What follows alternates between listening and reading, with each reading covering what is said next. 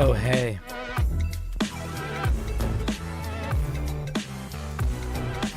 How's it going, nerds? Welcome. Good to see all of your lovely faces. Who's here? Who's here? Who's here today? With me? Who among you? Where'd the music go?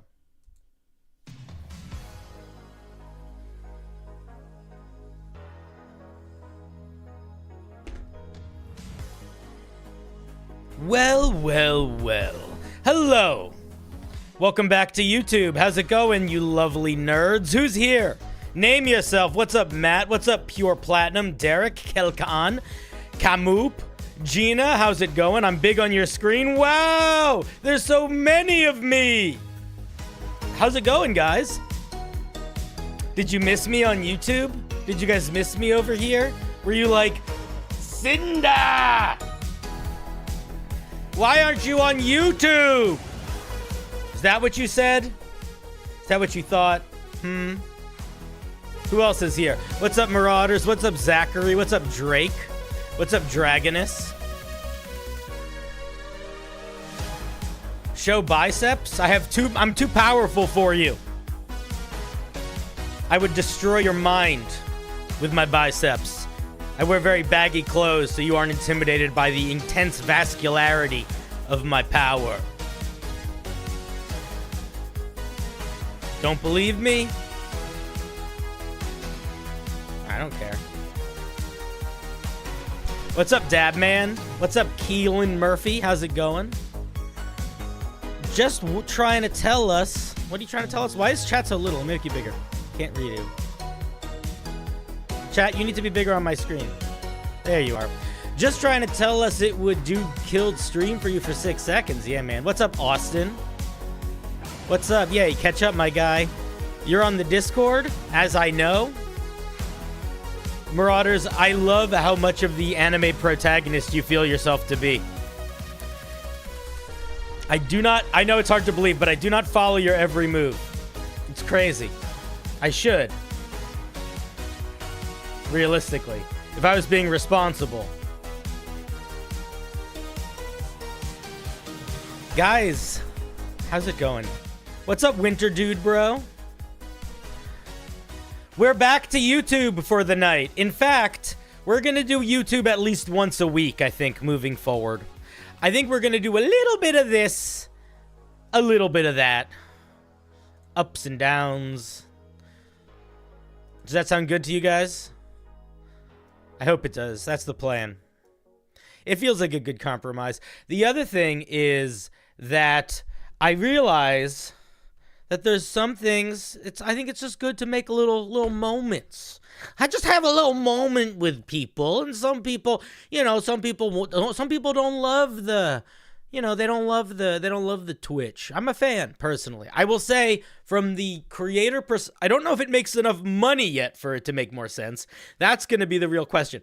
What I do know right now is that so far, at least, it is a lot easier from the user side, from like the back end. Oh my God, wait a minute. What's going on here? Let's move that like that. There we go. Hey guys, we had a friggin' somebody gifted a bunch of subs. Who gifted a bunch of subs? Crazy Moose. Gifting 5 subs before stream even starts? This guy's insane. You can't handle him. He's out of control. He's crazy. Very, very kind of you, Crazy Moose. Guys, friends, neighbors, strangers that I'm not interested in meeting, welcome to stream. My name is CinderBlocksally. It's lovely to be here with you. Tonight, we are doing our member review night. So, if you are somebody that is a paying member on YouTube, a paying member, a subber on Twitch, or a patron on Patreon, you get access to a special Homebrew review night once a week just for you. Persuasive Wink, thank you for the 10.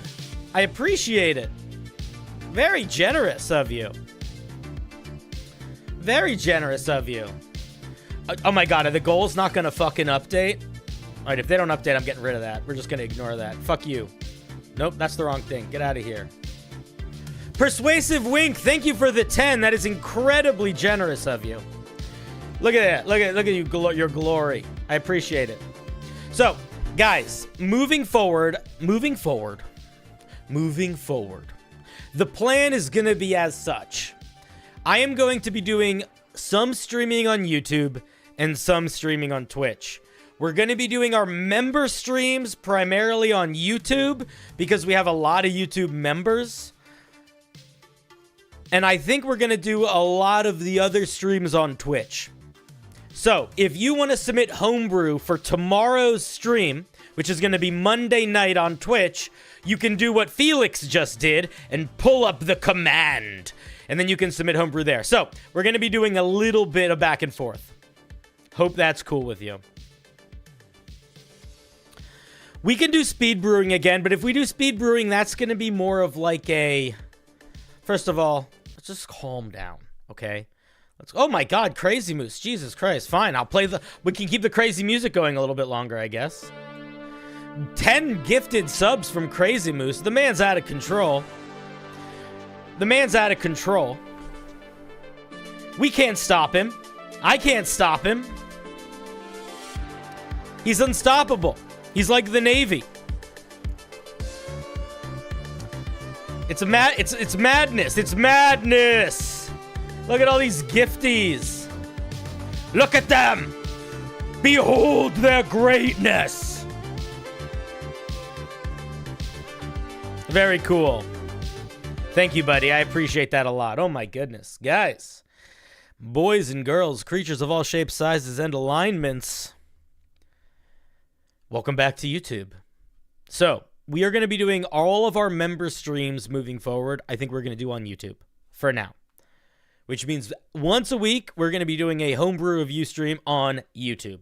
We might do other things on YouTube sometimes, but the way we're going to be doing our regular homebrew review streams, which are for all the people that don't want to pay money or can't pay money, which, by the way, is, I think, incredibly reasonable, and you shouldn't feel bad about that ever. Those are going to be almost exclusively on Twitch. And the way that we're going to run those streams is the day of, or in this case, the day before, I am going to share the form for you to submit Homebrew. In fact, I got to share it on the Discord right now because I forgot to. But basically, the goal of it is going to be that you can submit Homebrew while I'm streaming. So you can see, oh, Cinder's streaming. I want him to look at Homebrew today. I will submit Homebrew to the wheel today. So you know that the day you're showing up is going to be the day that your piece is going to get looked at. I think it'll help consolidate. I also think it'll help encourage people to come hang out. We'll see what happens. Where's the submission? Where's submissions? Where's submissions? If I can't find them, how are you guys going to find them? Where's the submission channel? Did I get rid of it? Did I delete it? Uh-oh. Oh, no, I changed its name to Review and Submissions. I'm so stupid. Okay, writers. Now, here is the wheel form for Monday, November 13th. All right, there you go. Boom. All right. You got it, friendos. You got it. What's going on? Chat. Everybody calm down. You're going to be a real member? Hell yeah. Wheel! You guys want to see what the wheel looks like for tonight? It's not a big wheel. 21 pieces. Just 21. Which is not bad. When we have 21 pieces, it means I might get through all of them. It doesn't mean I will get through all of them. It just means I might get through all of them. Which is a wonderful hope. And it is, of course, one of the blessings of the mighty wheel. It gives and it takes. It is like the sun, or gravity, or the feeling that you have when you think of a loved one that you haven't seen in a while. weird music to come in on. There we go. It's better. The other thing that's kind of fun about member reviews, if you're new, or hell, even if you're old, is that the people that did the writing of the piece is invited to come on stream to discuss it, which is always a fun time. So we'll see how that goes. And hopefully it's fun. And in the meantime, I got to make sure everything's in the right place because, chat, you keep disappearing from my screen. And I want to see your beautiful words. There you are. Now I can see you. Do Microsoft links work? So long as I do not need to download it, it will work. But I find that the best case scenario, the easiest way to guarantee it's going to work is to just use a good old Google Doc. Google Docs are the most reliable. But let me show you what the wheel looks like tonight, friends. Boom. What do you think? Looks pretty good, right? Pretty solid looking wheel, if you ask me. I'm not complaining. Where did we go? Where are we? What happened? Did you go somewhere? Did we lose you? Chat, why are you so little? There you go. That's better. I don't know if you didn't submit, Derek. If your piece isn't on the wheel, then it wasn't on the list that I had. If you want to send me a last minute piece, you can. I accept that. But if you don't want to, that's also fine. If you do want to, DM me on Discord and let me know that you DM'd me in the YouTube chat, or I will not notice. And then I will feel bad. And you don't want me feeling bad. You don't have anything pressing? Okay. Well, if you change your mind, let me know. I'm happy to fix. Happy to help accommodate. Shane, very cool member, was going to come on stream tonight, but too much background noise tonight. And behold, the wheel as decide our fate. Okay, buddy. Well, listen, first of all, I appreciate you being a member. You're a champion. I love to see it. Very cool indeed. And you're a champion. High five to you. Thank you very much. Oh, look, the little thing above me did update. Persuasive. You're on there. It worked. I was worried that it didn't. I fucking hate. See, this is one of the things that's like YouTube is not as good at. YouTube is not as good at this kind of stuff. The layout, the integration between other externals. I don't know why everything is like way slower. I don't know. It doesn't matter, guys. It doesn't matter. All that matters is the wheel. And I think it's time we should we spin it, or should we wait for a couple more minutes and like you guys just sort of yearn desperately? No, we'll spin it. Pure Platinum is really excited to spin it. Oh my god. You know who's the most, you know, you can always tell the new people because they're the ones that are really excited to spin the wheel. You know? You know, the people that are quietly anticipating are the people that have faced the wheel before and seen the double-edged blade of it summoning you to the forefront. Where do you fall in that category? I don't know if you are. I'll be honest, the Marauders. I don't think we've spoken as we've spoken as people once. You called in once, and I don't know how you will take feedback. So we'll see. I also don't know what you submitted. I do think that if you are new to Homebrew, or if you are somebody that is nervous about sending in Homebrew, smaller pieces are a better place to start. It's much easier to navigate getting a piece to a pretty solid state if it's just trying to do like one thing nicely. The more complicated you build your piece to be, the more elements you add, the more powerful you make it, the harder it is to make it seem, the harder it is to do it really polished the first time. And a lot of the time, folks that are not as new to taking feedback, it can get a little emotional. It's a little scary.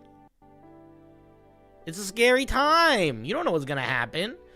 You don't know what this fucking jabroni is gonna say. He might be a goddamn hooligan. He might be out of his mind. What if he yells at me? You know, that shit's scary.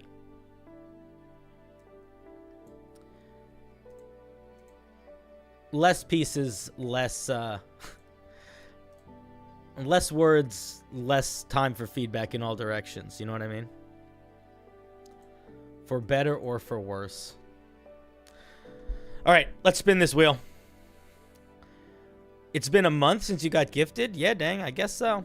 I also haven't been streaming on YouTube this month at all. This is the first time I've streamed on YouTube this month. By the way, if you don't follow me on Twitch, go follow me on Twitch right now.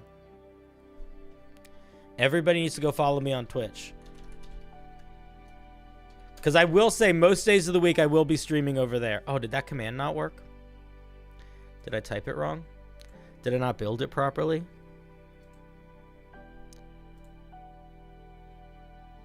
I didn't even add it because I'm a fucking dummy. All right, I'll do that right now. I thought I added it.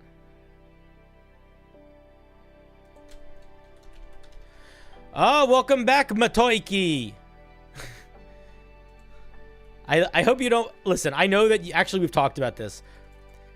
You know what I will say that is nice. I used to be a preschool teacher, and I'm not the best at remembering a lot of things. But one thing that I am good at remembering. Let's try again.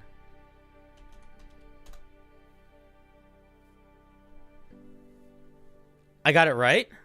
One thing that I am good at remembering is names for some reason. Not with everybody, but when I have interactions, which is nice. Because it's nice for this. Because it's nice to actually remember who you guys are. It's cool. It makes me feel like I'm not just talking to a bunch of fucking voices, but I'm talking to human people. And I got to learn about you guys. You know? You're an important part of this realm. Or it seems like you are. You're always the main characters in all the bullshit. Except for some of the cartoon shows. Dude Face, did you not... the only reason yours wouldn't be on the list is if you didn't submit it. So if you didn't submit it, I apologize.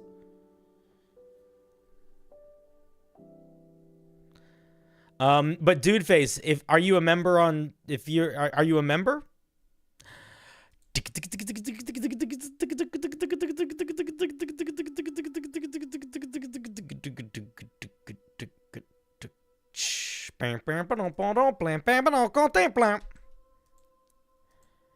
Yeah, man.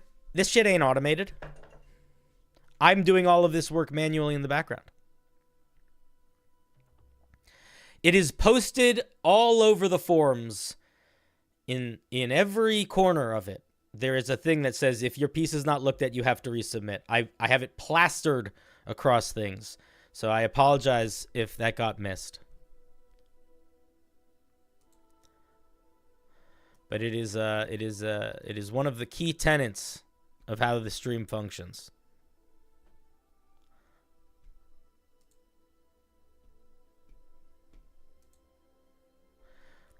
All right, let's see what Kip has for us today. What's up, Kristen Nix?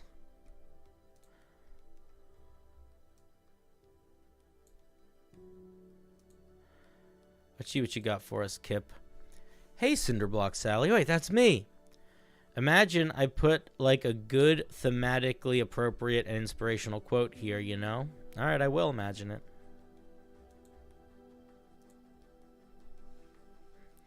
Dude Face, if you're a member here, wait, you can still here. I can fix it so you can submit it. Give me 1 second. Dude Face, if you click the member link on whatever program you're a member on, you can still submit if you want. It's fine. I got you, buddy. I don't want you to miss out because you misread. That's not fun for anybody. And at the end of the day, my goal is not to punish people.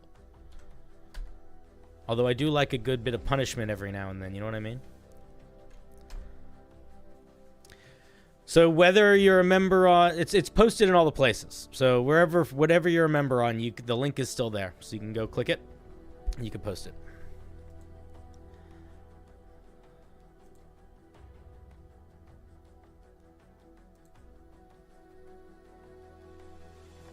All right.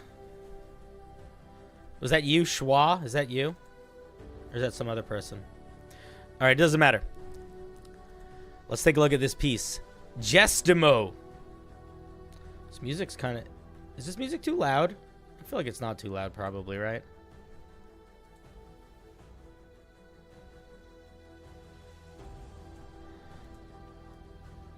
All right, we got to turn dark mode off so you guys can actually read it. Yeah. It's not loud? Okay, good. One time I tried an RP-based session, but this one guy who I'll call Dave just wanted to fight everything. That's a great opportunity for you to pause the game and for you to clarify to your friend the goal of the session and to remind them that you're not a video game and that it's okay to be like, hey, we're trying to run a roleplay session. You did? What happened? Did they say, oh, sorry, my B? Why did you, what happens, why didn't, well, listen, Christinix, what happened after the first time? Were you the dungeon master? If you're the dungeon master, if you weren't the dungeon master, then that's more of like a, you have to help your dungeon master help navigate that a little bit better. But if you're the dungeon master and you say something to a player like that and they just keep trying to fight people, why did you allow them to do it? Why didn't you just say, no, you don't? If you say, hey, I'm trying to run a session that's going to be really non-combat oriented and I want to try that and I think it'll be fun, and then they keep trying to attack people, the first time you say, hey, remember, we're trying to run an RP session, and then they're like, okay, my B. The second time they do it, you say, hey, we just talked about this. Do you want to play in this game? And then if they do it a third time, then you say, all right, man, your character went to bed. You came up with a reputation system? I don't know. Then it sounds like you didn't have a fucking problem. So you weren't complaining. What, you just... Okay, Christinix, I love you, but it sounds like you just told that story to try to get to the point of coming up with a reputation system, which is fine. Be very proud of your reputation system if you want to. Everyone hates him. Dude, it sounds like you have a problem that you aren't dealing with and you are actively choosing not to deal with it. So I don't know what to tell you. Oh, everyone, like the NPCs hate him? I mean, if that's fun for him, I guess that's fine. But I don't know. If I was having, I feel like that's not a solution, if I'm being honest. If I'm being brutally honest, I think that punishing a player in-game for their actions is like the worst thing to do. I don't think it makes them a better player. I don't think it makes you a better dungeon master. I don't think it solves the problem. And I think it often leads to animosity between friends, which is the opposite of the goal of D&D. All right, let's take a look at this Jestimo. The Jestimo aim to bring joy into the lifeless world they were born into. Donned in overalls and clad in button-ups or some combination of clown-adjacent apparel that obviously may or may not be removed for it being their skin. This sentence is so fucking long. You need to make this is like, okay, you could do something. Donned in overalls, get rid of this button-ups, we don't need it. Donned in overalls and clown apparel, the Jestimo wander... I don't know. I'm going to be honest. I think you get rid of this whole sentence and you rewrite it. You can describe what they look like in one sentence and then use a separate sentence to say they wander the multiverse doing whatever they do. But this is redonkulously long in this sentence length.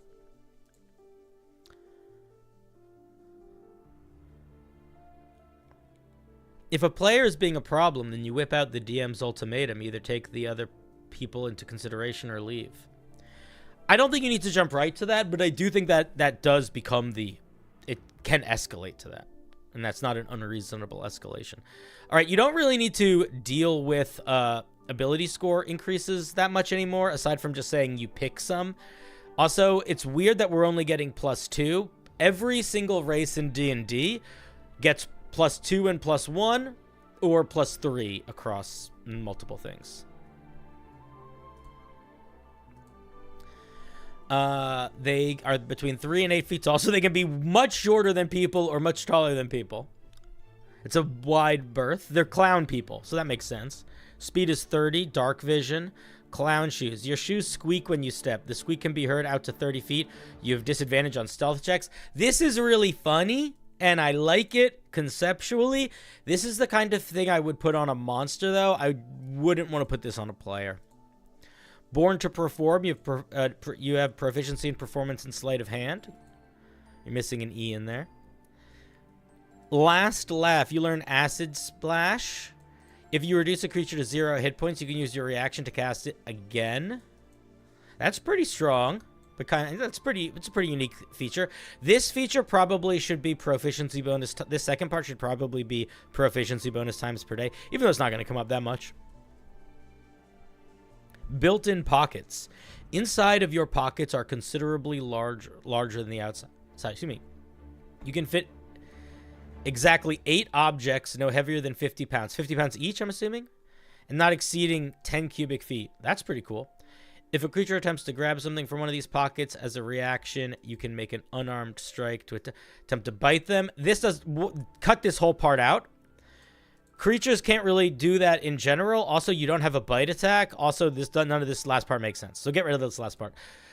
The having built-in pockets where you can hold 10 items, objects of any size, I think that is very, not any size, but like almost any size, like any reasonable size. That's very cool. I'm a big fan of that. I think that is a very, very fun idea.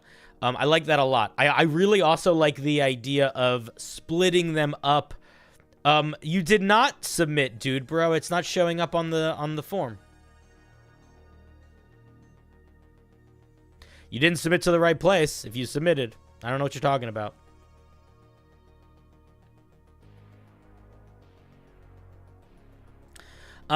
So this pocket thing, this built-in pockets thing, I like it a lot. I like it as an alternative to a bag of holding because it is sort of limiting in that you can only put a certain amount of objects.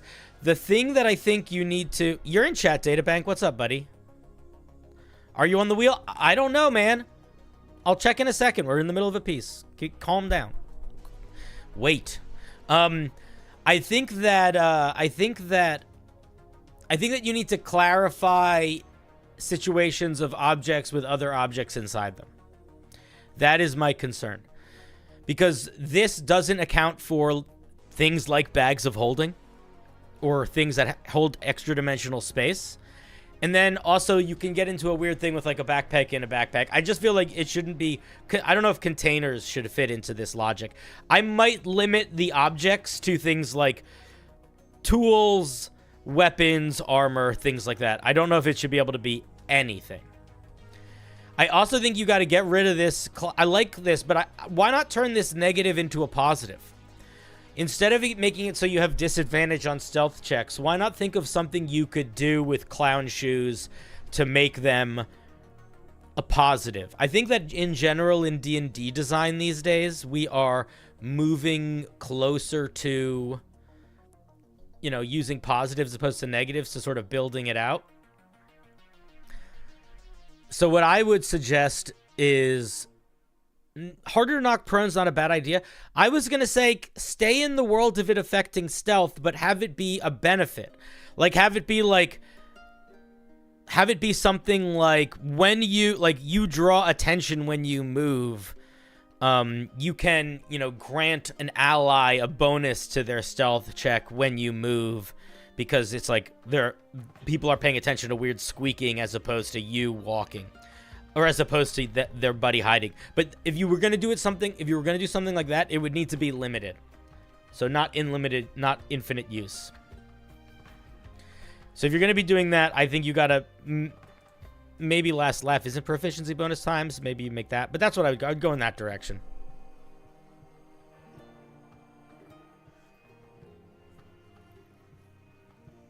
Characters you know recognize it as you approaching. I feel like that just might happen anyway, right?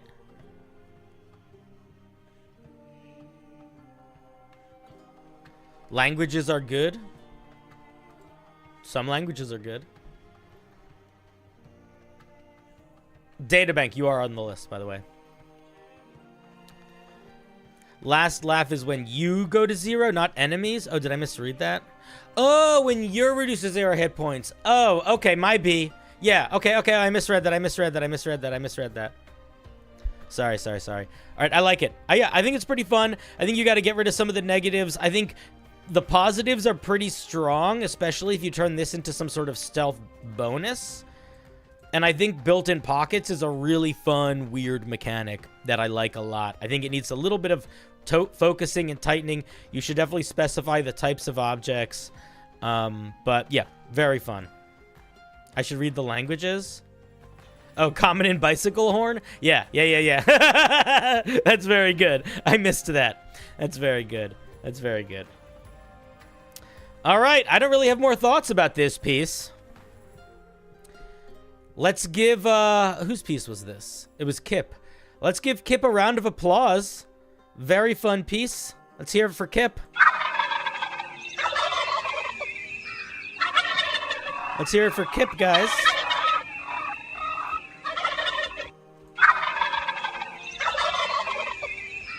Big round of applause for Kip. Yeah, turkey time. Deal with it. And they're louder than I want them to be.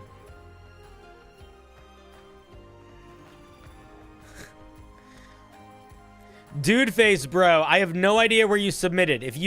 There is one wheel, which is this, which is for tomorrow. Stream Elements will make it appear soon. The only way to submit to the wheel for tonight is to be a paid member. So if you're a paid member on Twitch, YouTube, or what's the other one? Patreon, then there is a submission link in the member section of the Discord, or on whatever version of the thing you do. Yeah. So that's why you're not on it. That's fine. No, you're not on it, but you're about to be. I have to update it. I'm gonna update it right now, actually. Before I add it, before we do anything else, we got two people that just. We got Shane and we got Schwa. I got you guys. I see you there. Schwa, are you with a C-A-S-H-U-R? There you go. Behold, you have made it to the wheel. Pure Platinum wants us to spin.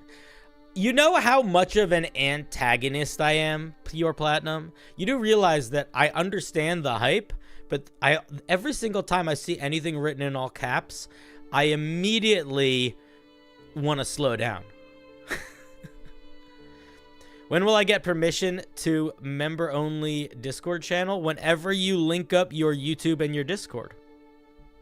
It's actually a wonderful thing. I literally can't affect it. It is automated in a way that I cannot change it. So you have to deal with it. It is 100% your responsibility to make sure your YouTube or Twitch is linked with Discord properly, or Patreon. I have no idea. Go into Discord. There's a connections section. You link your accounts, and then that's how you do it.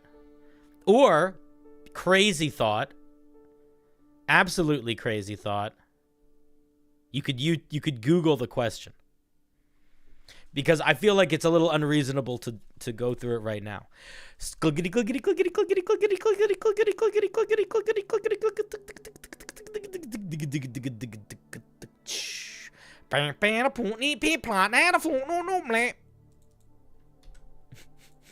Still the same kind of, still sort of the same song, you know? Data, why are you sad? You're a patron? I know you're a patron. There's two of you on the wheel? All right, that's weird. Did you submit two pieces? Did you use two email addresses? I have no idea why there's two of you on the wheel. Moose, which one did you... Maybe there's another guy called the Moose. What did you submit this week? Did you submit under Moose or the Moose? This one says I made a genuine effort, but I know your taste. This one says I made a wizard subclass. Which one did you do? Okay, we have two people that are... Yeah, we have two Moose now. Might be time for you guys to start to be more specific. Crazy Moose, you might need to be more crazy now. Because we got two Meese. We got Meeses. We got Meeses up in here. Fighter subclass. Okay, Kit. Let's see if Kit wanted to come on stream. Yes, Kit, if you're here, you got to go into the YouTube. You got to go into the waiting room in Discord. Meeson. Much Meeson.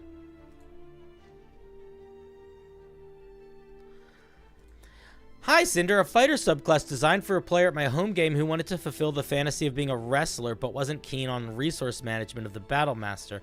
The idea for the build is an alternative on crit fishing in which you build momentum in combat in order to special moves. I'd love to get your feedback on the momentum feature in particular. I will happily do that. I will tell you right now that I don't love momentum features. I'm kind of against them most of the time. I don't think they work super well. How do you submit Homebrew for this video? If you are a member, if you are a paid member on YouTube, Twitch, or Patreon, you use the link on YouTube, Twitch, or Patreon. And then if you're not a paid member, you can submit Homebrew for tomorrow's stream, which will be on Twitch. And it's open to everybody. And you can find it there. Or nope, that's the wrong thing. You can find, and Twitch is here if you want to go follow me on Twitch. Momentum features are tricky to do, but fun when good. The problem with momentum features is there's twofold. One, it's hard to balance from a build-up perspective because at level 3, when you have 1 attack per turn, it moves so slow. But by level 15, when you have 3 attacks per turn, it's like, is it moving too fast? And you want to make sure you don't want to like have to wait 3 rounds to activate a feature. So I don't know. I mixed. Not everybody agrees with me on that, but that's sort of how I feel about it. The extra thing to keep track of, which can slow stuff down, but there's a chance it's evocative enough. Let's see what it is. Yeah, of course we won't see what it is. Bye, Ace. See you later, buddy.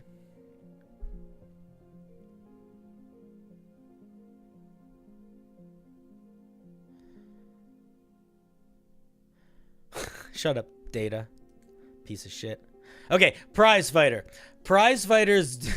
I'm just kidding, you're lovely. Prize fighters do not just fight. They fight to entertain. Combining their martial prowess with grandstanding performance, they raise momentum through crowd work and animosity on the battlefield to perform a specialized variety of throws, grabs, and strikes, turning combat into a captivating spectacle that leaves spectators in awe. All right, well, kid, if you want to come on stream, you got to go to the one of the waiting rooms in my chat. Oh, I see you. Let me grab you. Hey, buddy, what's up? You're in my room now. Unmute. Hello, hi. How's it going? Yeah, I'm good, thank you. Welcome to coming to the stream. So this is a prize fighter. Yes, yeah. The name might be a bit funky because it has fire already in it and it's a fighter subclass, but I just thought it works with what I'm going for. No, so. It's fine. I think it's actually one of those circumstances where I think it's fine. So you said that your friend, this is intended for your friend, and they are not interested in the Battle Master dealing with the extra dice, Battle Master maneuver stuff, right? Yeah, for sure. I think that was something that we've were butting heads with as we were building out a character of like, I want to be able to do like cool wrestling abilities, but not necessarily tie it to a resource. So I've tried to create a medium in which I think you're able to do both. Cool. So you're using momentum almost as much for a like balancing tool, so you can't just do a thing every turn, as a vibe thing. It's almost like it's making sure, like, okay. That makes sense.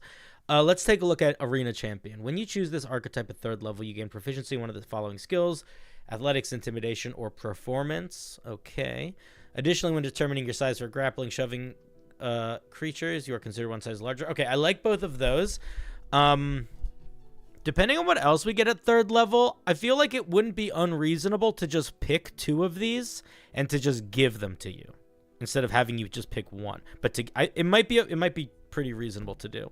I almost want to I almost want to suggest considering going performance and acrobatics. Yeah, the thing that drove me away from doing acrobatics is it feels so obvious that if you're playing this character, you would have picked up acrobatics as part of the part of the fighter's like chassis at that point. But yeah, maybe that's worth doing as well. Totally your call. The other, if you wanted to get really weird with it, although now we're getting into the weeds and we haven't even started yet, is you could split it up. So you could go like, when you choose this archetype at 3rd level, you gain proficiency in 2 skills, and you pick between athletics and acrobatics for one of the choices and intimidation and performance for the other one. I don't know. Yeah, maybe. I don't know. That's a weird way to. That's definitely weird, but it's for your home game, and when things are for your home game, it's kind of okay for it to be a little bit weirder. Let's look at momentum. Okay. So, and this is like the main piece. This is the chassis on which all other things are Yeah, built. for sure. And then they get a couple more momentum options later on in the class. Yeah. Cool. Starting at 3rd level, your bravado while fighting allows you to perform prize fighter techniques. You unleash a burst of momentum, enhancing a technique in some way. Period. Oh my god. I almost fucked up that. Excuse me. Sorry, my computer made a weird noise. I gotta make sure nothing broke. No, everything's fine. Okay.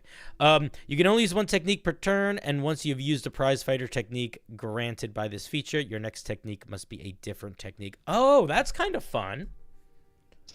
Yeah. So you're sort of like rolling through it. Yeah, for sure. I just wanted to just doing a combination of different sort of like cool wrestler or gladiator stuff as you're fighting. Yeah. Okay. Oh, okay. Let's take a look at this momentum system. When you roll for initiative and during combat, each time you roll a 19 or a 20 on a d20 for an attack roll, ability check, or saving throw, you gain 1 point of momentum. Oh, that's an interesting way to do it. So you start combat with 1 automatically. Well, no, you don't start with any to start with. It's the thing is I'm tying it to it's like a form of crit fishing where at this level you get it on 19 and 20s, and so you don't get it when you roll initiative. No. Okay. I thought it was like when you roll initiative and during combat each of these times. Okay, got you. Oh no, you do get it when you roll initiative, but on initiative if you roll in 19 or 20. Got you. Yeah. Okay. Yeah. I might change the wording of that a little bit to tie initiative into the second part, because there's something about initiative and during combat that makes me feel like they're 2 separate things. For sure. Yeah. Okay. I'm not exactly sure what the solution is there. Maybe just play around with the wording a little bit. Again, that's less so important for your game and more so important if you want to post it online. Momentum earned during a round of combat must be spent in 1 powerful burst of energy. Momentum earned is rewarded at the end of each round of combat. If you are knocked unconscious or die, you lose all unspent momentum.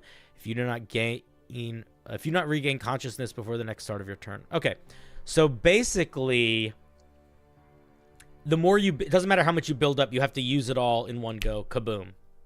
Yeah.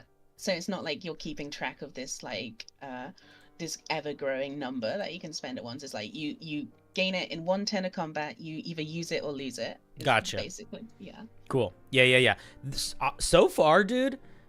Listen. I know before you came on, I basically just shat talk momentum systems for a minute. Yeah. This is one that I think works. Because I'll tell you what my concern was. My concern was going to be that it was going to be built off of sort of like the way that momentum works on like the assassin in Diablo, where they're triggered on hits. But I love that they're triggered on other sorts of things.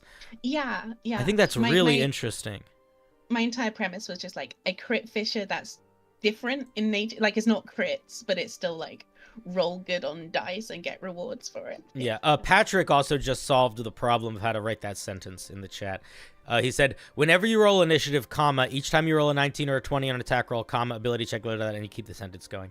I agree with that. Yeah, I do think it seems fun. I want to read what the abilities are, but I'm going to tell you my gut reaction before reading any of these mechanics is that I'm worried that it's not enough at 3rd level, because I don't know how I feel about it requiring you to roll a 19 or 20 to trigger your your 3rd level feature. I don't know how I feel about that. For sure. Let me read what they do. Suplex slam. While using both hands when you have a creature grappled, your size or smaller, you can lift the creature into the air and dramatically slam them onto the ground, causing it to take 2 bludgeoning damage instantly, releasing the creature from your grapple simultaneously. Momentum, you increase the force of your slam attack, dealing an additional 2 damage for each burst of momentum expended. Okay, 2 things here. 1, this... You should clarify that it, like, the creature ends prone, I'm assuming, at the end of this. I would clarify that in here, if you're dropping them on the ground. But also, No, I feel like... the creature... Sorry, I didn't mean to cut you off. Yeah, no, it's Sorry, fine. No, you first. Oh, yeah, the creature doesn't go prone because this is just a thing that you can do before you spend any momentum. The sort of like first sentence before it says the momentum thing. This is just a thing that you can do as part of your action. Oh, So okay. yeah. I understand. And then you make it better with momentum spent. Yeah. So you have a creature grappled. You can. So where does this sit in the action economy? Does this replace your attack, or is this something you can just do at the start or the end of your turn, or something like that? This is a sort of like special thing that you can do at whenever. This is a special action. Yeah. All right. I would clarify that it can only be done on their turn. For sure. And I would probably and then if you're gonna write it in terms of like if you do want to take this to like a more of a public situation, you would put no action required in parentheses. But I kind of agree with what the Marauders said. Which is maybe make it a bonus action. Maybe. I also feel a little bit weird about it being just a static number of dice, or a static number that isn't tied to anything. I feel like you could make it a number that's tied to something. I feel like you could make it your con modifier, or even your proficiency bonus, I think would be totally reasonable to do. But it might be advantageous to make it a number that grows a little bit, because they're going to have sessions where they're not rolling 19s and 20s when they're higher level, and you want these features to still have impact, Yeah, for sure. I think that's important to note for this specific character that's going to play this subclass is the combination of feats. They're going to take the grappler feat, and they're going to take... So everything they're doing is going to be at advantage. So, like, if you're imagining a number of die spent on like double that, right? Like, they're going to be getting advantage on everything. So I think I ran the maths, and it's like a 70% chance you're getting at least one. Oh my god. Okay. All right. I accept. But if think about it, consider it. For sure. You can increase the force of your slam dealing. Yeah, same. I would say this number doesn't need to grow exponentially. But I think that maybe letting the base one, I think, would not be the worst. And then the other one we get is Smack Talk, which is a great name. One as well. Oh, I missed one. Oh, I missed Whirling Throw. Oh, I'm sorry. I skipped right to Suplex. Whirling Throw. While using both hands, when you have a creature grappled, your size or smaller. Wait, did I read them both together. I got them mixed up. You can perform a whirling throw against the grappled creature, pushing it 5 feet away from you in any direction, releasing the creature you grappled simultaneously. You can push the creature an additional 5 feet for each burst of momentum expended. The only thing that I would say here is this is not really different than just getting a regular shove, which you can always do to replace your action. So I might make it farther than 5 feet. I might give you a little bit more distance here on like the base. I guess the thing is it's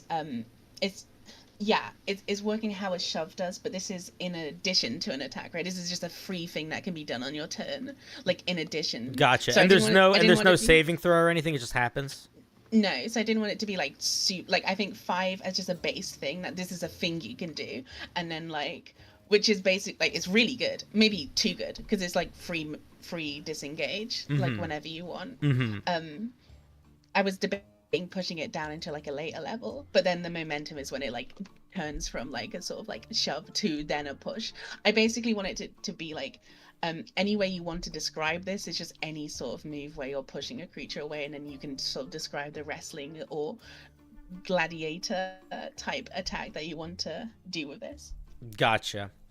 I think that these should be a bonus action. I think that both of them would, especially if there's not going to be saving throws. I think they do need to sit in the action economy a little bit, or make them saving throws. Maybe even both, actually. But your call to make. But I like both of them.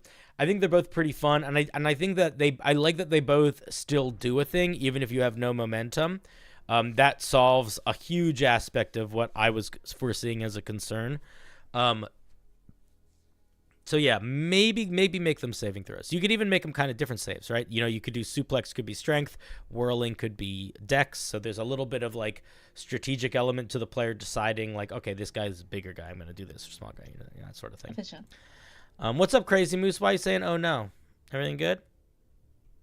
People having a conversation in the chat I wasn't paying attention to. All right, let's look at Smack Talk. When you hit a creature with a weapon attack or after a successful grapple or shove attempt, you can unleash a theatrical taunt against the target, provoking its attention.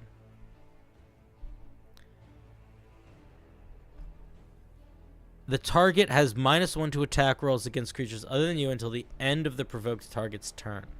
Momentum. You can provoke the target further, subtracting additional points from the attack rolls. Okay. I like this idea somewhat. I don't like the stacking of the -1 penalties. I think that this is going to really bite you if your player realizes how powerful this is. Yeah, okay. Just to give you a sense of what I mean by that, the spell Bane gives a creature a -d4 to their attack and damage rolls, so it's always between 1 and 4. That is incredibly powerful at level 1. It is equally incredibly powerful at level 20. Yeah, that's a fair point. So being able to make it somewhat consistent is a lot. Yeah, this is another one where it's like, this also I feel like is too strong to just be able to do. I think if you're not going to put a resource behind this, then now the fact that we're getting all three of these as options, I feel pretty strongly that they should require minimum bonus action, realistically bonus action, and a saving throw of some sort. And this is what I would do if you did decide to do that. I would make one of whirling throw and suplex, one of them strength, one of them dex, and Smack Talk would be wisdom. Okay, yeah, I'll keep that in mind. And if you were going to go in the direction of the prize fighter being like super charismatic boisterous, you could also base the save off of charisma. Might fit the flavor.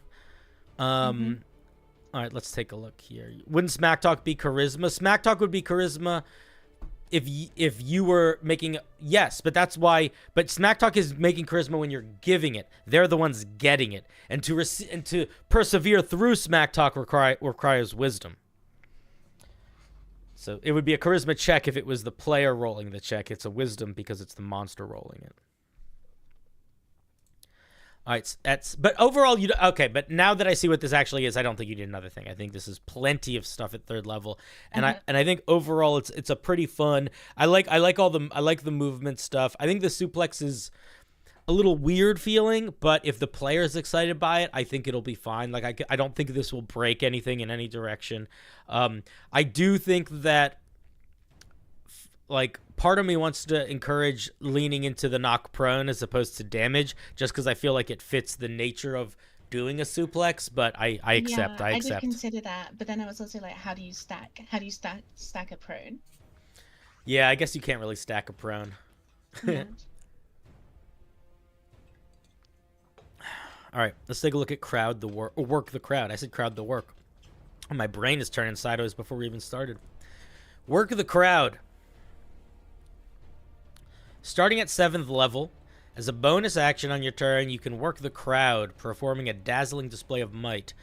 The number rolled on the d20 to gain momentum from from an attack roll, ability check, or saving throw is reduced by 1 for each non-hostile creature within 30 feet of you when you perform this bonus action. You need to say how long it lasts. You can use this feature a number of times equal to your proficiency bonus. You regain all expended uses when you finish a long rest. This is really strong. I would not give this at level 7. This is such an immediate upgrade of the first level feature. I would give this at 10, I think.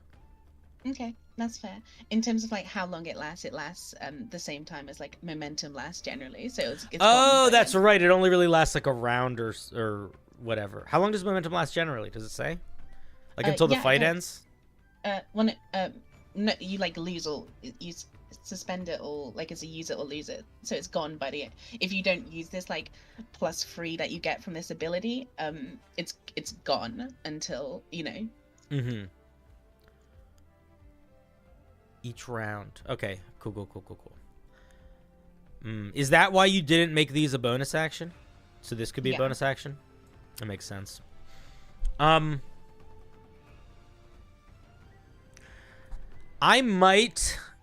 feel like it would make more sense for the 3rd level features to be a bonus action and for this one to be a free option that you can choose to do at the start of your turn. Okay. Cinder, who would I choose? Man, I would just choose every single one of you. You're all in my heart forever. I like this feature. I think it makes a lot of sense. I think it's a very nice way to improve the momentum, or really just a way to get to do like showstopper type moves. I just feel like it's a little early for it. Yeah, it also should be noted that getting that number isn't like a crit. You don't get like crit damage die when you get this. Yeah. Okay. No, I got you. Okay. Maybe it's fine at 7th. I don't know. If you're like Cinder doesn't know what the fuck he's talking about, ignore me when I said that. Gaining heat. At 7th level, you know how to get under your opponent's skin, antagonizing them into an obstreperous. What a crazy word. I need to look that up. I absolutely. Wait a minute. Did this happen the last time I looked at one of your pieces? You've not looked at something I've done before. No? No. Just boisterous, basically. You sound a lot like somebody that I've reviewed before. Noisy and difficult to control. Great word. I just love learning new words. Wait, how do I say this word? Obstreperous. Obstreperous. Chat, every single one of you are going to pause right now. Take a second. Breathe in through your nose. Out through your mouth. And I want you to repeat after Kit. Kit, what is this word? It's obstreperous. Repeat after Kit. Obstreperous. We're all going to try to remember this word, and we're going to learn it, because it's rare that we learn new words, and it's a fun word. Noisy and difficult to control is a very specific vibe that would be wonderful if I knew the word for, and now I do. And now you do. Chat. I saw your I saw the other day that you did a like a wrestler subclass for a fighter, and I was so worried. I was like, it's gonna do all the same stuff that No, it was it turned into like a crazy superhero thing. No, don't. The thing is, and this is actually something that I think I might do at some point on a stream, is you could have 30 people start with the same idea, and it is likely some things will overlap, but it's gonna be 30 different things. Mm-hmm. Yeah, Homebrew can be so much anything. Like so just to be like I don't know how many I've probably at this point read over. I don't know. I think I've read over like 600 pieces of Homebrew at this point. Some crazy number. I don't think I've ever seen a momentum system like this. Very unique. You know? You guys are always coming up with new stuff. This is honestly the main reason why when I see features that are very clearly just copy-pasted from another class or subclass, I tell people that I think they shouldn't do that. Not because it breaks the game, but because I think it prevents them from trying to come up with new weird stuff. And the new weird stuff is when things get interesting, you know? Mm-hmm. The old stuff we know. It's like it's out there. We've been there. Yeah, for sure. Yeah. Okay, let's gaining heat. At 7th level, you know how to get under your opponent's skin, antagonizing them into an obstreperous fury. Chat. Obstreperous. In addition to 19 and 20 on a die when you roll all of these things, each time you roll a 1 or a 2 on all of those things, you gain 1 point of momentum as your opponent's jeers fuel your prize fighting technique. Okay. I think you need to pick these. Okay, so,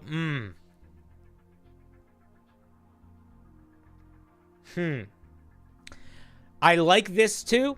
I think it makes a lot of sense. I'll tell you my main thought. My main thought is that both of these 7th level features, I think, work. I think they work together. I think they do different enough things that they don't feel like they're stepping on each other's toes, but they are still really working hard towards like a singular goal in slightly too focused of a lens. A lot of the time when I'm reviewing Homebrew, I have to tell people to focus more. I don't love that we are now at 7th level, which is usually, most campaigns are going to end by this level. And the only thing we have that isn't tied to the momentum mechanic is Arena Champion. Mm-hmm. I would consider doing something.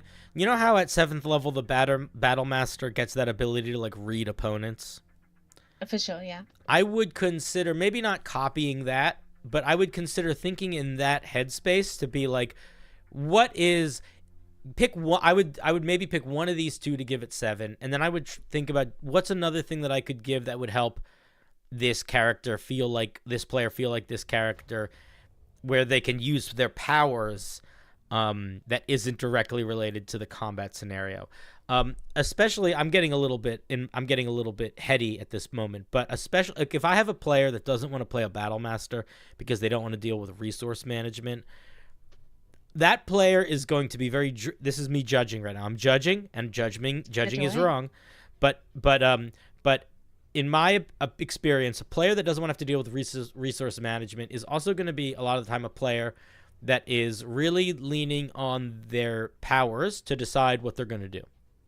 And a lot of the time, if you build in powers that lead into more holistic gameplay, it will help that player play in a more holistic way. So, like, if at 7th level this guy has a power that's like, as an action, you can make an intimidation check against somebody, and then you get something cool, and that cool thing doesn't need to be combat related. It could be like, you get advantage on your next, I don't know, ice cream sandwich check or whatever.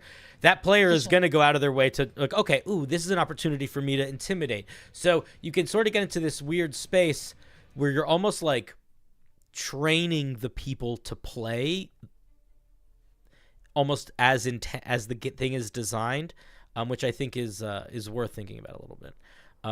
But both of these mechanics work well. The only thing that I might add is I might start the grow here to not be 1 or a 2. I might have it start on just a 1 and then have it expand to 2 later. That's the only real feedback I have for this in terms of the mechanics of it. Let's look at and we get 2 new techniques at 10th level, superior techniques. Starting at 10th level, your repertoire, I know that word, as a prize fighter, of prize fighter techniques increases as you gain the following techniques.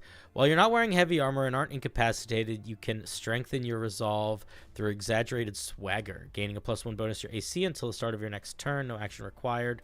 Use technique only if you haven't moved during this turn, and after you've done this technique, your speed is 0 until the end of the current turn. Okay, so it's like you're standing still. You're not... Okay. Yeah, it's sacrificing movement. It's like a rope-a-dope thing where you're like being hit and you're just taking it. Yeah, you're bracing. Yeah, I got you. Yeah. You steal your resolve again, gaining an additional AC. Same feedback for the Bane one. I'm not a big fan of stacking things. I think the only way to make that work is if you limit it. I think there's got to be like a noticeable cap on it.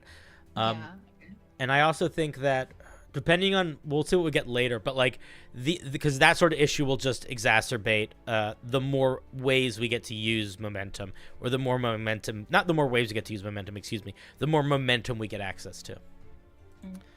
But I like it. Makes sense. I like sacrificing movement for a little bonus. It feels like standing your ground. It feels very similar. It feels like bracing for impact, which I think makes sense. Yeah. And losing your movement is a situational negative, but it's a pretty big situational negative. So I feel like the 1 AC bonus is not gonna break the bank there, especially because you're in the armor limit. Maybe some things cost 2 momentum instead of 1. The only issue that I see there is momentum is rare. Like even at level 10, momentum is rare. We really want it to be. We don't want to put too much stuff behind the paywall. You know. Like even just the 1 momentum getting, you might not get that a whole session. And it can suck to have like a core feature that you don't get a whole session. So if you do get it once, you don't want like, oh, I just got to level 7 or got level 15. I got something cool and I can't use it yet because I need 2 momentum. I don't know. I maybe at some point, but I don't think it needs it. Sidestepping. When you are subjected to an effect, condition, or spell that reduces your speed to 0, or speed but does not reduce it to 0, excuse me, such as Ray of Frost or Prone or Slow or any of those other things. Your agile footwork allows you to lessen the movement reduction by a cost of 5 feet. I don't think you need to say your language is a little overcomplicated there. I think you could just say it can reduce that by 5 feet. I think it's probably a fine way to say it. It's a like a beefy sentence. I just thought every line in there was necessary. All right, all right. I don't think they all are, but it's fine. It's overly clear, which is not the end of the world. Overly clear. Yeah. Okay, got it. Momentum. You amplify. You know, it's like it's actually. You know what it is? It's the exact same thing that I see when somebody writes like 3 really descriptive sentences in a row. It's like none of these sentences are bad. Like they all accomplish the goal. But sometimes too much. It's like, you know, it's a little. Sometimes it's this is just the opposite direction of that. This is like, you know, we don't want to be overly flowery. Sometimes we don't want to be overly. I don't know. I guess we want to be as clear as we can be. Whatever. I'm talking nonsense. Momentum. Wait. Let's see what it actually fucking does. We reduce the speed, and then momentum it reduces it more. Okay. Yeah. Huh. The only feedback I have about the sidestepping one is it feels almost like too situational. Like it's good, but I feel like if these are going to be the 2 we get at level 10, I think maybe we should get a 3rd. I think the thing about that's worth noting is overcoming encumbrance rules is tied to moving creatures while grappled. So it allows you to like move creatures when you've got them grappled, which is actually like a thing this character or characters of this nature are probably going to do a lot. Gotcha. Was my only thinking. Yeah. I might then I'm going to go back on my words. I might specify that in the examples. If that is the intention, I think that should be one of the examples to get people going in that headspace. But even with that, I got to tell you, I think you could do it. I think you could do a 3rd. I think you could go for a 3rd. I think you could do something like my head well, it depends on the type of wrestler you want to be, but my head starts to go to things like the eye poke or like the fish hook. You know, you could do something where it's like you could do an eye poke to blind someone. You could do a fish hook in somebody's cheek so they can't do the verbal components of spell casting. Yeah, sure. Stuff like that. I don't know if I would add all of those, but that's where I go, because it's another those like very blinding is not that specific, but the verbal components one is kind of specific. But yeah, I guess my general is it feels like that's just a thing that you should be able to do. Like if your thing is I'm gonna choke slam this person and then like they won't be able to like cast spells, because I feel like that's just be a thing that you can do. I think. Yeah. All right, let's look at Showstopper. The one thing that I also want to point out, which is fine that you're not doing it, but I do think it is worth a note, is that even most fighters that are built where they have something that accumulate, either at level 10 or level 15, their main feature is that when they roll initiative, they start with one of those things. So you don't have to do that, but that is something that is like pretty common across the board. Ability. Okay, cool. Yeah. All right, everybody calm down. The donut has returned. Starting at a 15th level and use your action surge during a turn. You can just say action surge. Oh, no, during that turn, excuse me. You can channel your momentum to perform a series of attacks with brutal efficiency against any number of different creatures equal to double your current momentum score. Once you've made this performance, you can't use this feature again until you finish a short or long rest. I don't understand. Yeah, so essentially it's the like crowd control. You're doing as many attacks against as many different creatures that you can see. Oh, I see. Inside. So you're getting your action surge, but on top of that, you're getting to add double the attacks of your momentum score. I think I intended it to be a sort of action surge replacement, but maybe I was unclear with the language there. It's not clear. Yeah. Okay. The point is similar to the oh my god, the Hunter Ranger, I think gets a similar ability. The Drunken Monk also gets one like that. Okay, yeah. I think. Let me just check.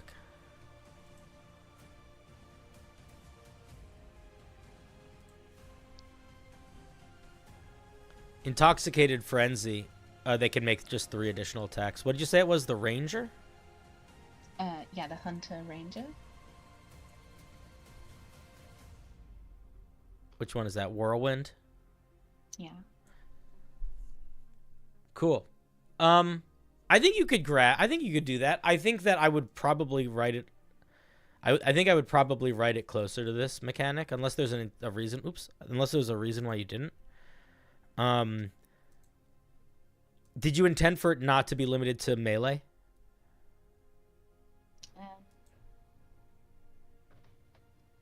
No, I think it is intended to be limited to melee. I don't want people doing like. So Yeah.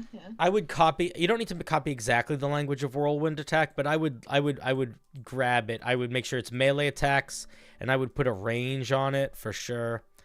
What was the other thing I was gonna say?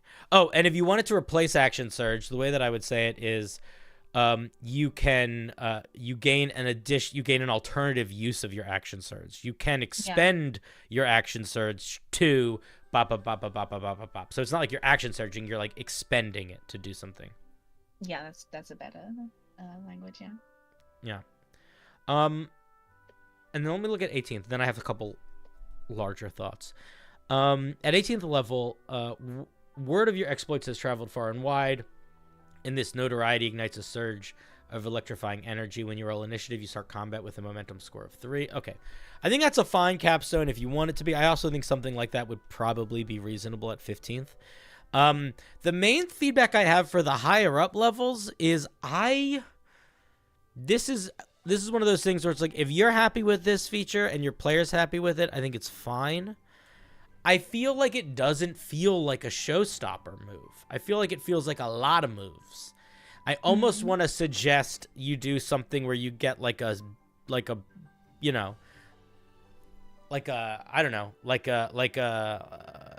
drop kick. I don't know. You get like a big move. Yeah, for sure. But I don't know. That's just an opinion thing. I'm not sure if I feel like the many punches sells the vibe, or yeah, that's right. What if instead of it being punches, you could what if it was like tossling? So what if instead of like you punching people and just or stabbing them or whatever, what if it was like you're throwing people? Like you can pick up and throw every person within a certain range of you or something like that. I would maybe think about that. Maybe. That's fun. Okay, thank you. But I think overall it's a pretty fun piece, and I think that like it sounds like most of the things that I think you are going to need to address for it have more to do with public than with private game stuff. Although the main thing that I think that is going to be that you are going to be happy to address before it becomes an issue is making momentum stuff either on a saving throw or a bonus action or both, and being cautious of how you handle the scaling of stuff like smack talk and for sure. And what's the other one? And no selling. Yeah. Do you have any thoughts, questions, yearnings, aspirations? No. Thank you for the feedback. I think that's been really useful, and I'm gonna take into consideration. I think definitely you're right. I like the idea of the 15th level feature being more of like a signature move. It could still, I mean, you could even keep it being an area of an effect thing. I think that makes sense too. I actually do like the throwing as many people in that area as possible. That's really fun. It does seem funny. Yeah, because it's like the whole guy he's a spectacle. You should make a fucking spectacle, you know? Yeah. It should get silly. Make it sillier. Got you. Not even, you don't have to build with the goal of silly ever, but I think it's often should good. Be in your heart, though. Yeah, that's what I say. It's good to build for the goal of the potential for silly. You know? Cool. All right, buddy. Well, thank you very much for your piece. Do you want to say anything to the people of the realm, your other flesh vessel companions, before I hang up on you? Hey, now I think I'm good. All right, bye. You're welcome. Bye. Hanging up on you. I love you. Bye. All right, that was Kit friends with the prize fighter.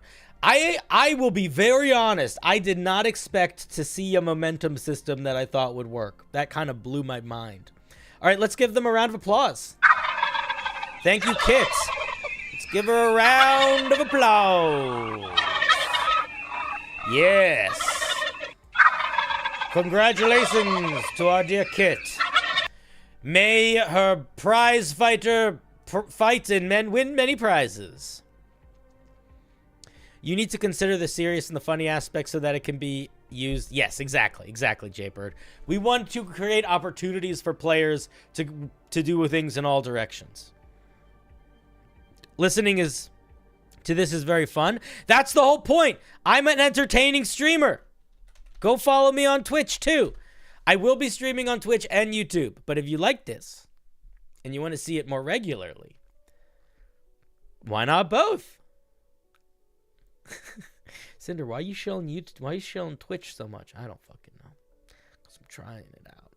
Guys, I got sent a board game. My buddy has a board game company. And I was like, yo, let me make a video about your board game. Let me see if I can actually find the Kickstarter. Terrible Games Kickstarter.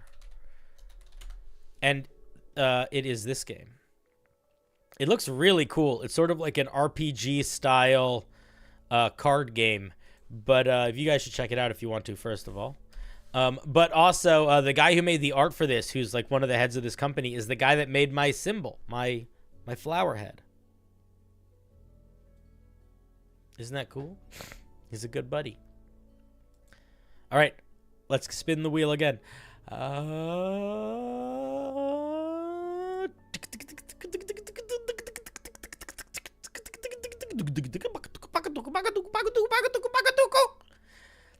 Plant on a fleet, neat meat, neat let blow plant. All right, Shane. Hey, Cinder. So this, to me, is a huge work in progress. This monster has an item I'm working on that goes with him and is one I converted from another D20 system. He's high CR, so a lot happening with him. Did you want to come on stream, Shane?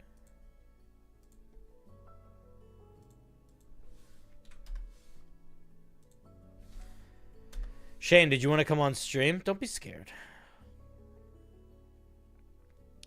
Shane, if you want to come on stream, let me know. Yeah, red flags. True. What's the first piece of feedback? Why is this so long? That's the first piece of feedback. This is a really long. Why is it? Make it wider. Why is it so long? Oh, too much background noise. Right.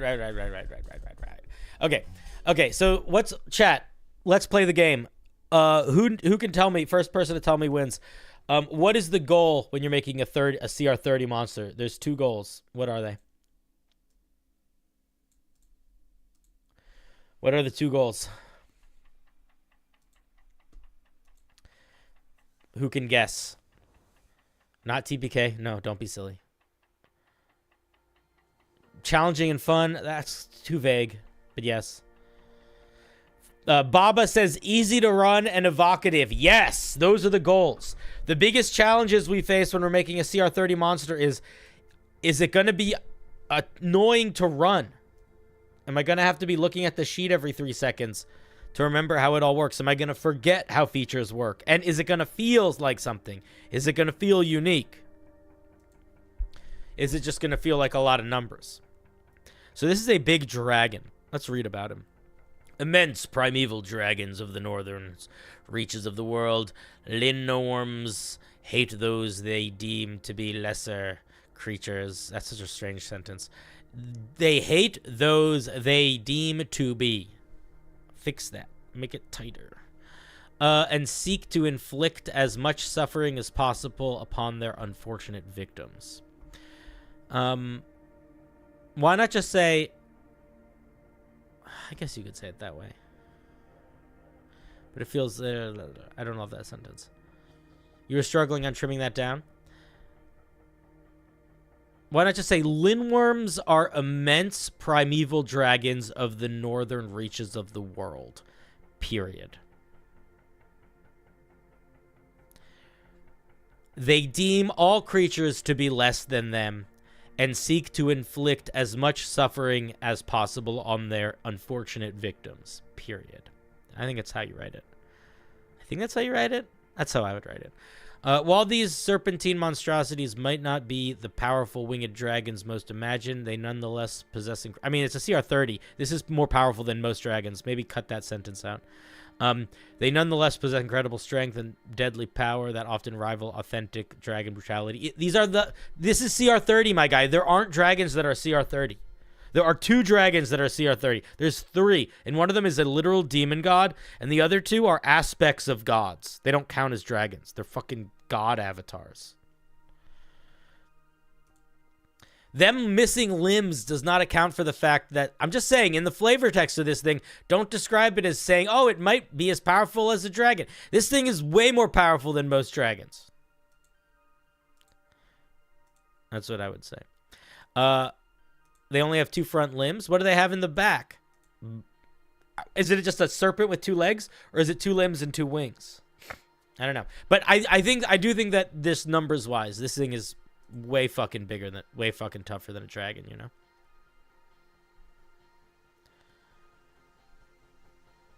What's a demon lord dragon? Tiamat. She's not a demon lord dragon, but she's like an evil dragon goddess. No, I don't think they're like wyverns. I don't think they have wings. Fanfrier is a fabled father of lindworms. He's large. Oh, okay. So wait, is this? So these were lindworms. So this isn't a lindworm. This is like a dragon god. Okay, I could have kept reading. I guess I didn't really. I didn't understand that this was not a description of the monster. You might want to start with that then. That's actually probably the more important feedback. Is don't do a description of things that this isn't. Do a description of what this is, and then you could talk about what it's the god of, or the king of. Switch him around a little bit. Introduce the guy before you introduce the people that he comes from. All right, let's take a look what this bad boy does. So chat, let me move you so I can read you faster. There you are.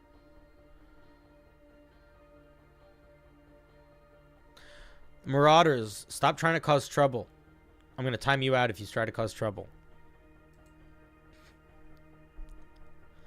You wanted to introduce the guy as it made sense to me. Yeah, introduce the guy, but introduce the guy as the leader of these things. Don't talk, because now I'm like, I guess I don't know. I don't want to wait till the bottom to realize that it's him. Okay. A bunch of armor, bunch of hit points. It's fast. It can fly. Oh, I guess it does have wings. It's got some saving throws. It's got some stats. The stats, the problem with CR30 monsters is the stats kind of just get boring, right? Because if it's all just super high number. Like, what does it mean to have this high intelligence, wisdom, and charisma? I might make one of these stats a little lower. Because if they're all really high, it doesn't really feel like there is a defining characteristic. Only one skill, that is weird. It should have way more than one skill. Also, why is it a plus 26? That doesn't make sense. Unless this is, I guess it's plus 18. Plus 18 plus 9. But even then, why would that? It's not 26. 18 plus 9 is 27, not 26. So get your math right. Okay. Legendary resistance is 4. It's more than normal, but it's fine.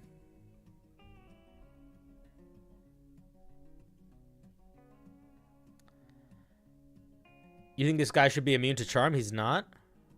Yeah, he 100% should be immune to charm. Why isn't he? Why does he have a plus 20? Yeah. You gotta go through this and fix him up. He also probably should be immune to fear. He takes up 6 by 6 squares. That's fun. And is 60 feet long. That's fun. For the stats, the other system has way over 30, so I was pulling from Tiamat and the Tarask for stats. Yeah, but you still want to make your guy have, like, the reason why Tiamat has a 30 in all of her mental stats is because she is, like, the queen of the dragon gods. Like, this guy should have a personality. You want him to have a personality. Figure out what his strongest mental stats are. Make those his strongest. Don't make all of them that strong. You were pulling from a system where over 30 meant something different than in this system. In this system, over 25 means the equivalent of your over 30 in your other system. It's a good way to think about it. Frightful presence is whatever. All right, let's see. It's got some jaws. Boiling blood doesn't mean anything in D&D 5e. Fix that. Makes a bunch of attacks. All right, sort of whatever. Just 3. Then it got a big breath attack, 90-foot cone, 20 d6 fire damage, and a 90-foot cone. Additionally, it deals a 10 d6 additional lightning damage to one creature within the area. Oh, that's kind of fun. Creature, is that no saving throw? That just happens? Determined by the lowest save, so that just automatically happens. Creatures in the area must also attempt a DC 23 con saving throw to resist the powerful winds and deafening thunderclap of the breath. Creatures that fail experience the gust of wind. What does that mean? And become deafened for 1 minute. Don't. What the fuck does this mean? What do you mean, experience gust of wind? Do you mean like they are knocked back? Write that they're knocked back if they're knocked back.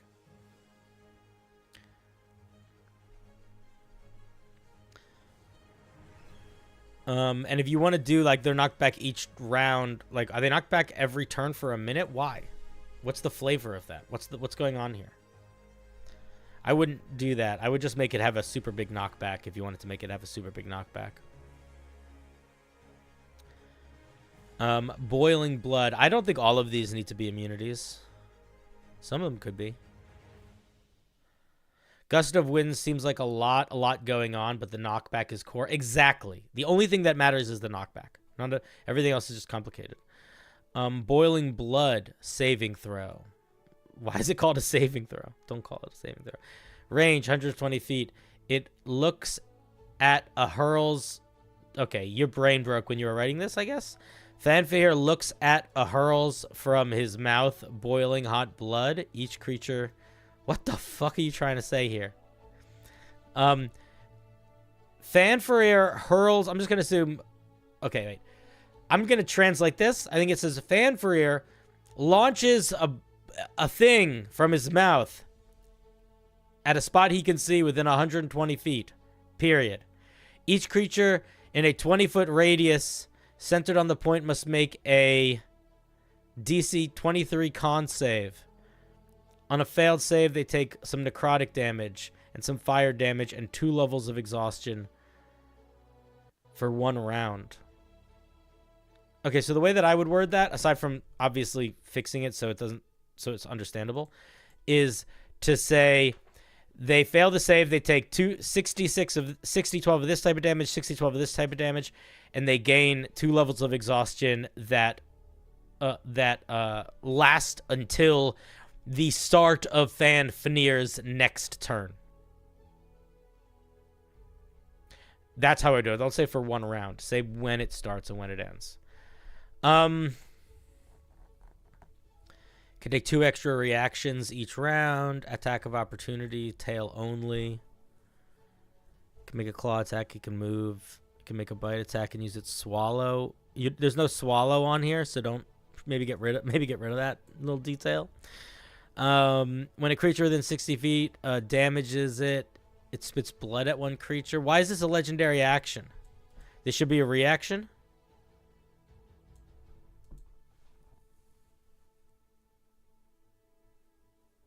What do you mean a saving throw against boiling blood? They're just affected by this ability? Why not just let your guy be able to do that as a legendary reaction? Why turn it into this weird complicated thing?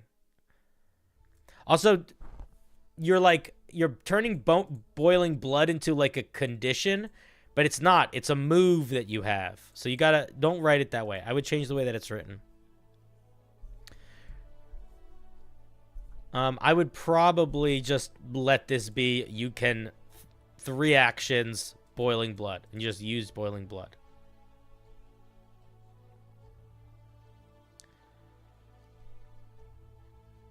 What do you mean triggers the attack again? I'm not sure what you're talking about.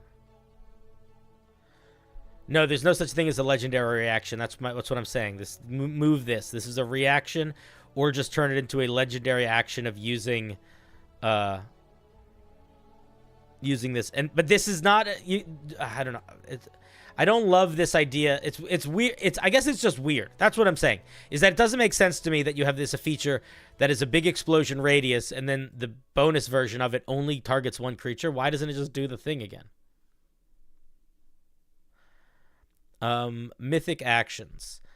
This creature is not a mythic creature, so it doesn't have mythic actions. So I'm not sure why you gave it mythic actions.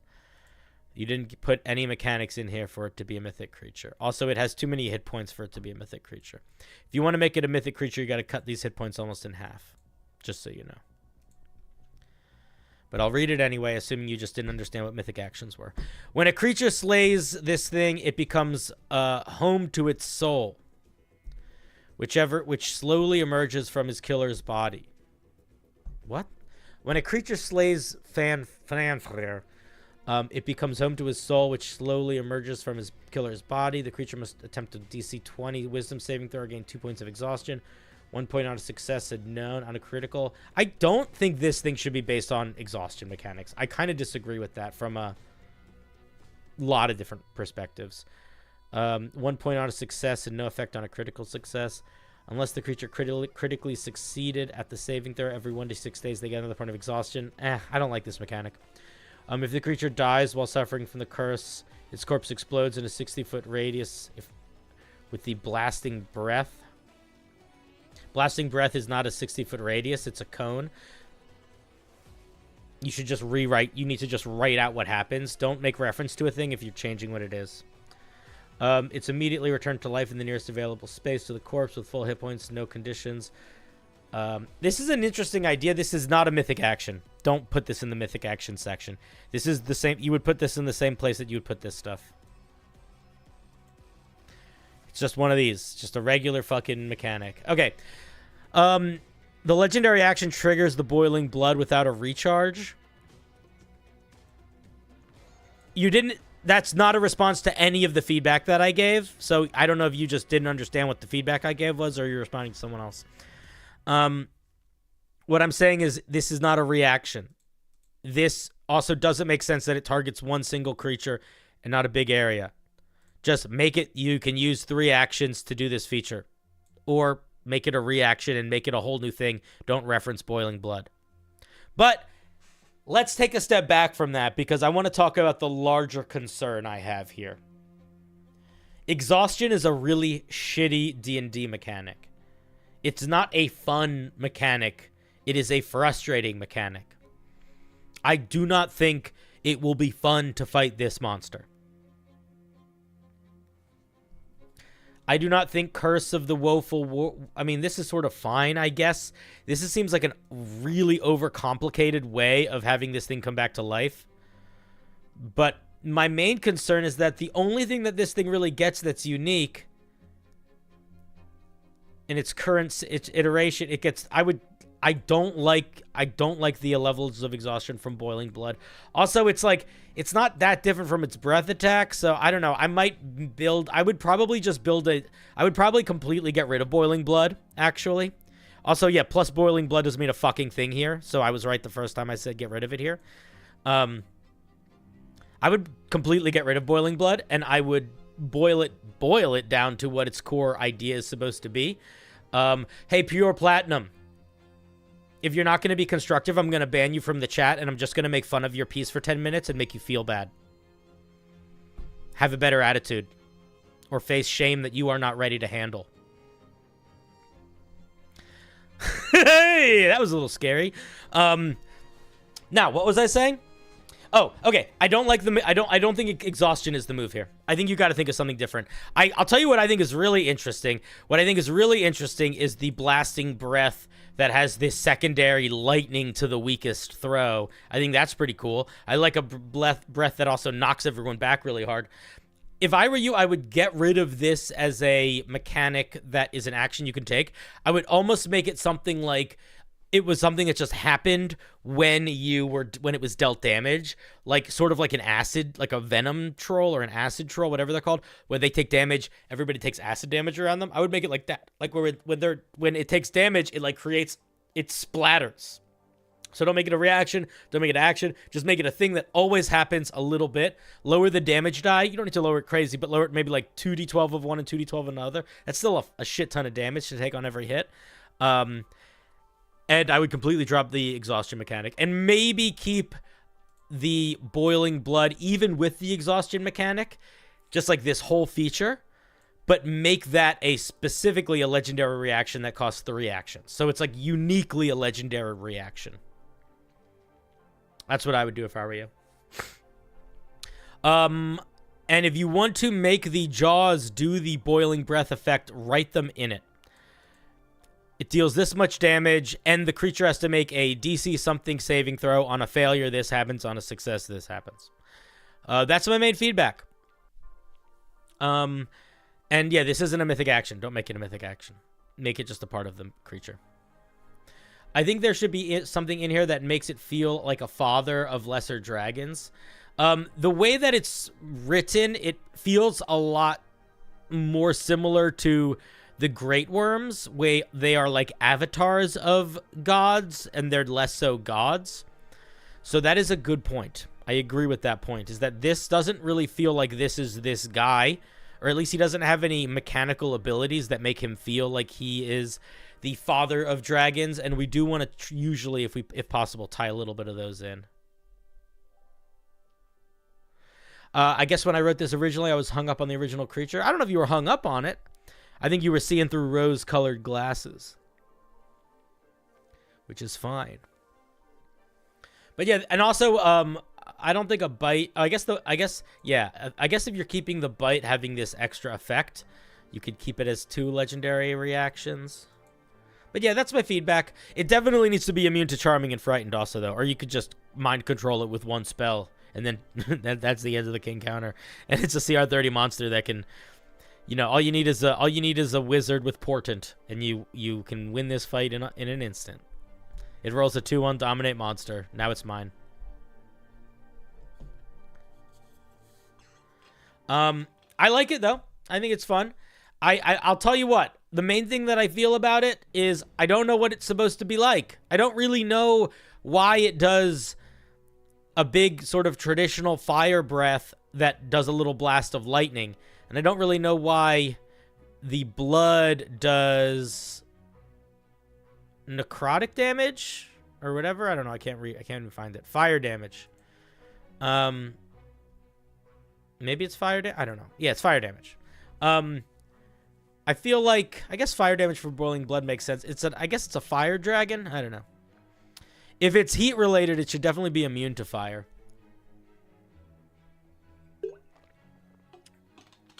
Right now, in its current iteration, and I don't know if this matters to you, but I think it is worth noting. If you want this to feel different than a dragon,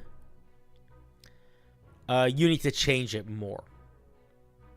If you want it to feel like a dragon, you don't need to do a radical overhaul. But a lot of this thing is just... dragons have such a specific feeling. I know that he said it's based off of the Norse dragon Fafnir, but I don't know who that is. So I'm just going off the character. I'm going off the sheet. And right now, it doesn't feel that different than either of the Great Worms. If you want it to feel like a Great Worm, I think you're getting closer to it. But I think if you want it to feel different, then I think you might want to rebuild aspects of it. And I don't know what those would be. Maybe like drop Frightful Presence and come up with something unique for that. Come up with a slightly different action economy for how its attacks work. All right, those are my thoughts. Thank you very much for sharing. I don't know anything about Fafnir, but if he's basically a big dragon with boiling blood that breathes fire, that makes people tired, you're close.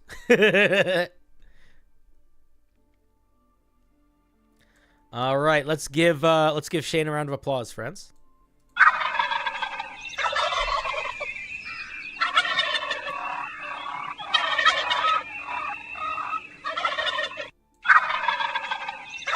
Ooh. Thank you, thank you. Thank you for sharing, Shane. Yo, that one guy got real quiet after I told him I was gonna a pure platinum. Got real quiet. Dude, people do not realize how to act. It's crazy. It's like, bro, why are you gonna shit talk someone else's homebrew? We're literally gonna look at yours probably. Are you not on? Oh, maybe you're not on the list. Oh no, you're there. My understanding is that linworms are like a cross between worms and dragons. Wadums. Wadums.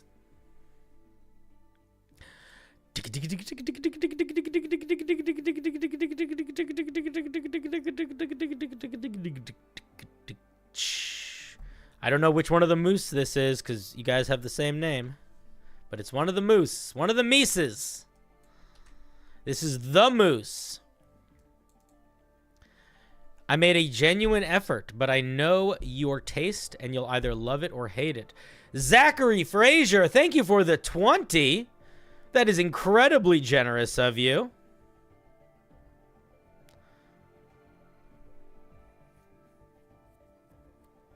Three out of 10 writing is a sentence I drop after 4 paragraphs of exhausted critique.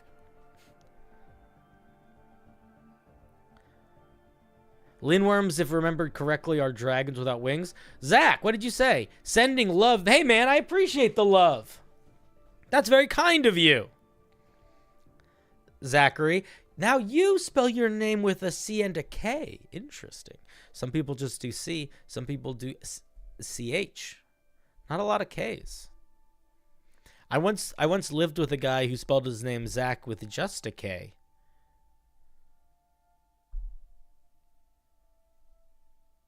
Linworms are dragons without wings. Yeah, I thought they were dragons without wings. But I might have been wrong. Yeah, they don't have wings. Wait.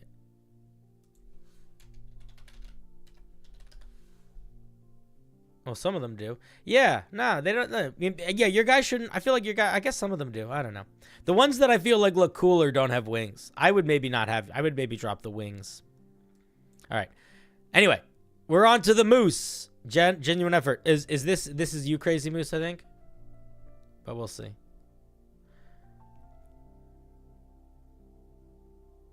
You're on the wheel twice? Why are you on the wheel twice? All right, we'll deal with that when we need to. Is this the monk that you made? That you were worried I wasn't going to like?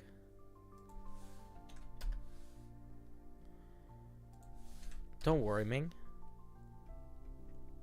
I just posted it in chat. If anybody wants to take a look at it in the old chatter box. Chat away. Chat away. Oh, I mean, I'll tell you what I like about it. I like that I don't have to read a million things. So far, so good. So far, so good. I hate whenever I say things that I like, because inevitably there's somebody that made something different than that.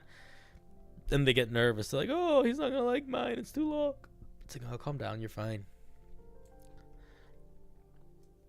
You're playing a monk in one D&D game? Nice. Very nice. This is a very interesting subclass. I haven't read it yet, but I'll read it now. Wait, Crazy, did you want to come on stream? Let me grab you. Hello. Hello. Let me mute you up on YouTube. Yeah, take your time. How's it going, buddy? It's going great, actually. I am kind of nervous about this one because I procrastinated because I could not work my mind around it when I was doing it like 4 months ago. That's okay. So like last night, I just had like one good idea. I'm like, fuck it, we'll run with that. So. All right, let's take a look. Here we are. Yeah, people like the art. Formed by honor-bound races such as dwarves, the Way of the Mountain emphasizes a strong body and stalwart courage and keen awareness to punish opponents lacking both these qualities. This sentence should just start with Way of the Mountain, I think. I think get rid of the dwarf thing. You could put it at the Okay. end, maybe. And also, it gets a little long in the teeth towards the end. I would maybe put a period after courage, and then say they have a keen awareness to punish opponents lacking both of these qualities. Like, just break it into 2 sentences. Okay. Way of the Mountain Monks are masters of defensive combat, using a variety of grapples and strikes to hold the line till they or their enemies are overcome. All right, cool. Let's take a look. Procrastination is an art. It's a dangerous art, but it's also a wonderful art. I'm a procrastinator. Can you be a procrastinator in the Navy? I feel like that's got to be bad. Like, I feel like there are things that are too important. I don't know. There are things that are too important, but then there are things that are just things. Like, every branch of the military has its level of bullshit that you can get away with, like, leaving on the back burner for, like, anywhere from a week to a month. Okay, I accept. Jaybird, I'm a big fan of making grammatical suggestions, but the one you're making is incorrect, just so you know. It is not in the past tense, so it is not overcame. It is in the present tense, so it is overcome. Hurry up and wait. Yeah, that sounds like a lot of things. Okay, this guy gets 2 things at 3rd level. They get Boulder Strength and Stone Fist Strikes. At 3rd level, you gain 2 additional HP for every monk level and treat all 1s as 2s when rolling hit die during a short rest. Additionally, you gain proficiency in either athletics or nature. Does this mean every time you level up from now on? Yes. All right, you gain 2 additional HP for... Okay, so this is the way that I would say that. I would say at level 3, you gain 6 HP, and your hit point maximum increases by an additional 2 for every level you take in this class. All right, noted. You treat all 1s and 2s when rolling hit die, 1s as 2s. Okay. That's a pretty big buff. If I would actually cut that in half. I would treat it like the Dragon Blood one, where you get 1 extra hit point per level. I feel like 2 is too much. 2 is too much? I think cool. so. And there's other classes that do that. The Mountain Dwarf gets a version of that. The Dragon Blood Sorcerer gets a version of that. Okay. Yeah, I think you just do. It's a little bit too much right now. Oh, yeah. Okay. Let's look at Stone Fist Strike. Starting at 3rd level, the rest of it I think is fine though. Starting at 3rd level, when you spend a key to activate a monk ability, put a comma after the ability. The next creature that you hit with a monk weapon or one of your unarmed strikes before the start of your next turn must make a con saving throw. If it fails, reduce its speed to 0. You cannot use this ability more than once per round. Interesting. Okay. So what you're doing here, for folks at home, what they're doing here, what Crazy Moose is doing here is Crazy Moose is giving us is the goal is to give an ability to immobilize that is tied to key, but also isn't limited to just flurry of blows. Yes. Mm-hmm. And it doesn't really like raise the expenses like many other monk abilities do. I don't know if that's a good thing. I don't know if that's a bad thing. But if anyone's played a monk, they know that when you're spending key, you go through it like crazy. Yeah. I would change. Okay, I think that this mechanic works fine. I think that what you need to do is you need to clarify, is you need to change this sentence. And I would probably... I don't know exactly how I word it, but I would almost word it like this. Whenever, don't copy me exactly because I'm not right, but I think this is the vibe. Whenever you spend a key point to activate a monk ability, like you gain a charge, essentially. Or you become charged, essentially.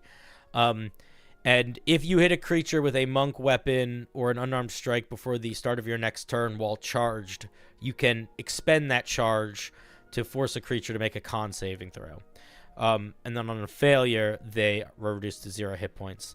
And then you could say you can only use this ability once per round. I think that's fine. I think you could also say it's like a two-state situation. It's not like you're gaining charges. It's either like you're active or you're not active. But I think that's pretty cool. I like it. It's an interesting alternative to a grapple monk. It's like just an immobilizing monk. Oh man, you might either love or hate the next one then. All right, we'll see. All right, let's take a look at the 6th level feature. But I think overall it's fine. I think I like the idea. I think it's an interesting idea to have it tied to other monk features. It also sort of puts you in this weird situation where like not every turn is Fury of Blows. Yeah, no, and I like that. I also think it's enough for 3rd level. I think it's enough. The other thing, if you don't feel like it's enough for 3rd level, I would encourage you to play around with what's another what would another thing you could do be, like if you could do, like you could, you give you a list of 2 or 3 things. One is dropped to 0, maybe one is blinded or something. I wouldn't, maybe not do blinded, but something like that. If you felt like this wasn't doing enough in enough directions.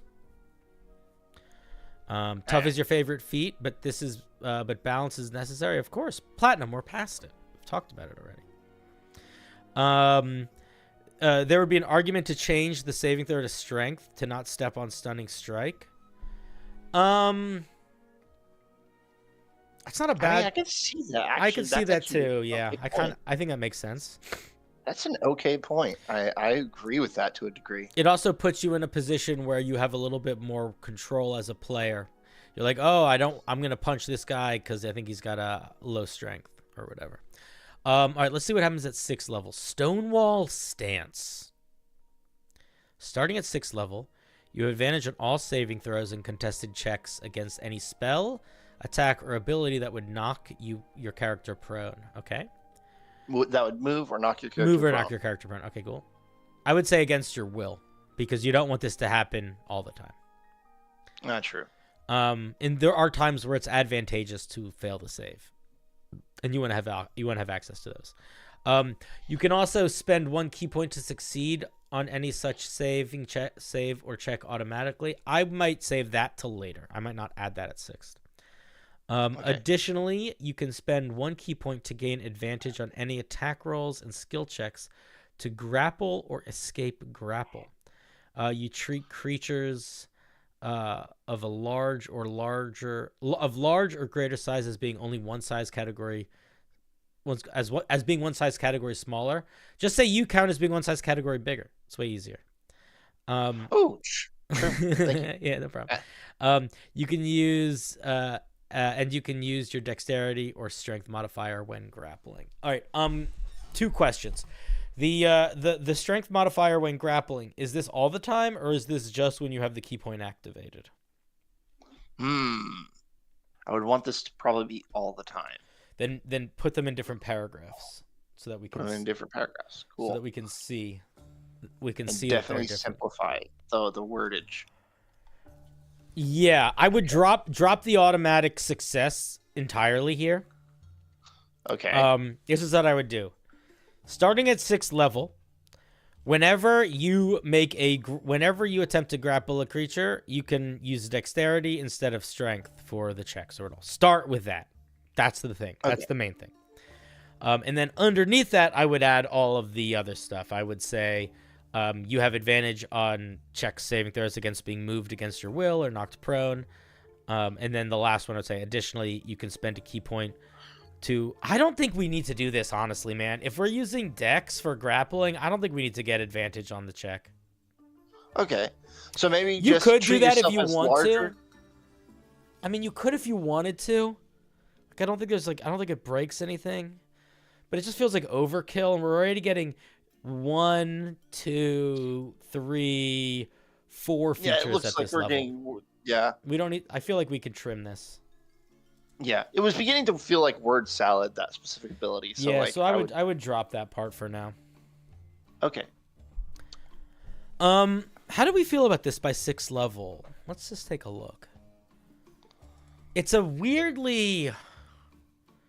Here's the main issue. The main issue is that the main third level feature knocks someone's movement to 0. Grappling knocks someone's movement to 0. So like we're getting 2 versions of the same feature. You see that? Sure. Like what is like why even worry about grappling if we have this? I mean, I understand that it's tied to key point use, but I feel like if we're gonna do the grappling thing with Dex, I don't know, maybe why not bring the grappling with Dex down to 3rd level and come up with something else for what this does? Just because I feel like it feels redundant. I think you make a good point, and Stonewall Stance did definitely feel like a word salad. So maybe I'm gonna end up cutting some stuff out based on your suggestions, and maybe like the grappling is just unnecessary. Maybe I need to put something else in there. If you want it to be a grappler, then lean into it being a grappler. I think the issue though is that really your bread and butter 3rd level feature is essentially the same thing as a grapple. It's better than a grapple because it works on creatures that are immune to grapple, but it functionally is the same. Yeah. So when we got to the 6th level, and this is just what I was thinking that eventually evolved into what you're seeing here, is like we noticed that 6th level is usually a defensive ability, and then something else, either a movement or offensive ability. Mm-hmm. And I think it was just because like we had the defensive ability nailed down to be like, hey, we could be immune to like our own stuff, our own bullshit of knocking each other around and preventing ourselves from being knocked prone and everything. We could be immune to that kind of, I guess the word is CC. Mm-hmm.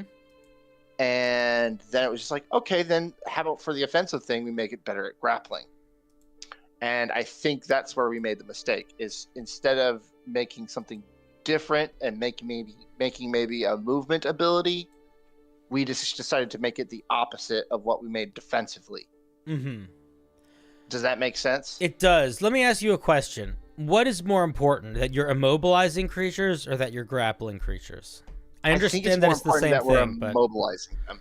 Okay. I think it's more important that we're immobilizing then them. what I think you do is at 6th level. Yeah, I think what you do then is at 6th level, instead of doing grappling stuff, expand on the immobilizing thing. Give you other options, or maybe make it so, when you use Flurry of Blows, you can, expend additional key points, and you can immobilize more creatures per key point spent or something. So like, let's say you use Flurry, I don't know, something like that. Like, but an improvement or an expansion on it or something like that.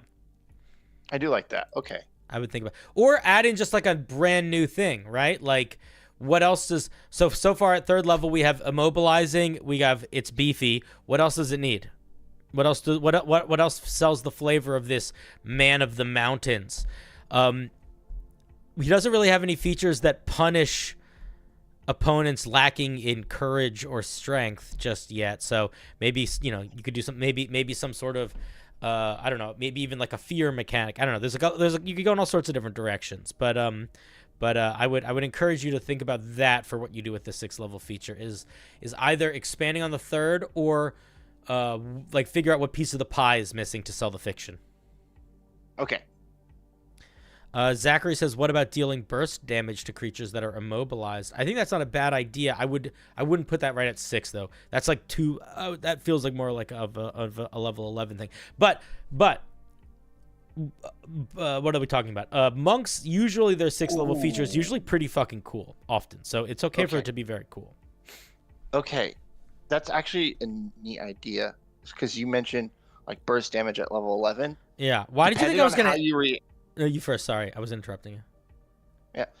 Depending on how you react to the next ability, yeah, I might do that and put it at a level 11 and move the level 11 one into 6, depending on how you react to the level 11 ability. I'm so curious what you think I'm not going to like, because you were so like, oh, you're not going to like this. Well, you have a reputation of disliking monk, and you like your monks to be very agile and movement, and this kind of is not that. I don't care about them being agile in movement. I just care about them feeling different. Like, I don't want things to feel the same. And what ends up happening a lot of the time is people will make overcomplicated pieces that feel like they do something that I've read 100 times before. And that just, So- I struggle with that. But this is not long or complicated, so you've already, like, you don't have to worry about it. You're fine. Even if I didn't like this piece, I would like this piece. Okay, let's look at 11th level. At 11th level, anytime you use a reaction to make an attack against a creature, you can make 2 unarmed attacks instead. Oh, interesting. So you can, like, flurry of blows on opportunity attacks? Essentially, yes. It doesn't give you like unlimited reactions. It just gives you the one, but you make 2 attacks. Yeah. You can spend a key point to force a creature hit by these to make a con saving throw against your Stone Fist strike. That's quite good. I want to point out 2 things. I like the reaction double unarmed hit. I like that a lot. I think it's simple, straightforward, it's fun. It makes you want to play a play style that makes people want.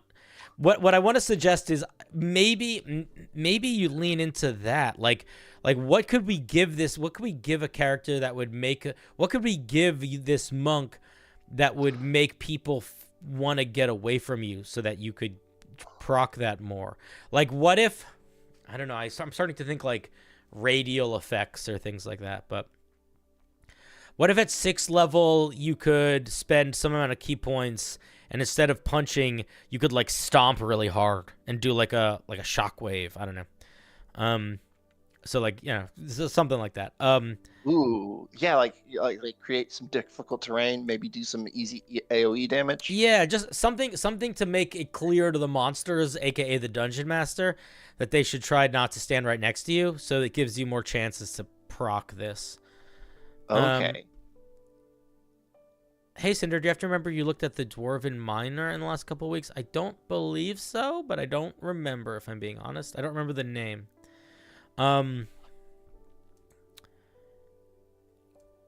This could...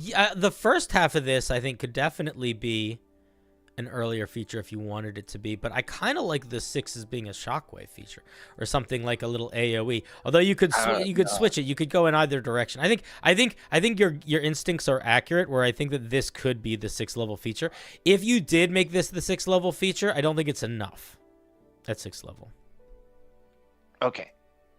I think actually with the suggestion of the AoE, like that actually is better because it's not necessarily burst damage, because this is kind of burst damage. Mm-hmm. But like an AoE that creates difficult terrain and maybe like a dusting of damage on top would be a great addition. Mm-hmm. Yeah. Definitely. Yeah. It's also, I think, will help sell the fiction, right? Like you're a big mountain man. You should step with thunder. Josh, just to clarify, we are doing a bit of both. So the way that we're going to be doing it moving forward is I am going to be streaming on Twitch at least 2 days a week and on YouTube at least 1 day a week. YouTube is going to be all the member streams specifically. Twitch are going to be the open wheel streams. And then I think that I'm not sure what we're going to do. It's going to sort of depend on the day, but it's going to be more Twitch-centric for the time being. But I think we might shift into like a 2-3 day thing. I want to do both. So if you are wanting to do member stream stuff, it's going to be on YouTube. If you're wanting to do regular stuff, it's going to be on Twitch for the most part. Yay. Are you pro Crazy Moose? What do you care? What do you prefer? I actually do not have a preference. I'm a guy in the Navy. Like I just You got time. You got a home. computer. You clickety clacking. Yes. Yeah. All right. I don't know if I have a preference yet. All I know is I want to diversify. I want to diversify. Audience. I want to diversify, and there are some aspects of YouTube that work a lot better, but there's a huge part of Twitch that is like the back end is just so much fucking easier on Twitch. Like for example, if I'm streaming on Twitch, I can just click a button and it makes a YouTube short. I can't do that on YouTube. I can just do that on Twitch. It like formats it and everything. It's like amazing. YouTube can't do that. Yeah, there's or if I play like 4 seconds of the wrong song on YouTube, my stream gets demonetized or things like that.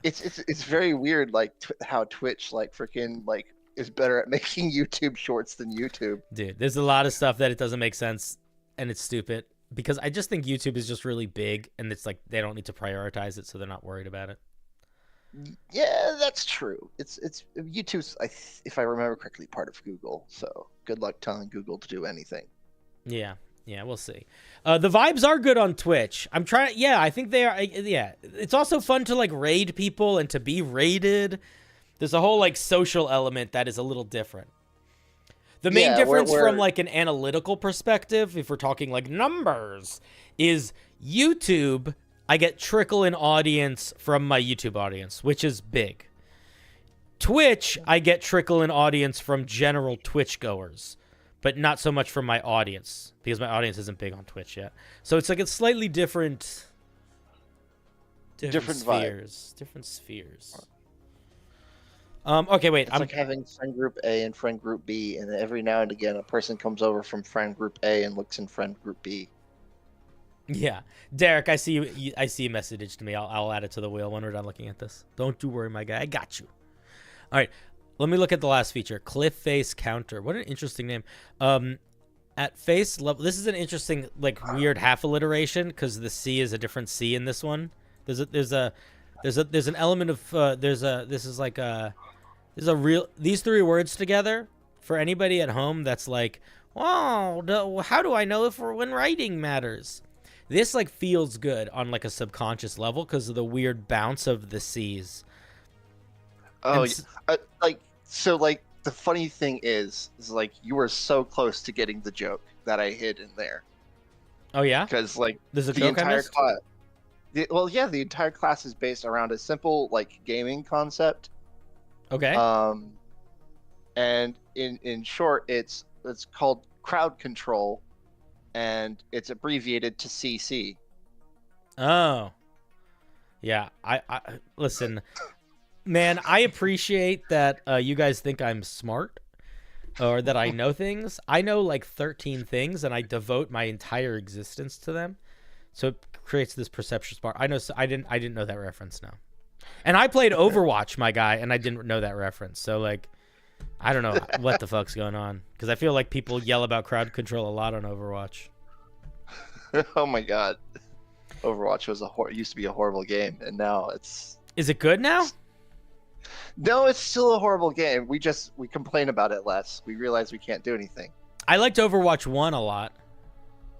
I did too. I don't really play 2 anymore. I just like looked at it and tried it once, and I was like, I'll just observe. I played it a little, but it was really... The community I felt like got hyper toxic. Like even more so than in season 1, or not season 1, the first one. And then all of the micro, like I don't want to have to like, I just want to be able to be the new hero or try them. I don't want to have to do all this stupid fucking bullshit. And also I play Hammond main. I'm a Wrecking Ball main, and the Wrecking Ball mains, I think if people respect and appreciate and know how to play alongside them, I think they are one of the strongest tanks consistently on a one tank lineup.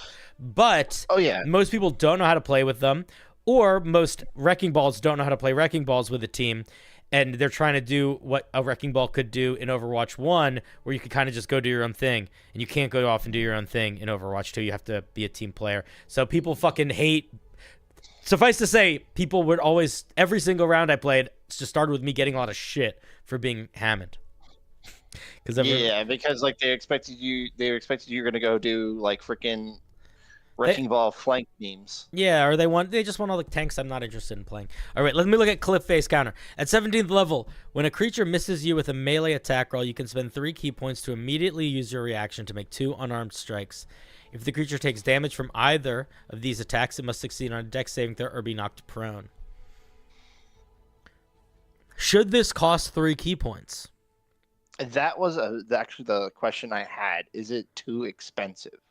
I saw that some abilities for Monk had 3 key points, because I always do my research on other monks first. Yeah. And I didn't I don't know if that's too much. Here's my thought. Here's my thought. It's our capstone. It's our capstone. Does it need to be cooler? I don't know if it needs to be cooler. I think either it needs to be cooler or we need to be able to do it as a lot.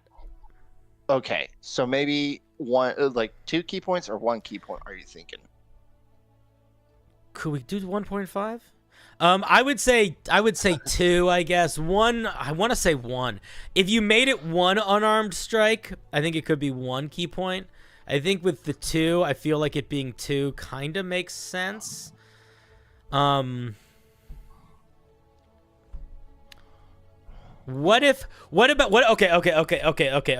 This is the way I think you do it. I think that you make it you make it 2 or 3 key points, but you make it that this specific reaction can be used multiple times per round. Ooh, I like that. I like that. So don't make it 1, because I think that's too cheap. But I think if you make it 2 or even 3, maybe then make it so you could potentially keep doing it. I'm going to make it 2, and I'm going to play test it in my game, and I'm going to pray. It's level 17. We don't need to calm down. He's just oh no, what am I gonna do? Punch 4 more times? Excuse me, as the barbarian literally can't die, and the druid can change the course of natural history and weather, and the wizard can turn into a golden dragon. All right, yeah, I'm gonna make it 2, and then I'm gonna see like what happens to me when I run this a couple times, and then we'll see how depressed I come back. Okay, that sounds good. That sounds good to me. Do you have any final thoughts, questions, yearnings, aspirations, any of that stuff? I think for a piece that I worked on for 4 months, this went rather well. I came away a lot better than I thought, and you can kick me out here because you always hang up first. Oh yeah, wait, give me 1 second. Gotta be quicker on the draw, man. Like I've been hovering over the button. I know, dude. I know. Everybody calm down. Everybody calm down. Listen. I didn't have the fucking Discord open. All right, I'm hanging up on you. I love you. Bye. All right, that was Crazy Moose. Crazy. I gotta hand it to you, Crazy. First of all, somebody clip that rant. Can somebody do me a favor? Can somebody clip that rant that I did about level 17 characters? I did it like a minute ago or 2 minutes ago. Because I want that as a clip. So somebody clip that and send it to me or post it on my Discord. Okay, Crazy. You know what you did? You sent me a monk that was basically just a monk that wasn't like a laser monk or a dragon monk or a silver monk. And it was pretty cool. It's hard to do. It's a weird combination of things. It's an interesting idea. I want to do more with the 3rd level feature. I forgot to say that to you. I still think maybe put a couple more options for this. Okay. Let's hear us for Crazy Moose. Crazy. But that's how we moose. Millions of people be in the crazy moose. You know that song, guys? All right, I gotta add Derek, right? Yeah. Derek, you're on the board. If a dwarf would even take a monk path, I mean, if you want to really, you could sort of cheese that right now. You go mountain dwarf, okay? Then you get +1 every level for health. And then you go Dragonborn Sorcerer. Or not Dragonborn, Dragonblood Sorcerer. So now you get +2. And then you go Tough Feet. And now you have 4. You get 4 extra health every time you level up. And you have 4 extra health for every level you have before that. It's a great way to play a very stupidly beefy character. Do you want to be a sorcerer with more hit points than the barbarian? Do that. It's maybe my least favorite sorcerer subclass, but it is, it is possible. If you really want it. If you really want it, that's the way you know. Wanted to stop by and see what Homebrew you were reviewing. Was about to find calm music before bed, but wanted to stop by stream. Walker, you're a champion. I love you and I miss you and I hope you're well. And may you find much beautiful music to listen to. Oh my God. Speaking of good music to listen to, did I tell you guys what TV show you need to watch? First of all, the writer's strike is done, so I can promote TV shows and movies again. Did I tell you guys that I wasn't allowed to do that? Or not wasn't allowed to, but I didn't. Let me rephrase that. That makes it sound worse than I intended to sound. I am of a level, which I did not realize, where I am considered an influencer. No, it's not that I wasn't allowed to, but it would have been in bad it would have been bad juju. It would have been like in bad taste in the content creator community. I would have been, I am considered a large enough creator that it would have been seen as like going against the writer's strike. Like a scab. Isn't that crazy? I actually made a video about One Piece that I wanted to post, and then I didn't post, and I posted it, and somebody reached out to me and they were like, hey man, you know, this is one of the struck shows. And I was like, oh my God, I didn't even know I had to think about that. I deleted it. And I was like, that's cool. Thanks for the heads up. And he's like, yeah, man. Yeah, One Piece. The greatest Netflix original of all time. Netflix, the original. The original One Piece. Netflix made 2 original shows that were turned into animes later. And they were both, one was terrible and one was really good. Or no, Netflix didn't make... Yeah, it did. Netflix made a show called Cowboy Bebop, which was really weird and not that funny. But they turned it into an anime that was, like, amazing. And then recently, Netflix made this other show called One Piece. And they're turning that into an anime now. And I think a manga. And that one looks pretty good, too. I haven't seen the anime, but the show that it's based off of on Netflix is pretty good. What brings you back to YouTube? I'm going to be on YouTube probably once a week or twice a week. I don't know exactly what day consistently, but I'll always post it on my YouTube community tab and in my Discord. But I'm going to be streaming a little bit on YouTube as well. Specifically, we're going to be doing member streams on YouTube, so all of you wonderful YouTube members don't lose the feeling of the special that we've built up over the past couple months. I want to respect and acknowledge and appreciate you as a community that supports me, so I want to make sure that we're, you know, meeting you where you want to be met. But yeah, we're going to be doing at least one stream a week on YouTube, and then probably maybe a couple others every now and then, depending on what we're doing for the show. But that doesn't mean you shouldn't follow me on Twitch. Everyone go follow me on Twitch right now. Twitch.tv/CinderBlocksally. Oh my God, I hate doing that self-promotion. I want to eat my own eyes. Are you going to post the Twitch VODs here? I have one that I still need to post, but basically whenever I do a Homebrew review stream on Twitch, I will post the VOD on YouTube. I have a playlist on my YouTube channel that is all of the ones that I've posted so far. I think there's only 2 in it right now because I think I've only done 3. And the videos are unlisted, so they're not going to show up in my videos section, but if you go to the playlist, you can find them. And the reason for that is I don't want them to clog up the videos. It just feels weird having like a 6-hour video on your channel.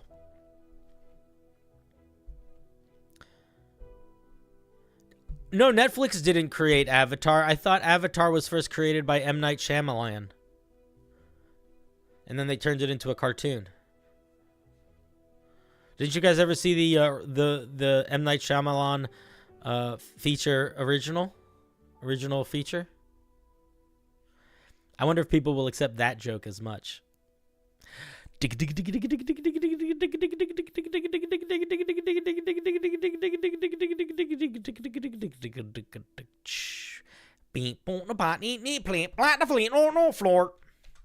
Zero tolerance for horny players at my table. They get a warning about things. Yeah, I agree with that also. I don't know what that was in reference to, Snotty Man, but I just find that shit awkward and cringy. I have no patience for it.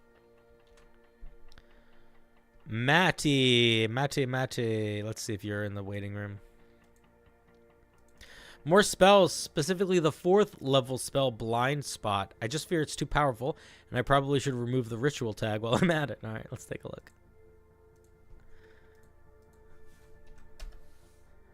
I love looking at spells. Let me see if Matt's in the Discord. He is. Let me grab him.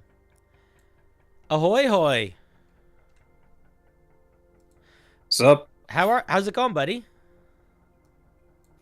Yeah, rolled me at a good time. I was literally 2 seconds away from closing stream and going to sleep. Oh, well then I won't try to keep you up too late, but I'm excited to see this spell. First of all, you're worried it's too strong, you say? Yeah. That's the best place to be. That's the best thing to be worried about. If you were worried that it wasn't strong enough, it would be a lot more work to get it working. All right. Blind spot, 4th level illusion, ritual. We'll see if we need to remove that tag. Range self, 1 action. A pinch of powdered glass. Nice. Concentration up to an hour. Okay. We're making an illusion on us. A disguised self, but different. A 15-foot diameter immobile dome of ethereal light springs into existence around and above you. Is it immobile or does it go travel with you? Immobile. Same as like I robbed most of the wording there from the what's it called? Batman Like Begins. the dome, the 3rd level spell that you can like see. Tensor's little house. Yeah, the little hut. Tiny Okay. hut, yes. Okay, cool. Is that spell have a range of self? Yeah, I think so. Yeah. Interesting. All right, I accept. I just didn't know that. Okay, cool. The dome and everything within it is invisible to creatures outside of it. Okay. Creatures can enter or leave the dome freely. A creature that uses its action to examine the area of the dome inhabitants can determine its borders and effect with a successful intelligence investigation check. Okay, what is there in it? Okay, there's an issue here, which is that it's a big area, and it's covering the floor. What does it look like? Like, if you cast it, I guess it just looks like no creatures in the dome. Because when you say everything inside it is invisible, what does that look? What does that mean? Oh yeah, actually, yeah, I remember. I thought about that. I should probably change it to creatures inside the area. You could also make it. You know what I would do if I were you? I would make it. I would probably make it creatures, and if you wanted to keep objects in there too, you could. I would just limit it to objects of your choice, and put in wording. Oh, I don't even know how I'd word that, but putting wording for it. You determine the objects at the casting of the spell. So, like, you couldn't, like, just decide whenever an object's brought in. Yeah, sure. That sounds fair. Maybe something like that. Because I do think... Because I think the more interesting aspect of this spell is the... making it... whatchamahoo's objects. I think that's more interesting than the creatures. Because it's very hard... It's hard to turn objects invisible. Objects within the area that aren't carried or worn. Yeah. I'll have to think about the wording, but something along those lines. I'm the Schwa says, are you intentionally dropping the part where you can't leave the area? It seems so. Creatures can enter and leave the area, leave the dome freely, and yes, unlike Tiny Hut, you can leave also freely. Yeah. You're not like restricted. But anything that attacks outside of it ends it. Yes. So normal invisibility rules like that. So it's like kind of like a unmoving mass invisibility. Mm-hmm. I like the idea a lot. Wait, let me see what these questions are. Chat might come up with something interesting here. I have a thought, but my main question is, how is this mechanically different than darkness or fog cloud? Because it seems like you could get this effect by just reflavoring one of those. I would say the main difference is that you see darkness and you see fog cloud. Like if I have a wagon and there's a military train coming and I cast darkness on the wagon, people will see an orb of darkness. You know what I mean? Like fog cloud is a little bit better at hiding that, but then also you can't see within the fog cloud. The way that this works is it obscures an object without creating a visible obscurement, and you can also see out of it. Those are the two main differences there. Very, very, very good spell for ambushes. I would not make this a ritual. I think that it being an hour in concentration is probably okay.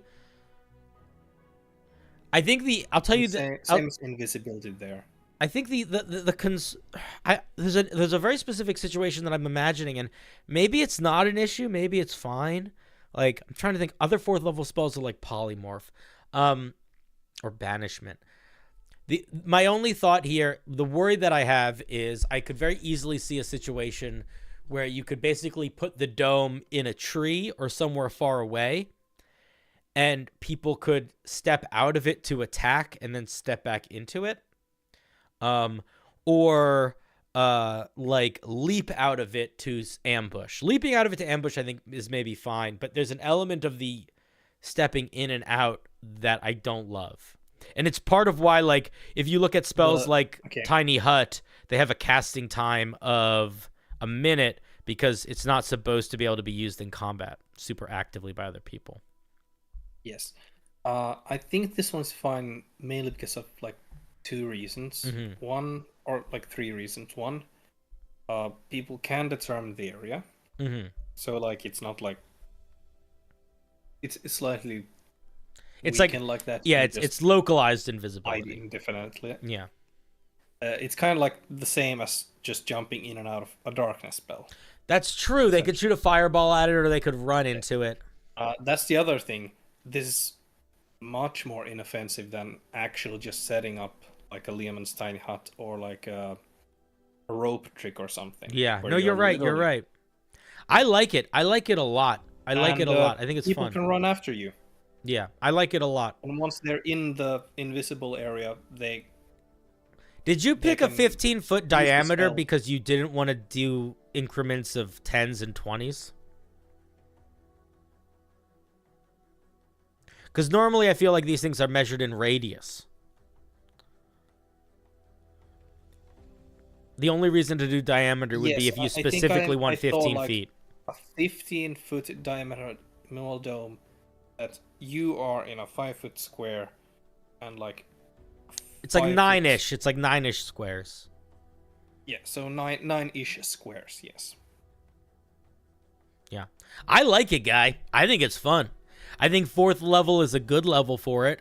I don't think it's too powerful. I think it might be too powerful if it's a ritual, just because it lasts an hour. You'd always have this thing up. Yeah, that's fair enough. And it could sort of debunk a couple, like, I think, class features that would, like, there's a whole... I mean, it's not a good feature, but there's a whole the glamour. What's it called? The Fey Druid. Their whole 6th level feature is basically a worse version of this. That's limited to rests. I like it. I like it. I think it's good. I think it's really good. I don't have a lot more feedback. Yeah, I think, honestly, I think it's pretty much ready to go, man. It seems like it would be a lot of fun to use. If I were you, cut the ritual, and then maybe in your play testing or as you incorporate it into your game, decide if you feel like it's better for it lasting an hour or lasting 10 minutes. That would be the other thing that I would think about, is how long should it last. I see the logic behind it lasting an hour. If you want to, like, hide something for a long period of time, or, like, camp out in a spot while people are, like, searching for you, you want more time. So I get that. But yeah, that's the only other thing that I would, like, keep an eye on. But overall, I think it's a really interesting spell. I feel like, especially for, like, ambush purposes, 10 minutes, like, if I made it 10 minutes, I would feel like then I would actually make it a ritual, because actually then it's clunky enough to use that it's sort of fine to be able to cast it indefinitely, especially since the casting time then becomes longer than the duration. Mm-hmm. And if you cast and just wait, and you have to wait longer than 10 minutes, then that... No, I like it. I like it being an action. I think it should be an action to cast. I like that. I like you being able to set it up immediately. Yeah. I'll remove the ritual, and then I'll try to incorporate some way to reword it, like to make objects inside it invisible, that sort of stuff. I think you can. I think the way that I would decide. I think you can. I think there's 2 ways to go about it. One is when you cast it, objects of your choice that aren't worn or carried, or you could just make it objects of your choice. So somebody could throw an object into it, and it could become invisible if you wanted it to. I think that's totally reasonable, also. All right, cool. Yeah. Because if everything's invisible, then there's just a hole on the ground. You know what I mean? Yes. Like, it just looks like you're just seeing like Earth in the middle of a city or whatever. All right, cool. All right, buddy. Thank you very much. I don't really have more thoughts. I think it's a solid spell. I see people in the chat agree. I think this is the kind of spell that like people could definitely use in their games almost immediately. It's also a spell that I feel like it inspires scenarios. Like I can think of very quickly think of a lot of situations where this would be a really fun spell to use, which I think is good. Like, that's how you know you're going on the right track with a spell, when it is helping you, like, when you're, like, thinking of ideas for it. You know, like, oh, this is me for this. I think it's good. Cool. I saw a question in chat from Zachary Fraser. The dome station, what if you put it on a cart or something mobile? I would rule that it wouldn't move, because the same reason that the tiny hut wouldn't move. Mm-hmm. It's like, the dome is stationary, and especially with the tiny hut, if you move out of the dome disappears. And I would definitely argue that if you are on a cart and then move out the dome, that's you moving out. Yeah. Same here. This Yeah. targets an area I agree. around where you stand. Yeah, I agree. Makes sense. Cool. All right, buddy. Any final thoughts before I hang up on you? No, that's about it. Thanks. All right, I love you. Bye. That was Matt Thorne with Blind Spot, a very fun spell, very evocative spell. Let's give it a round of applause.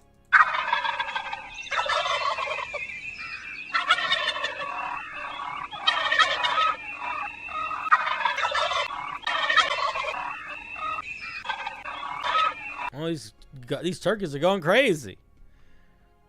These turkeys are going crazy. You can't handle these turkeys. Gobble, gobble, turkey, man. Oh, thank you, Dylan. Another one. Oh, yeah. You are too kind and generous, my guy. Guys. I can see what's happening. I definitely do need to have a night where I sit down and I tell you guys about turkey slaughtering. Maybe we'll save it for Thanksgiving, because I feel like that's a fun story to share, but you got to share it at the right time. And you guys don't know anything about my turkey slaughtering, and I think you should learn about it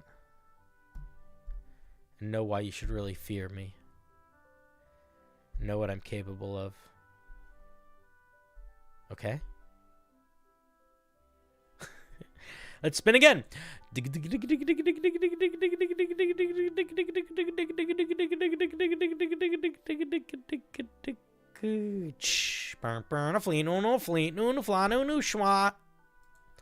Alright, schwa. Back with another common magic item. Let's fucking go. Schwa, did you want to come on stream or no? No. Perfect. Not perfect. Everything is perfect. But it means I don't have to go get you. Did you know that when a turkey's head is chopped off, it lives long enough to spin around and make a YouTube short about D&D?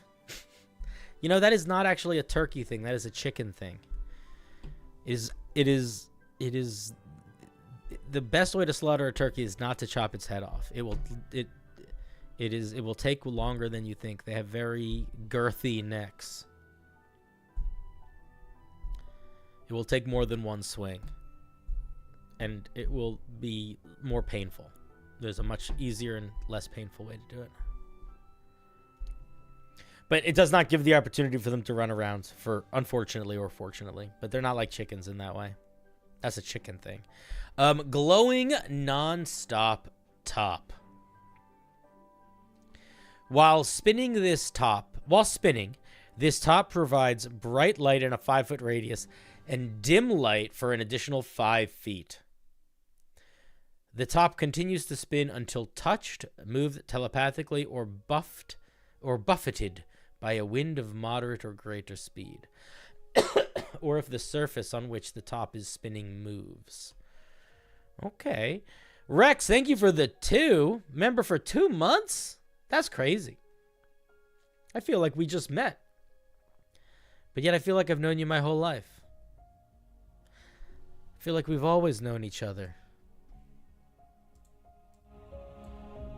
Sometimes, when I look deep out into the universe, I say to myself, what's Rex doing tonight? How's he feeling? Is he good? I hope he's happy. I hope he's having fun. I hope he's got a cozy sweater. And I hope that hot chocolate is only a boiling pot away. Sometimes I think that. Anyway, thank you for being a member for 2 months. I appreciate it. What did you ask? Hey, any advice for surface level kingdom trade? I don't know what that means, if I'm being honest. I will answer that question as eagerly as I can. But I absolutely don't know what surface level kingdom trade means. Different areas have different specialties, different resources. Oh, you mean like, okay, you mean like, I understand. So you mean like a kingdom trading like goods. The way that I would do it if I were you, I think there's an easy way to do it. And I don't think it's necessarily going to be the most accurate, but I think it's going to be easier for you. This is what I think you do. You split your world up into regions, and you could do it geographical, you could do it political, whatever. Each region decide a resource or number of resources that it is plentiful in. And then make those resources cheaper to buy and sell within that region and more expensive in other regions. And if you want to get really complicated with it, you could make them get more expensive the farther away you get from the region that it comes from. So if you have like a hex grid, if you have like a hex grid, you know, one of the grids is like the plus spot and everything around it, everything gets a little bit more expensive. Something like that. You're in a chocolate warp with hot chocolate? Oh, that's the best warp to be in, my guy. If I had to be stuck in a warp, I'd want it to be with hot chocolate. What's your favorite Lego set? Member for 5 months, Derek Silverstone. Did I tell you, Derek? Did I ever tell you that my my go-to D&D characters for the longest time all had the last name Silverspire? And it's like I've used it several times. What's your favorite Lego that you've built? When I was little, I was not a Lego kid after the age of like 10, I think. I got really into toys like action figures and like monster toys. I really liked like the Todd McFarlane toys. But my favorite Legos, I didn't have like any sets. I had a giant box of Legos. I think my favorite Lego pieces, though, were the ones that were kind of like a little bit see-through and kind of like glowy. Like they looked like little lights. You could stick them on things to make things have little lights or lasers. Or you could make a guy hold one to be like he was holding a precious magical orb.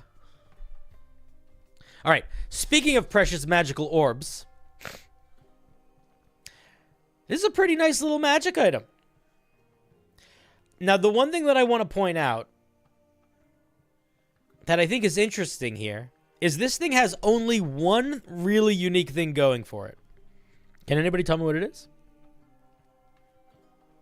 Curious if you spotted it. What makes this an item as opposed to a nothing?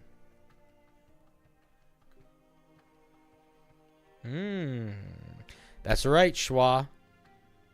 Wait, Schwa, you submitted it. Damn it! I should have ignored your answer. It never shuts off. Now, it sort of never shuts off. There's a million ways it can shut off, and they're all very simple to do. But it's a lot of fun. I like that. There's a lot of neat things you could do with this. I'll tell you what, I could think of at least two things to do with this that are really good.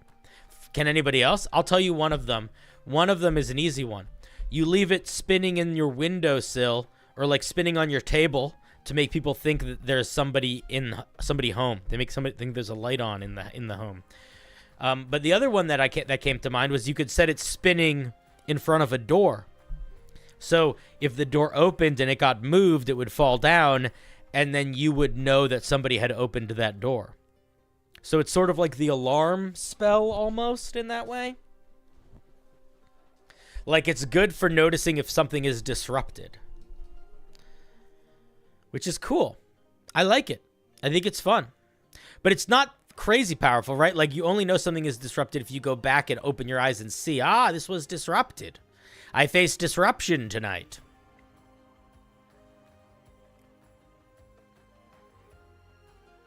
I don't have a lot more thoughts. I think it's nice. I like it. I could very easily see this being an item that some players will be like, oh, it's kind of funny. And other players being like, I shall use this in 1,000 ways. Each way more powerful than the last.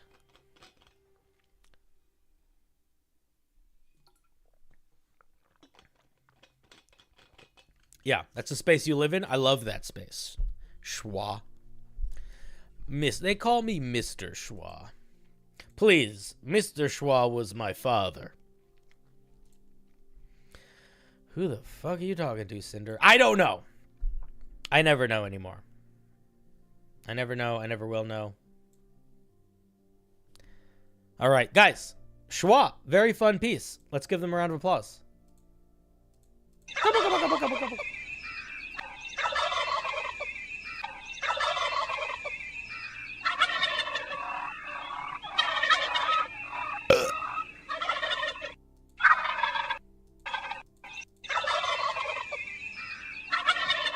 Alrighty. Thank you, buddy, for sharing. Knowing is half the battle. Considering it breaks thermodynamics, this could be incredibly powerful. Well, it doesn't, right? It loses that as soon as it's moved. If it's moved in any way, it becomes quite dynamic thermally. You didn't realize this was meant to be Thanksgiving? This is not a Thanksgiving stream. We are doing we're just celebrating. We're seasonal on the channel now. I'm becoming a seasonal guy. See? That's what did you notice the colors of the wheel? Because we have to be seasonal. If you guys do want to participate, we are doing a what is our Reddit? Reddit Cinder Blocksally. We have a subreddit, right? Yeah. We are doing a Thanksgiving contest, which I think only has 2 submissions so far. So this is going to be a stream that we do, but if you guys want to participate in it, I got to start promoting this more. Boom. Post your homebrew there. Your Thanksgiving homebrew.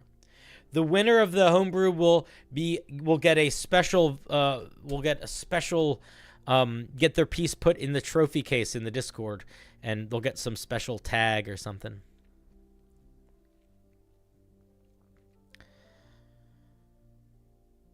We can paint with all the colors of the wheel. What should I brew? I can't think of anything. What about a ring that transforms into a hula hoop in a way that seems logical, where that's not the focus of the item, but you're like, oh, that it would need to do that to do what it does. That's pretty weird and vague. Yeah, well, I'm pretty weird and vague. Thanksgiving is a time where, as Americans, we celebrate colonialism and stealing the land from others. But it's also a time where we eat food together as a family. And it used to be a time where I went to the woods and killed a lot of creatures with my bare hands. Clickety clickety clickety clickety clickety clickety clickety clickety clickety clickety clickety clickety clickety clickety clickety clickety clickety clickety clickety clickety bum bum bum bum bum bum bum bum bum. Oh my god, it's Platinum's turn. This guy's been screeching in the chat. I couldn't figure out how to work D&D Beyond, so you copied it to Microsoft Word. Classic. Classic new guy. All right, let's see if it works. Moment of truth. Moment of truth. If it works, it works. If it don't, it don't. Oh, it worked. Okay. We have the Sword of the Cosmos. I think I saw them in... Platinum, did you want to come on stream? I thought you did. I don't see you in the waiting room. So I'm going to assume you don't, and I won't worry about it. Or you'll show up in the waiting room, and I will bring you in if you want to come on the stream. If you want to come on stream, you can go into one of the waiting rooms in the stream, in the Discord. If you don't, then don't worry about it. Kelka on. We're moving past... Listen. We don't need to be mean. If you want to... Oops, I copied that wrong. If you want to tell someone else to chill, you gotta also chill. We must walk the walk, lest our talk is not adhered to. You'll stay in the chat? All right, cool. Let's take a look. Sword of the Cosmos.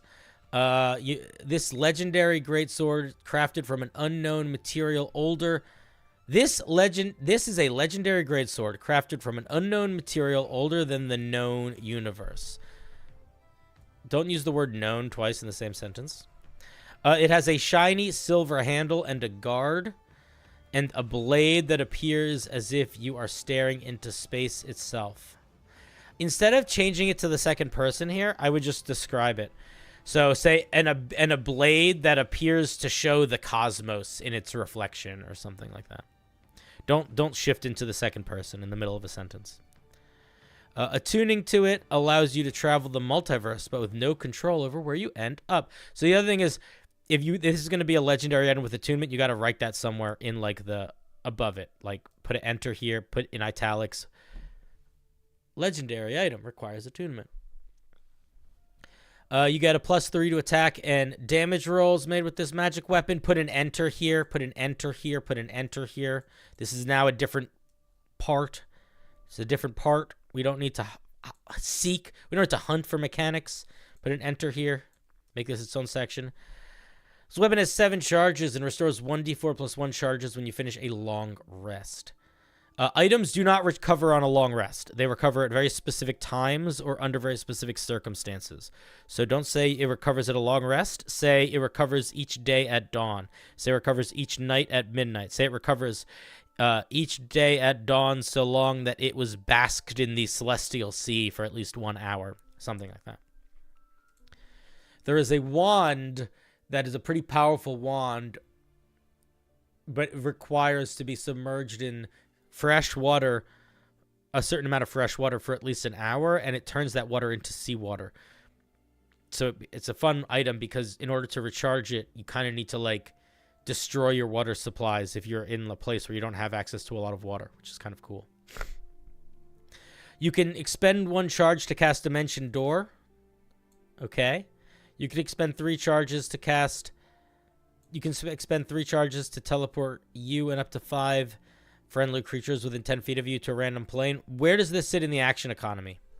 Is it an action to do this? Is it a bonus action to do this? Etc. You were kind of in a hurry when you made that part? What part? I'm reviewing the whole fucking thing.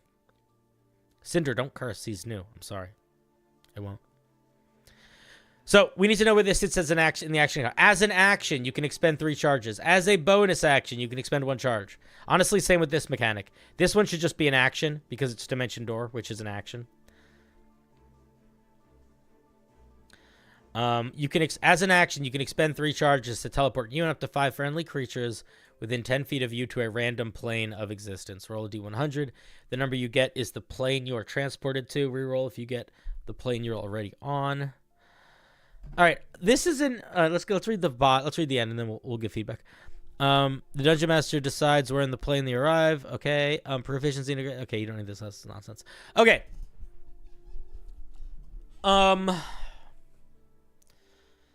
So the main thing this magic item does is cast Dimension Door a shit ton of times, which is very strong. It's a very good spell. I feel like the second part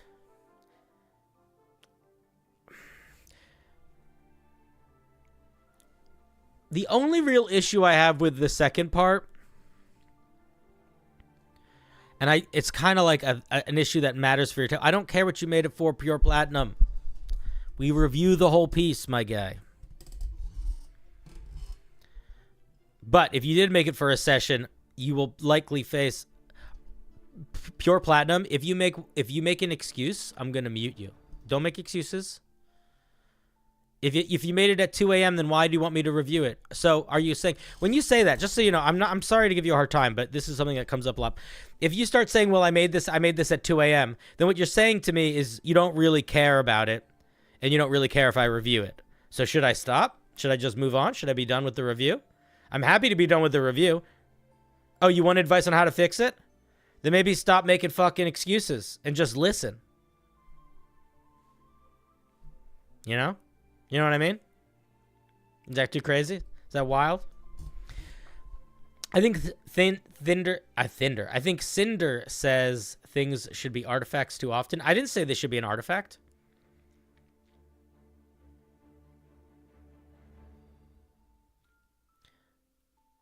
You think it should be an artifact, though?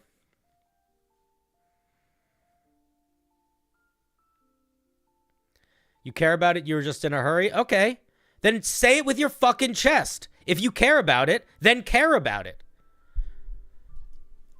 I want to make a speech at you, but I don't want you to feel like I'm attacking you with this speech. So I'm just going to say words, and they're not directed at you specifically. They're directed at everybody.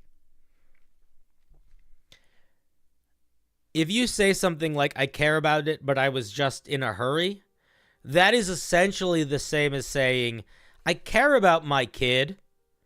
I'm just forgot to feed them today.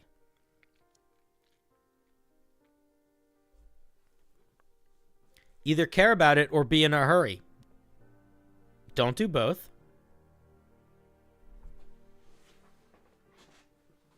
It's very hard to do both. Now you might be saying to yourself, well, I felt like it wasn't finished enough. So that's what I mean by a hurry. I really wanted you to review it. And I was hoping to get it in time, and I barely had time. And you know what? That's totally reasonable. I know it's all good, but you don't seem to get it yet.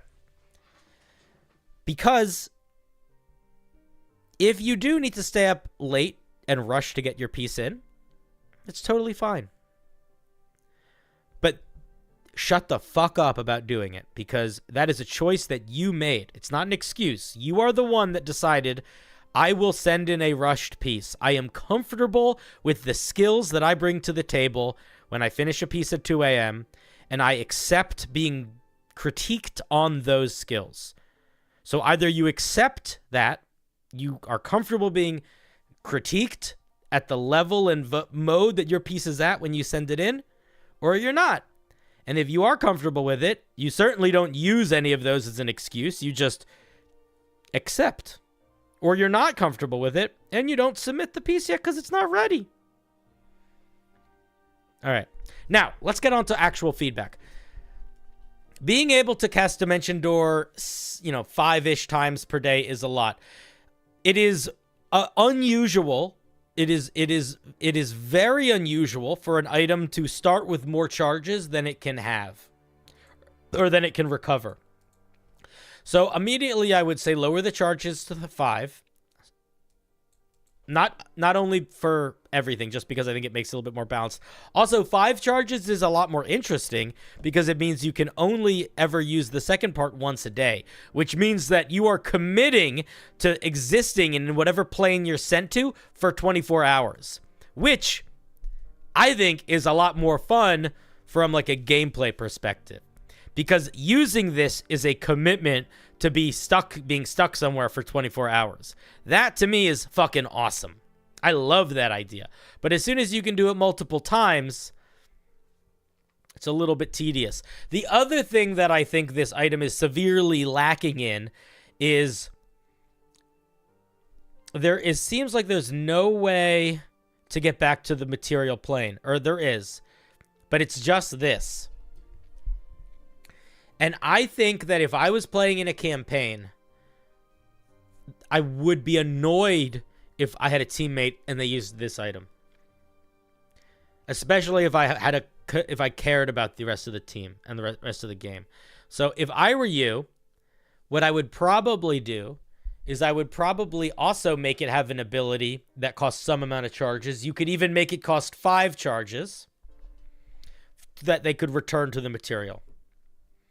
The point is that it's supposed to be hard to get back. Well, then I would not make it a magic item. I would just make it a thing that happens.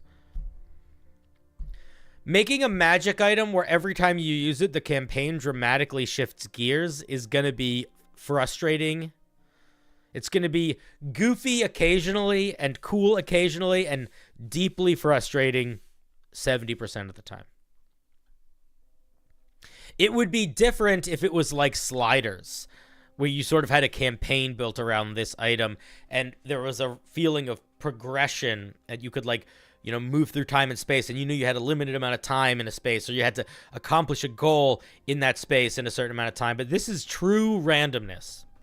And when you have true randomness as your core mechanic, there's no way you can get that feeling of progression, because it's about getting back.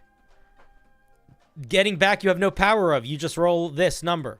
So I think that you either need to make this not a magic item and just make it like a mechanic of the game, or build in a way for this magic item to either anchor the material plane or to pick a plane that it can set as its anchor. You know, I can expend 5 charges to pick whatever plane I'm on as the anchor plane. On whatever plane of existence I'm in, it doesn't matter. I can spend 5 charges and return to that spot in that anchor plane. Something like that. That's what I would do. Your campaign is just a planar mess. Then more to the point, I don't think this needs to be a magic item. Because it's not adding anything then. It's just more of random mess. I don't think it should be totally random. You should have to destroy it to return. I think that's a neat idea.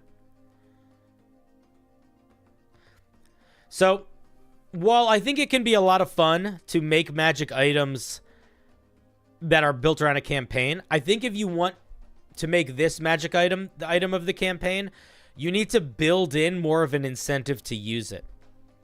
Because if I looked at this item, I would just never use it. Or I would never use this I would never use this part. I would just cast Dimension Door 5 times a day, which is incredibly powerful. And I just would never use the second part. You know what I mean? There's never a reason to. The only reason to would be if there was a campaign reason built in. And you could sort of build incentive into the item. But right now, it's just too random, I think.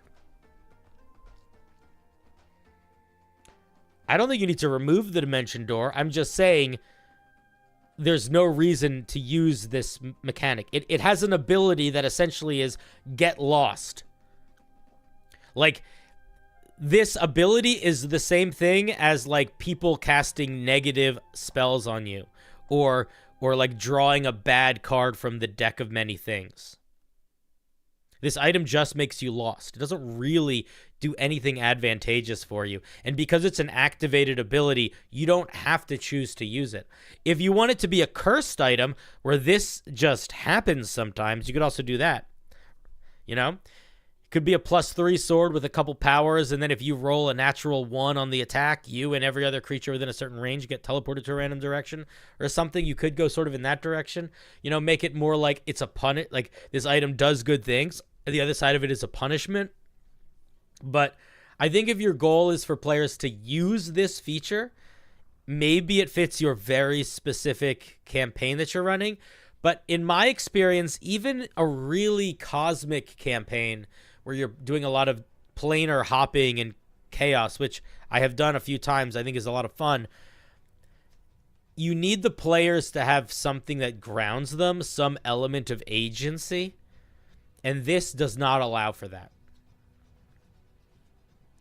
For example, in the planar campaign that I was running, they had their spaceship. So even if they were getting thrown through space, they had like a core home base that they could always be at, go back to, keep stuff in.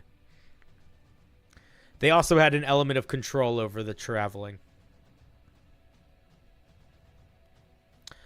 So yeah, those are my thoughts. They're traveling the planes to seal the Far Realm rifts. But again, pure platinum. Let's say, okay, let me ask you, like this is the issue with it though. So like, does that mean that I'm not going to be able to beat the game until I roll at least each of these once. Like, what happens if I roll Mount Celestia? You know, I go to Arcadia. We're chilling out. And then we roll Mount Celestia. Cool. All right, these places are taken care of. Time to roll again. Arcadia. All right, I guess I'm just have to hang out in this dimension until this recharges. And then roll again. Wait, I rolled Hades. Wait, we were there the last session. We don't have anything to do in Hades. All right, I guess we got to wait again. You know, see what I mean? Like it's just the random feels too random. That is what I'm getting at. It feels like a punishment. It doesn't feel like a tool. All right. Do you have any questions, thoughts, concerns, yearnings, aspirations? Is the plane of Earth real life? I have no idea. No. Plane of Earth is like the elemental plane of Earth. Like the plane of dirt in the ground. So replace the random with control or give them no control over the random. Well, I mean, if you wanted to give them control, then just allow them to cast plane shift. All of this can just be explained with you can expend 3 charges to cast plane shift. And then it just does this. The rest of it is just taken care of. There's a spell that does this. It's called plane shift.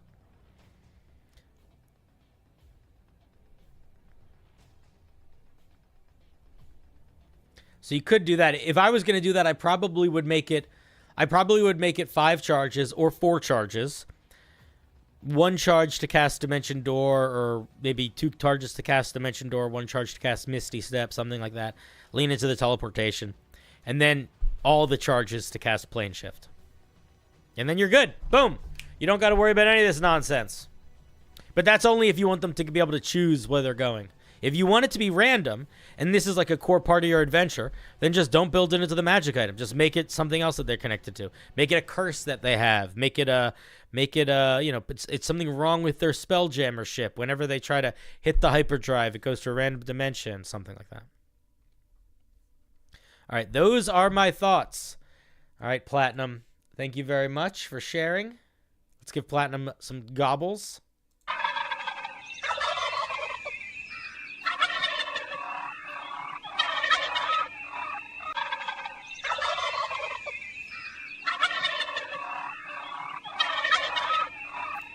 All right. Thank you, Platinum. I will be honest, Platinum. I expected something a little bit more out there from the talk you were talking earlier. You were talking big talk. But yeah, man, this just could be plane shift. All right, cool. Hope that helps. Thank you for sharing. Click. Click. You will fix it. You do not need to fix it. You can always say my feedback is not helpful. There's nothing broken. A better way to think about it from fixing it is you are going to adapt it, or you're going to keep editing it, or you're going to redraft it.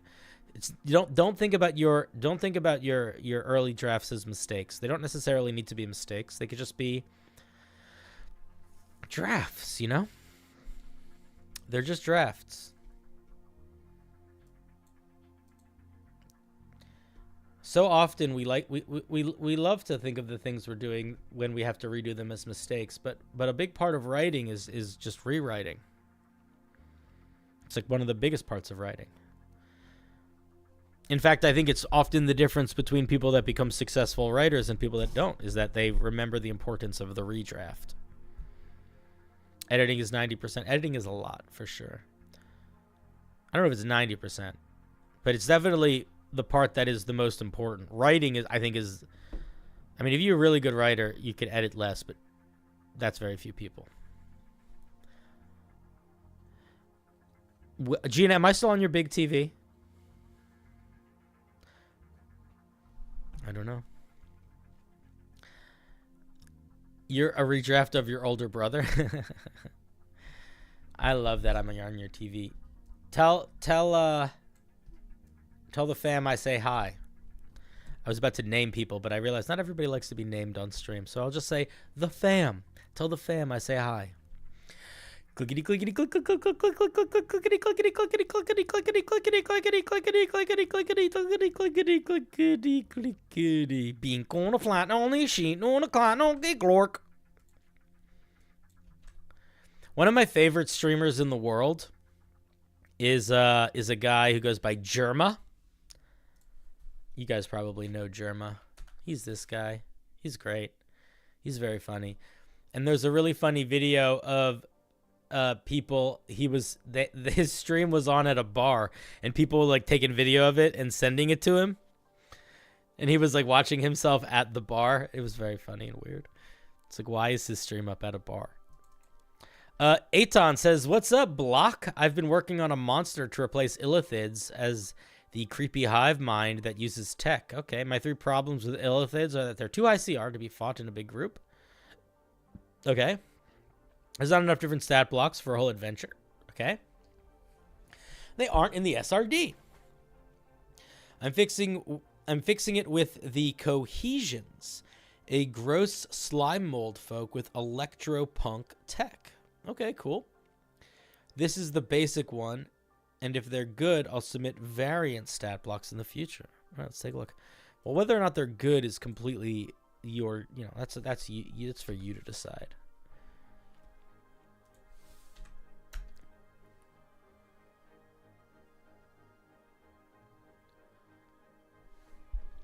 Big TV. Oh, we got a whole Big TV squad up in here, eh? He's glad I'm back on YouTube. I'm going to be on YouTube once a week. Or maybe twice a week. But I'm going to be on Twitch a lot too. We got to figure out the best way to become financially successful and or stable. You know? That's a tricky thing to do. Okay. Let us take a look at the cohesions. Is it the cohesions or the cohesions? Cohesions. Not enough. I'm on Twitch a lot. He doesn't like Twitch. All right, sorry. I know everyone on Twitch is like 14 years. They're all children. They're all children and e-girls. And me. Okay, the Cohesions, the Cohesions are a race of... Who is this from? I don't think Aton was going to make it to stream. Let me just check. No. Okay, cool. You'll learn about e-girls when you get a little older, Marauders.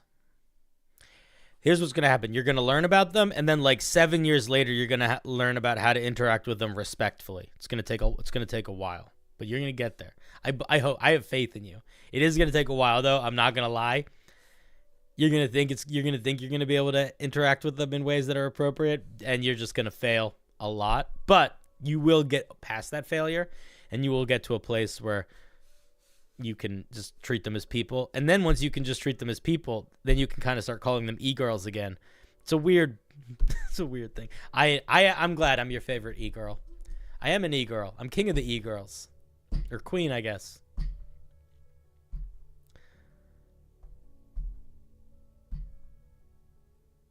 And then you'll become a mod? No. He might become a mod before he gets good at talking to e-girls. E-girls are hard to talk to if you don't know how to. First, you just have to remember that they're people. Then you have to remember that they're putting on a show. Then you have to remember to shut the fuck up. And then you're good. All right, let's take a look at Aton's piece. Oh, we look for... I did all this already. Sorry, got caught up. Flesh tuber? Oh, that sounds so inappropriate. I literally am a flesh tuber, by the way. This is what we're doing right now. We've talked about this, right? How there's the VTubers where they have their, like, digital forms, and I do flesh tube where I have my flesh form I take on. Those are good rules. They're okay. Your favorite moments are life lessons with Cinder? Oh, yeah. Come on now. I'm not that life lesson-y. I only really have one lesson worth learning, I think. And I think at this point most of you guys know it. Does anyone think they can guess what it is? What do you guys think my lesson is? It's pretty much there's really one main lesson. And it has branches to it. No, it's not Don't Say May. It's not Don't Say May. It's not Don't Say May.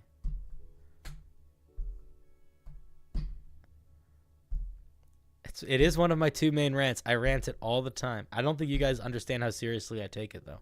You guys think I'm a joker, but I'm a serious sir. High standard. You have standards? That's good. I used to have standards. And then I got practices. Now I have standards and practices. Let's try Beast Barbarians communication. You guys are getting close. You guys are missing the mark. I'm not disappointed, but I am a little disappointed.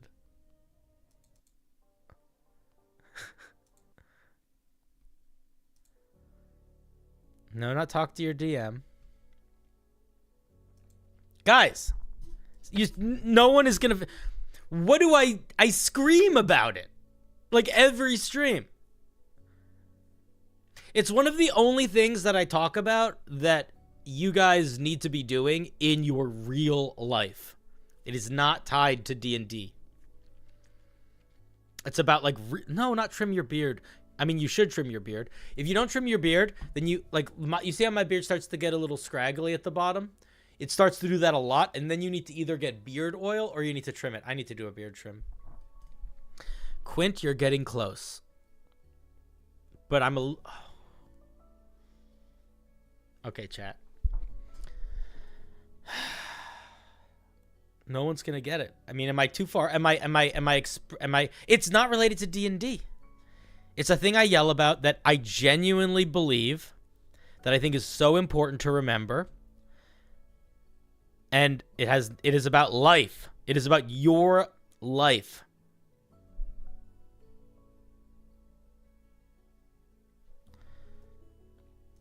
I mean, you guys are all saying good stuff, but it's not the main thing. No, financial security is just what I complain about.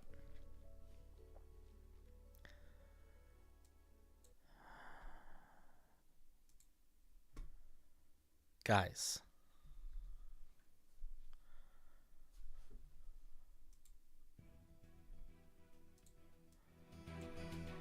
What are we doing here? What is it that I ask of you? Do I ask of you to be a writer? No. Do I ask of you to, I don't know, even write Homebrew? No. I only ask of you 2 things. And 2 things alone. Number 1, follow your dreams. And number 2, join my crew as we sail the seas. As I lead you as your king. And you find the One Piece. And you wield it to whatever means you deem necessary. And together, forever, we find peace. We find love. We find glory. We find all that exists beyond and beyond and beyond. So who's with me? Who's joining my crew? Who's following me on Twitch? No, fuck Twitch. You don't have to do that if you don't want to. I mean, you can if you want to. But more importantly, the most important thing you could ever possibly do in your whole life is ride with me across the sunset to destiny, to freedom, to glory, to happiness, to satisfaction, to the One Piece. Which you guys can keep. I don't even want. Anyway, that's what I was talking about. What made me go on that tangent? I don't remember. And now it's over. And it's never gonna come back. And I'm gonna miss it. And we're all gonna be so sad. I'm going to do another tangent. We're all going to be so sad.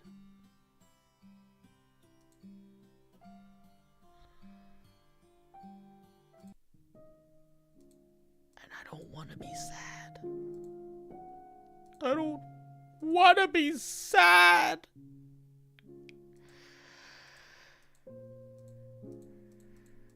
All right, calm down. Cinder, too much. You have to keep some semblance of going back to what the stream is about, or everyone's going to lose their minds. Sorry, Cinder. It's all right. You can't lose all your focus and just start doing stupid bits where you play music and pretend you have feelings. Yeah, but if I pretend I have feelings... If I pretend I have feelings, they're going to think I have feelings. And if they think I have feelings, then they will become mine.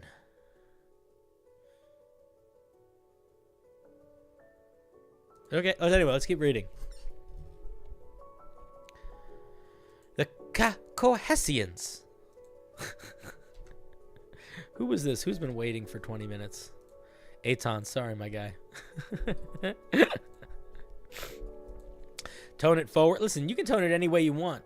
Any way you want it, that's the way you need it. Any way you want it. Do, do, do, do, do, do, do, do. You guys know that song? I wrote that song.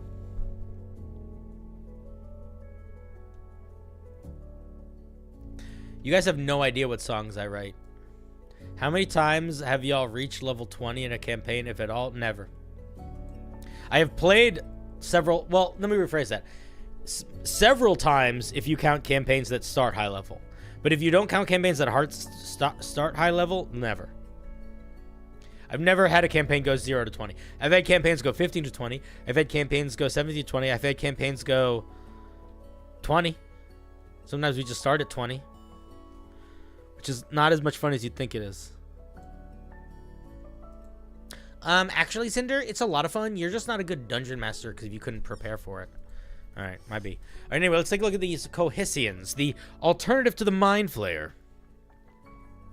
The Cohesians, actually it's Cohesians, I don't know what it is. The Cohesians are a race of sentient slime mold. The hive mind is centered around a Myconian, slime, Myconian, Rigatonia, Mazzaruto, Fettuccine Alfredo, Fibonacci sequence. Slime pool that can thicken parts of itself into a solid body, or hypha, to be sent out to the world on a mission to help the hive mind. Each such hypha is given strengths and abilities it needs to fulfill its purpose before returning into the melding pool. I like the vibe. I don't know what these science words mean, but I accept that they're real. Tiny evil plant. I'm here for it. Okay, it's a little plant gay. Let's see what it's got. Oh, the music just got so intense.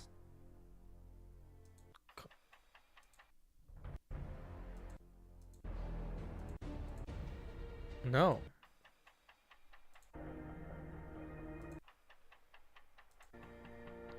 Alright, calm down. CR 1/2, 14 AC, 22 hit points, a bunch of flight. It's got climbing and walking. Stats are fine. Stats are low, but it's got pretty solid AC and hit points for a CR 1/2. So that's good. Immune to some poisony stuff. Swarming motility. I think you mean mobility? Is that just it can climb on stuff? Yep. Whenever it takes 4 damage or less, it takes no damage. I like that. That's essentially giving it a damage threshold. That's fun. All right, its actions are make this bigger or put an underline or something here. It's too this is too similar to these. Make this font bigger. It has Slime Swipe, it has Psionic Masters, and it has Technological Relics. We call those Italian-based rants the fettuccine sequels. Isn't this just like already existing plant monsters? I'm not sure. We're gonna take a look at it. It has a melee hit that deals poison damage, and the target has to make a con saving throw or be poisoned for a minute. Okay. Let's see what Psionic Masters does. They possess considerable psionic power, some of which is granted to the individual Haifa it sends out into the world. Hallucinatory or will-bending spores are used to turn humanoids into thralls of the colony. These thralls rejoin... Wait a minute. This is not mechanics. This is just explaining it. And this thing needs a couple more specific features. Like, this is just really close to Myconids right now. Like here. Myconids.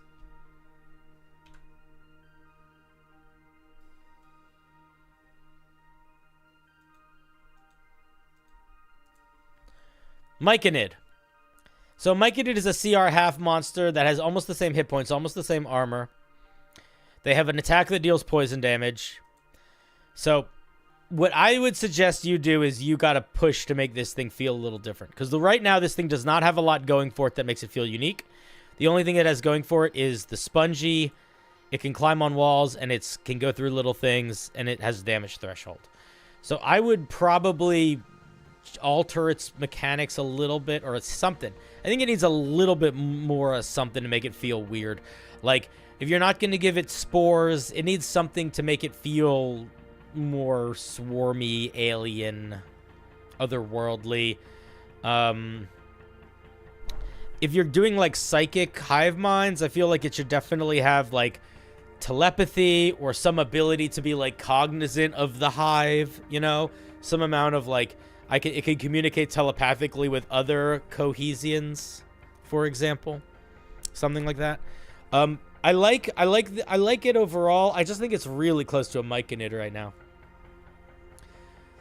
You could have it do psychic damage if you want it to move away from the poison. I think I'd probably write it a little differently, but I think you could do something like that. Ironically, give it more Mind Flayer stuff. Yeah, kind of. What if instead of it having this attack, its special attack was something that was a saving throw, and on a failed save, people took damage? And maybe, like, had disadvantage on intelligence checks for a minute or something. Yeah, it's not a bad idea. It's just doesn't feel super evocative yet.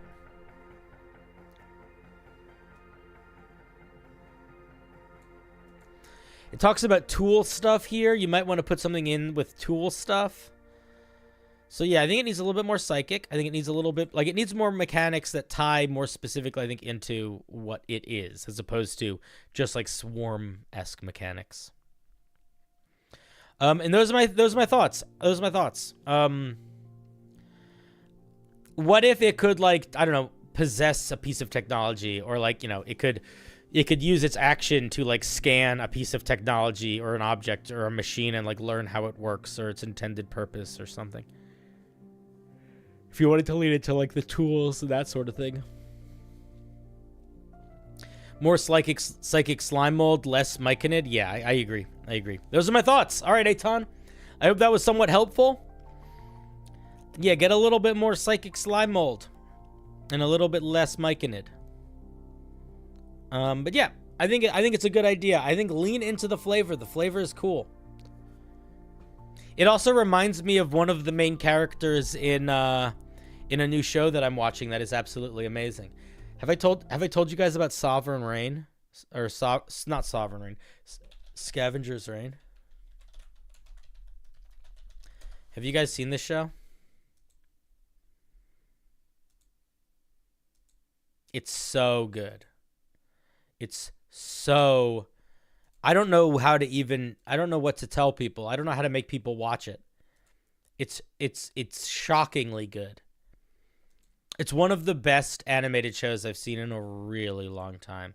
It's super weird. It's super trippy. It's super stylized. It is beautiful. It is haunting. It makes you feel like you're on an alien world more than almost anything I've ever seen before, ever. In, like, a beautiful alien world. That is... Oh, it's so fucking good. It's really, really, really good. Go watch it. Go watch it. Go watch it. Go watch it. Go watch it. Scavenger's Reign. Oh my god, it's so good. I think it's on HBO, yeah.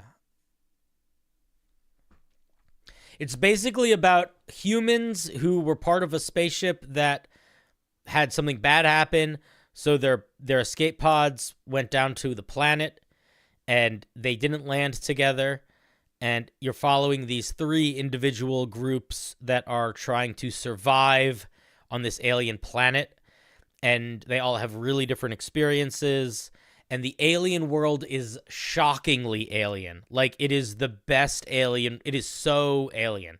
Almost nothing in it is what it seems in the way that you would expect. Everything is super weird. It's very cool. Mason, don't spoil shit or I'm going to time you out. Cool your fucking jets. But yeah, it's amazing. It's super, super, super good. I don't give a fuck. Now they know it's coming. It doesn't matter if it's in the first episode. It's still a spoiler, my guy. I don't care about spoilers, but other people do. No, rain like they rule, not rain like it falls.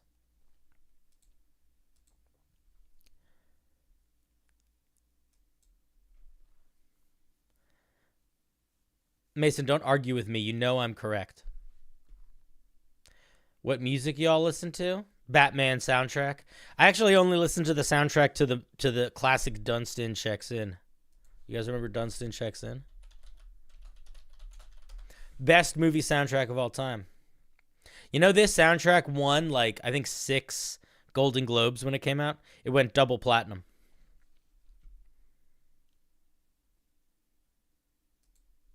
It's one of the main reasons why that movie was so popular. Kids Bop only. You disagree. That's okay. You're wrong. That's fine. You don't listen to the Digimon theme? Yeah, me too. You guys know I know the Digimon theme by heart. I know the whole song. Digimon was so much better than Pokemon. Can we just say that? At least from a television show perspective, it was so much better. Pokemon was so stupid. Digimon was so much fun. Pokemon was like, here's a dumb plot and a bunch of dumb fucking dinosaur people and a bunch of dumb villains and a bunch of dumb main characters who do the same fucking thing every single episode where there's no feeling of progression or growth or dynamics. Or you could watch Digimon, which is equally as dumb at all of those things, but the creatures look like awesome monsters that constantly transform into other awesome monsters. It was amazing. It was like, hey, what if all the monsters looked cool and kind of horrifying and they constantly transformed? Like every fight they transformed. I'd be like, oh, sign me up. Well, you didn't have to be like that. That was Digimon. Digimon, digital monsters, Digimon are the champions. Change into digital champions to save the digital world. That's how the song went. And you'll never know. Everybody got so mad when I said Pokemon was bad. It was dumb. It was a dumb show. It is a dumb show. You can have nostalgia. You can like it if you want to, but it's fine. It's dumb. It was dumb. It never wasn't dumb. I'm not saying the games are dumb. I'm not saying the mangas aren't dumb. Actually, Cinder, there are no mangas. Technically, it was a video game first. Wonderful. The show's fucking stupid.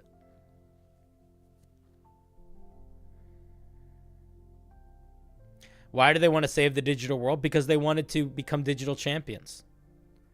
Because Digimon are the champions. Duh. The theme song is better than Pokemon, though. Everything is better than Pokemon. The only thing that's not as good as Pokemon, the only thing that's not better than Pokemon is, like, I guess, like, Pokemon on slow motion. Most newer kid shows are incredibly awful. I don't really watch kid shows anymore. I used to watch kid shows when I was a teacher because I would want to know what the kids were talking about, but I wouldn't watch a lot of them. I would watch like 1 or 2 episodes. I would watch to know who they were talking about. Fucking Paw Patrol. You know what they should call Paw Patrol? They should call it the Trust the Police show. The police don't do bad things. Welcome to Paw Patrol. Trust the police. And it's like, hey, shouldn't you teach kids to trust the police? I don't know, man. Not in this day and age. Clickety clickety clickety clickety clickety clickety clickety clickety clickety clickety clickety clickety clickety clickety clickety clickety clickety clickety clickety. Brant a fleet no geesh mon of caught no Clark. All right, Marauder, you're up. Let's see what you got. My first real homebrew. Marauder, did you want to come on stream? You know what show was great? That wasn't Paw Patrol? Octonauts. This show slaps. You guys know Octonauts? Octonauts is the best. This show dominates. It's about these creatures that go underwater and they learn about sea creatures, and one of them is like a part squid, part pig monster guy. This fucking guy, he's like a weirdo. It's awesome. It's like a science show, but it's like a science adventure show. It's so good. Octonauts was great. I'm the oldest of like 1,000 siblings, so I watched kid shows a lot. What else was that? What did somebody say? Somebody said Street Sharks was pretty good. That's true. Street Sharks was pretty good. Megabots was fun. Metabots? I don't know what that is. Somebody else had a show that was pretty good. I lost it. Whatever. Doesn't matter. All right, let's grab this. Let's grab Marauder.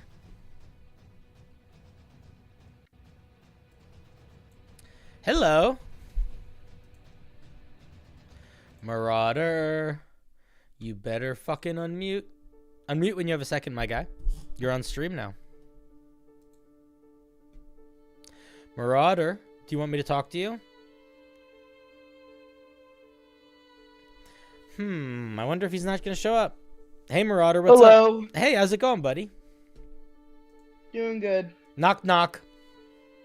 Who's there? Two. Two. Who? To whom?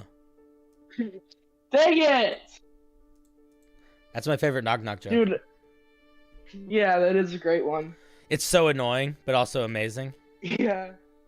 So, I made this homebrew for, when you were making the wrestler homebrew. Sure. I was like, oh, we can make the mask a, magical item. Okay, so it looks like it's a magic item that gives a different property for everyone. Let me just see. It enhances the user's abilities. And it is intended for level 17 players and up. There's nothing wrong with saying that it's intended for level 17 players and up, like somewhere, but I wouldn't build it in like the core text. I would maybe just put that as like a Dungeon Master's note. You can also determine that by making it a certain level. So if you make an item, a legendary item, or an artifact, it kind of indicates to the Dungeon Master that it's intended to be a very powerful item, and they shouldn't get it till late game. Let me just quickly scam it. I'm seeing... Scam it? No, scan it. So it looks like every class gets 2 of its ability scores increased by 2 and something else. Is that what I'm seeing? Yeah, pretty much.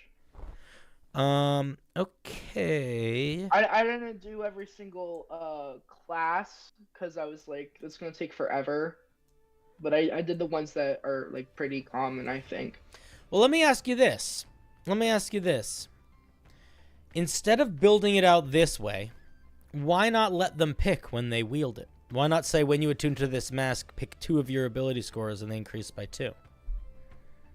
Oh yeah, I should have. I think maybe that would be the way to do it, only because you end up in this situation where, like, for example, like, what if the rogue is a strength-based rogue, you know? Or what if the... Yeah. What if the... You know, there's a lot of reasons that you might want to put stats in some places other than others.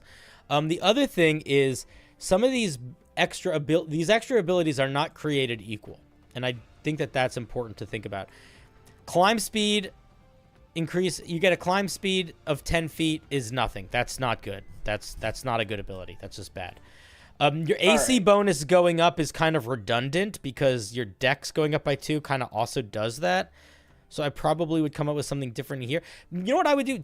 What's your favorite part? What's your favorite part of this item? Like, what excites you about it? I was actually trying to go for more of a, like, I don't know, like, I was gonna build in a part for, like, the more, like, this is a item of the gods that has been put in this specific place by their foresight. Mm-hmm. So, for you specifically, their champion. So to, like, help you on your quest or whatever. So here's what I think. Because I want to point out, first of all, I want to point out some positives. One, I think that you have a good sense of rhythm going here, in that, like, there is an element of balance in just, like, the amount of things each of these are getting. Like, everything is getting +2 and one extra thing. That's a good headspace to be in. It's also, I think, a really fun idea to think about an item that gives everyone something different. I think it creates space for, like, people to share items or to swap them, and I think it can have a pretty big impact on the game, and it can be a lot of fun. So I like that. I like both of those things. I think the question that you need to ask yourself, and honestly, it's the hard part of this, is that the more options you give for a way an item can exist, the more you have to sort of balance them. Also, Mason brings up a good point. Like, what if you are multi-class? So if you are one level of... Oh, I put a thing on that at the bottom next to some of the art. It's like, if they multi-class, they have to choose which class they want. Like, which I see. Class, Yep. I would put that towards the top. They should read that before that. So, like, before you jump into this, I would say something like, when you attune to this mask, you can increase 2 of your ability scores by 2 each. In addition, depending on your class, you gain one of the following benefits, as listed below. If you are multi-classed, you pick which class benefit to gain when you attune, but not both, or not all of them, something like that. Now, what I was gonna say was, the hard part is gonna be balancing these. And I think that if I were you, it's going to be tricky. So what I was going to say is you should lean on, this is what I would say. I would say, if you really want to make this feel like it's going to be fitting each class's unique thing, whatever the ability is should tie directly to something that only that class can do. So, like, having the Bard one get an extra use of Bardic, I think, is a good idea. Or something like that's a fine idea. That but, was like... actually, oh, sorry. No, you go first. Oh, I was just saying that I was actually going to give them something else. I just couldn't figure out what, and I asked my friend, and he was like, oh, we'll just give them an extra use of Bardic Inspiration. Yeah, I think that makes sense. But, like, so, like, for example, like, the Druid, like, all the main spellcasters are just getting extra spells. I wouldn't do that. I would be like, you know, you get an extra use of your Wild Shape. Or the Cleric could be like, you get an extra use of your Channel Divinity. And the Wizard could maybe be like, when you use Arcane Recovery, it's better. But, like, pick core class features to tie in. And make more powerful. I don't think they need to be more powerful, because it's getting to add +4 to your stats overall is stupidly strong already. A paladin getting a once a day free smite at their highest spell slot, I think, is a really cool idea. But yeah, I would make them I would make all of the things that you get from them, I would make them once a day, and I would make them tied to a core class mechanic, and I would try to make them all sort of feel like they have the same impact. So, like, for example, a Bard getting an extra use of Bardic Inspiration is not nearly as powerful as a Druid getting an extra use of Wild Shape. Wild Shape. Right. So there's or like a Barbarian getting extra use of their Rage or something like that. Although the Rage one is not gonna be that good, because eventually you just have infinite. But, like, I guess that's true for Wild Shape too. But like, that's the kind of headspace that I think you should be thinking about. I would not do an extra action. I wouldn't do an extra action for a fighter, but you could. I mean, an extra action surge would be really strong. A more tempered version would be like extra second wind or something like that. But But that's the question to ask yourself. And then the other question to ask yourself is, do you want this to be one item that is hyper customizable and different depending on who's wielding it? Or is your goal to build an item like this for every class? Because if that's your goal, then you can split it up and you can get way more into the minutia of what each individual item does. But if the thing that excites you the most, the thing that you're most like, this is cool, is the fact that it's one item that can like change to embolden whoever's wearing it to whatever class they are, then lean into that. You know, actually, originally in the first draft of this, I put like something about that in the flavor text, but I was like, nah, that's not important, and so I deleted it. I mean, I don't know if it's important or not. I think that this definitely needs more flavor text. This doesn't really have much. Yeah. But no, I think the bigger question to ask yourself is like, what do you want it to feel like? Do you want it to feel like an item that can fit anybody, or do you want to build a bunch of special items for special classes? And that's, I think, the move. I mean, I could possibly do both, but it's gonna be like a super big homebrew. No, I wouldn't do both. This is one of those Yeah. things where, so like one of the things that you're going to learn as you do more writing, and this is not always fun, but it is incredibly fun once you get comfortable with it. Very often, less is more. All right. Usually, if you want to make something that's exciting and memorable and will get use, you don't give it a lot of features. You give it one or two very fun, cool features. Now, Yeah. in this one, it's a little bit different because the cool feature, quote unquote, could be that it's different depending on who's wearing it. Like, that's really cool. But I don't think you need to try to mix a lot of crazy stuff in on top of that. I think if that's the goal, let it be that. If that isn't the goal, then maybe it doesn't need to be that. And you could split this up and make a couple different magic items that are a little bit more focused. Yeah. I think it's really your call. I don't think there's a right or wrong way to do it. Mr. Anderson suggests, what if you could gain access to another class's features? I think you could go in that direction, but I would encourage not doing that yet. That's a pretty weird homebrew, which is not a bad idea at all, but it's going to be tricky as hell to balance. And I would encourage leaning more into stuff that you feel like you're going to be able to use in your game, and you're not going to, like, it's not going to make you have a headache later. Yeah. Yeah, it would be a very different item. I agree. I think I would probably go for like the this class gets this stuff, but it's like super cool stuff, and you can't really customize it, but there is like a little itty bitty bit of customization. I mean, the customization could literally just be you picking what stats you get to add stuff to. Yeah, so like if you want to, you can just add like one +1 to whatever stat you want. Mm-hmm. Yeah, you could do something like that for sure. I think it's listen, man. I think it's a pretty good idea for a first serious homebrew. Yeah. My main feedback for you for this piece is, I think, simplifying it so I don't have all the numbers added everywhere. And then make sure that each of the different things each class gets feel distinct and unique for the class and sort of balanced.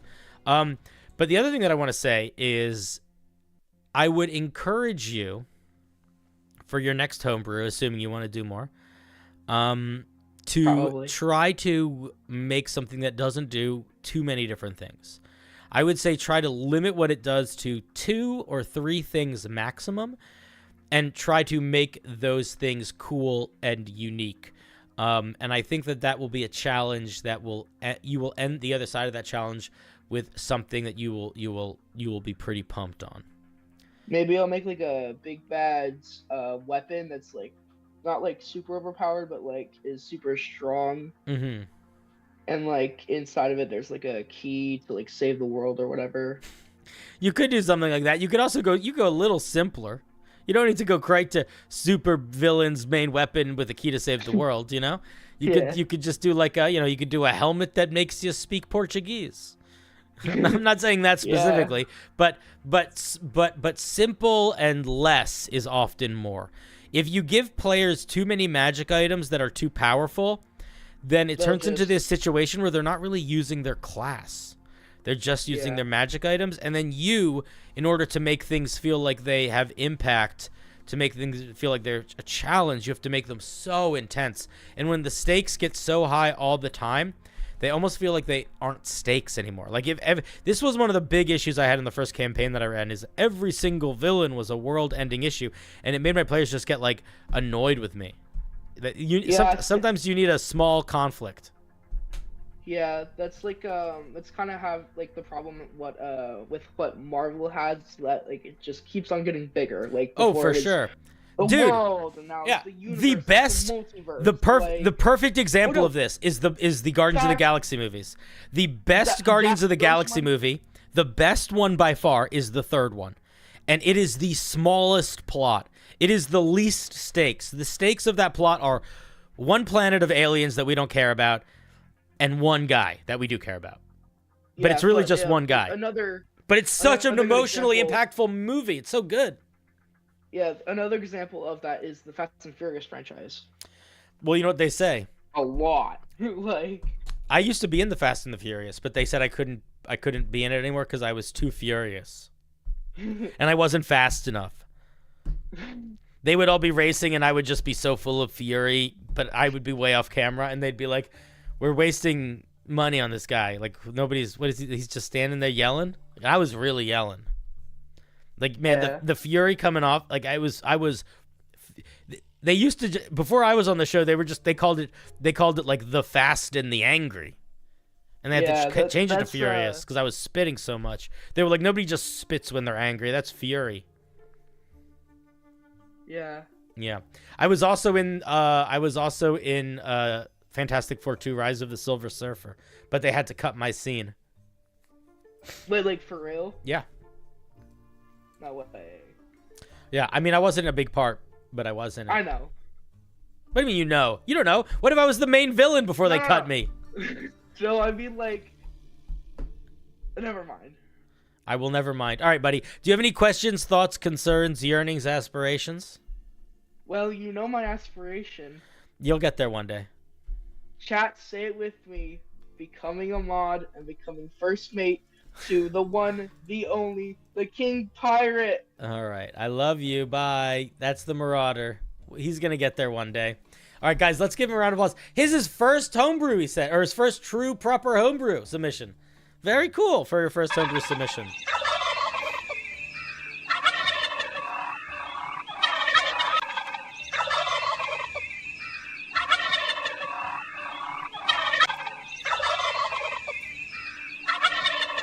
Do you know what the best part of my existence is?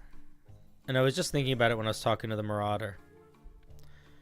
I have enough truly wild things that I have experienced that you really will not know when I'm lying and telling the truth. And that's so cool. So because I could lie about every story, but if half of them are true and you guys just assume all of them are lies, that's amazing. Because then some of you assume all of them are true, which is also amazing. Do you have an opinion on Skitzer? Dude, I yelled at someone about Skitzer. Who did I yell about? I yelled at Derek about it. I didn't understand what it was. And he sent me a picture. Skitzer, for people that don't know, is like, it's like lime juice and Skittles, I think, or something like that. It's something in Skittles. Maybe Gatorade and Skittles, Mountain Dew and Skittles. It's something in Skittles. And he sent me a picture of it, and he's like, yo, Cinder, what do you think? And I didn't know what it was. So I thought he was just sending me a horrible picture of something gross. And I really appreciate Derek, but I was like, I don't think we're at the relationship for you to be sending me, like, pictures of vomit in cups. Because it was, like, green with stuff floating in it. And I got really annoyed. And then he was trying to explain to me, oh, it's seltzer. It's Skittles and seltzer. And then he was like, hey, man. It wasn't you? Okay, then somebody else was like, hey, man, this is what this is. And I didn't know what it was. And it took me, I got elevated to a level of like, don't send me gross shit so quickly that I think I overreacted and I felt bad about it afterwards. And I don't know if I ever apologized about that. And I don't know if I ever will. But I should. And I know that it was wrong to overreact in a way.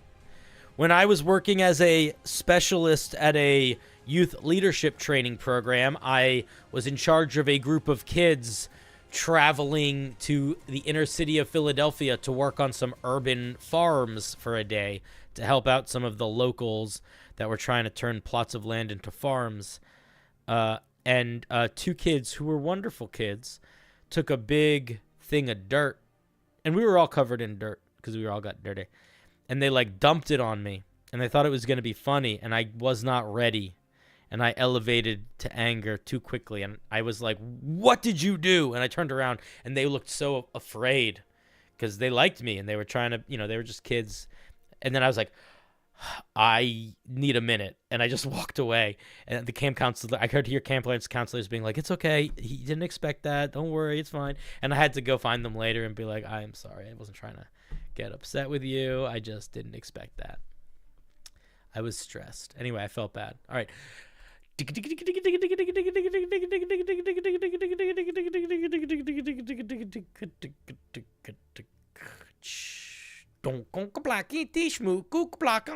I know it was you, Derek. I was just playing along. I thought you were trying to walk away gracefully, and I was giving you that out. Created a rogue subclass based around a line infantry combat. Weird. All right, I might not read your comments. I usually don't, just so you know.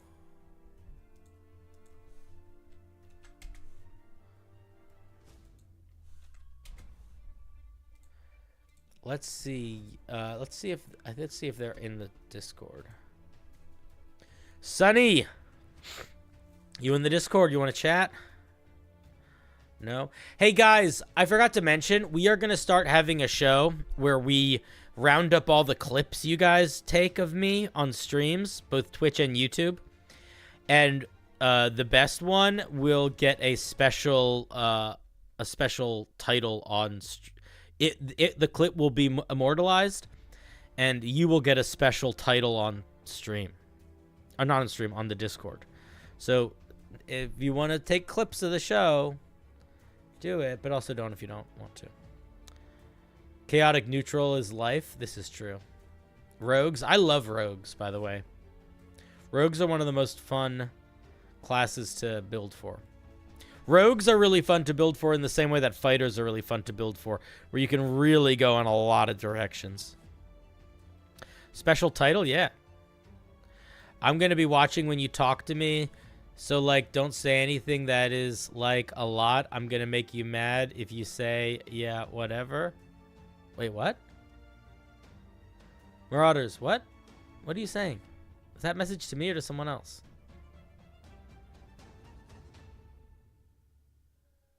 I'm so confused. I don't want to never mind. I want to know what you mean.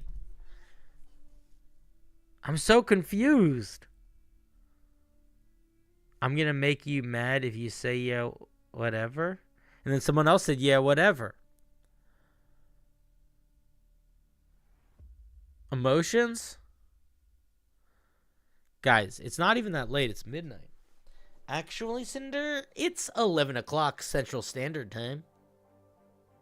Actually, Cinder, it's 1 in the morning Western Australian time. 2 in the morning Western Australian time. How do you know that? I'm lying, idiot. Oh, okay.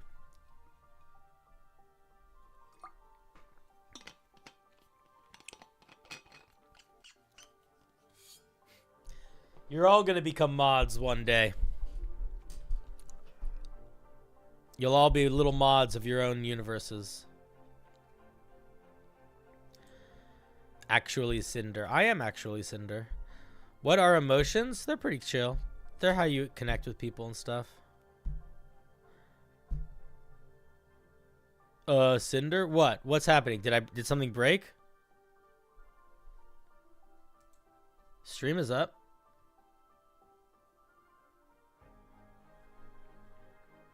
All right. Let's take a look at this militiaman rogue. Guys, if you think the notes are important, you can read them. Tell me if I should. I'm going to forget that you told me, though, so you need to be very clear. You need to say, hey, Cinder, you should read this note. Don't say Blagoflush, or say, oh, yeah. Good night, Josh. Have a good night. You're a champion. You can count to 20 so fast. Also, time is an illusion. This is true. I don't know if time's an illusion, but it's definitely something that we've created. Facsimile of, that we exist within. Both a paradox and a prison. At third level, we get 3 features. That's a little bit lot. Let's see. At third level, we get Black Powder Prodigy. Optional feature. You're no stranger to combat, the smell of gun smoke, or roaring sound of an enemy charge. It's just you and your rifle standing between tyranny and everything you hold dear. It's a lot of flavor text for a mechanic. I would cut half of that out. Starting at third level, you gain proficiency with firearms. In addition, performing any cunning action also counts as taking the reload action for firearms that require it. Okay, I think that's fine. Optional feature. We're going to mostly ignore it, but I think if you keep it, it's probably fine. Yeah, it's probably fine. This could actually, you can only recharge 1. Yeah, it's probably fine. All right, let's get into the actual mechanics. Unwavering resolve. Surrounded by those whom you've sworn to defend, you stand steadfast no matter how close the enemy gets. You will not be overwhelmed. Not only is that 2 sentences that are mixed together with a thing that is sort of part of both, but also not either end is the same, so that needs to be 2 sentences. That's also too much flavor text. If you want flavor text, put it at the beginning, my guy. Starting at third level, when within 5... Why is it too much flavor text, chat? Because we want to find the pieces quickly. We don't have to hunt for information. It's a yes, it's a run-on sentence. It's, man, listen, we go on a marathon with this sentence. We could call what's his name, the chocolate guy, with the shrimp. Forrest Gump, Silver, Academy nominee Tom Hanks, Academy Award winner. Starting at third level, when within 5... Why is this capital?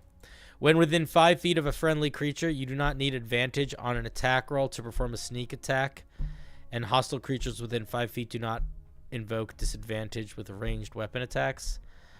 So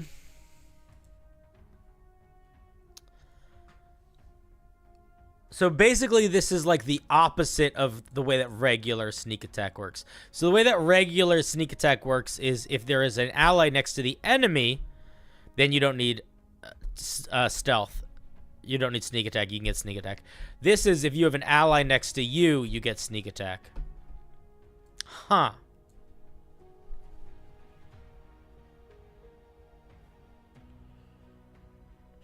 I think it's interesting. I don't know how I feel about it. I'll tell you what I do think. I do think that this last part is extra. Get rid of this. Redundant. It's not redundant, but it's too much. We don't need it. This is all. If we want to build a ranged rogue, let's build a ranged rogue. Get rid of this second part.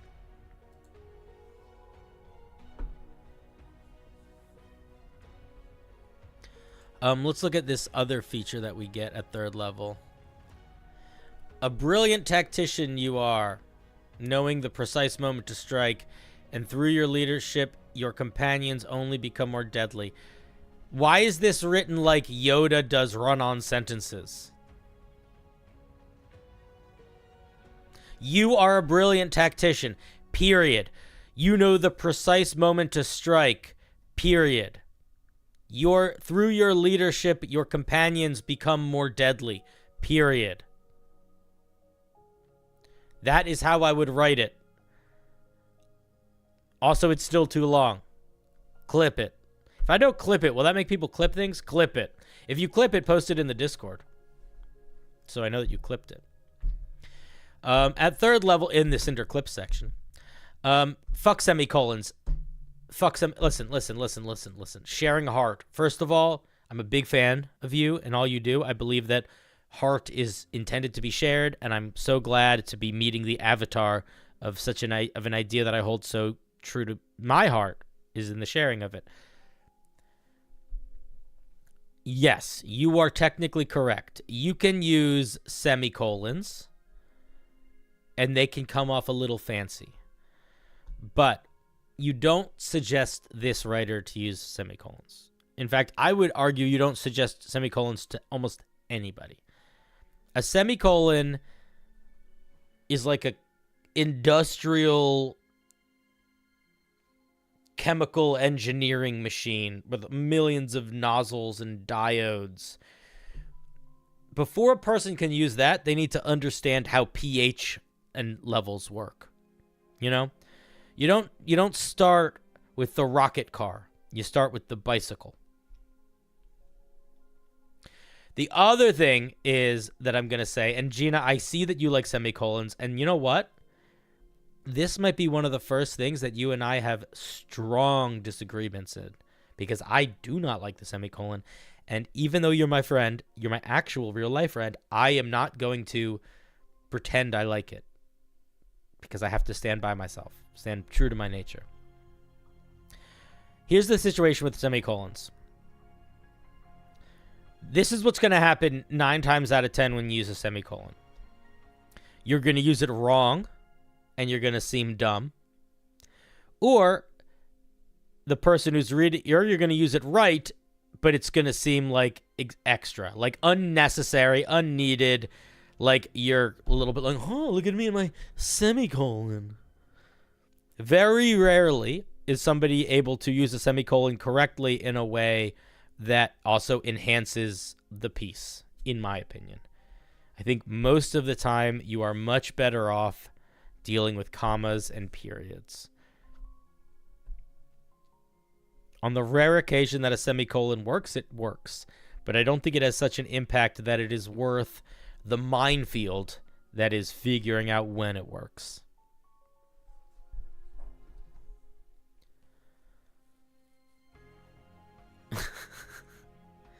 I think it was Mark Twain. It was either Mark Twain or Kurt Vonnegut that was like, you should not use semicolons. Just don't. And I took it to heart. I was like, you're right. You're right. All right. Now that we're done talking about that sentence, let's read what this actually does. At 3rd level, the help action is added to your list of cunning actions and can be performed if you are within 5 feet of an allied creature. There is already a rogue that gets this. Ah! Guys, if you're going to be making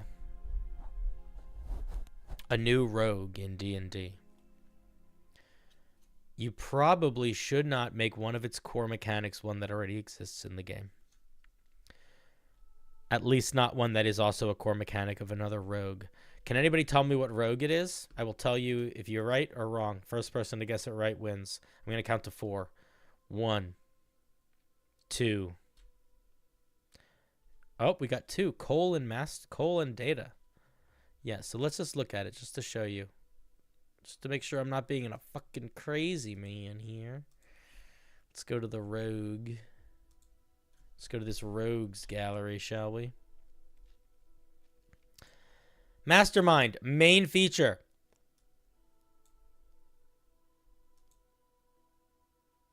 Boom. You can help as a bonus action.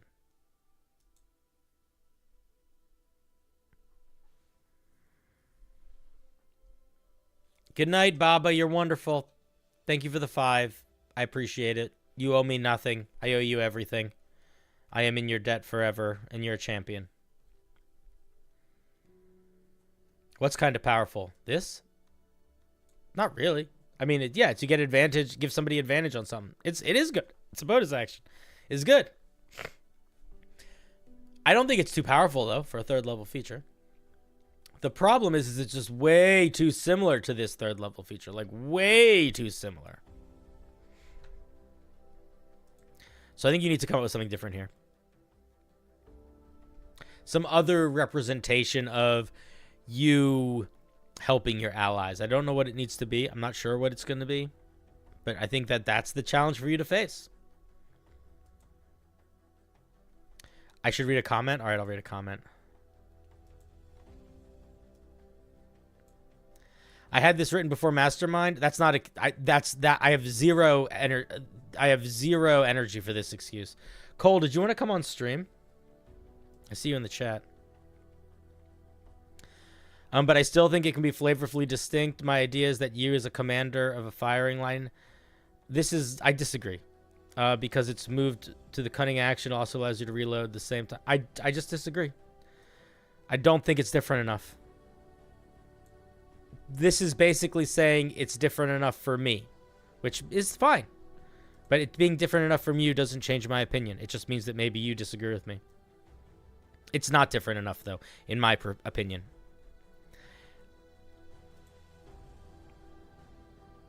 Let us... You're in the waiting room? All right, let me grab you. I don't see you. What's your username? Are you actual son? Yes. Okay, here, let me grab you. If you come in here and just start arguing with me, then I'm gonna hang up on you. Hello? No, I'm not.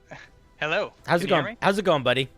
Going good. Okay, I got some explaining to do because I haven't worked. I was gonna submit this Lucy got some explaining to do. Okay. Did you know that I was on an episode of I Love Lucy? I had no idea. I was a little kid.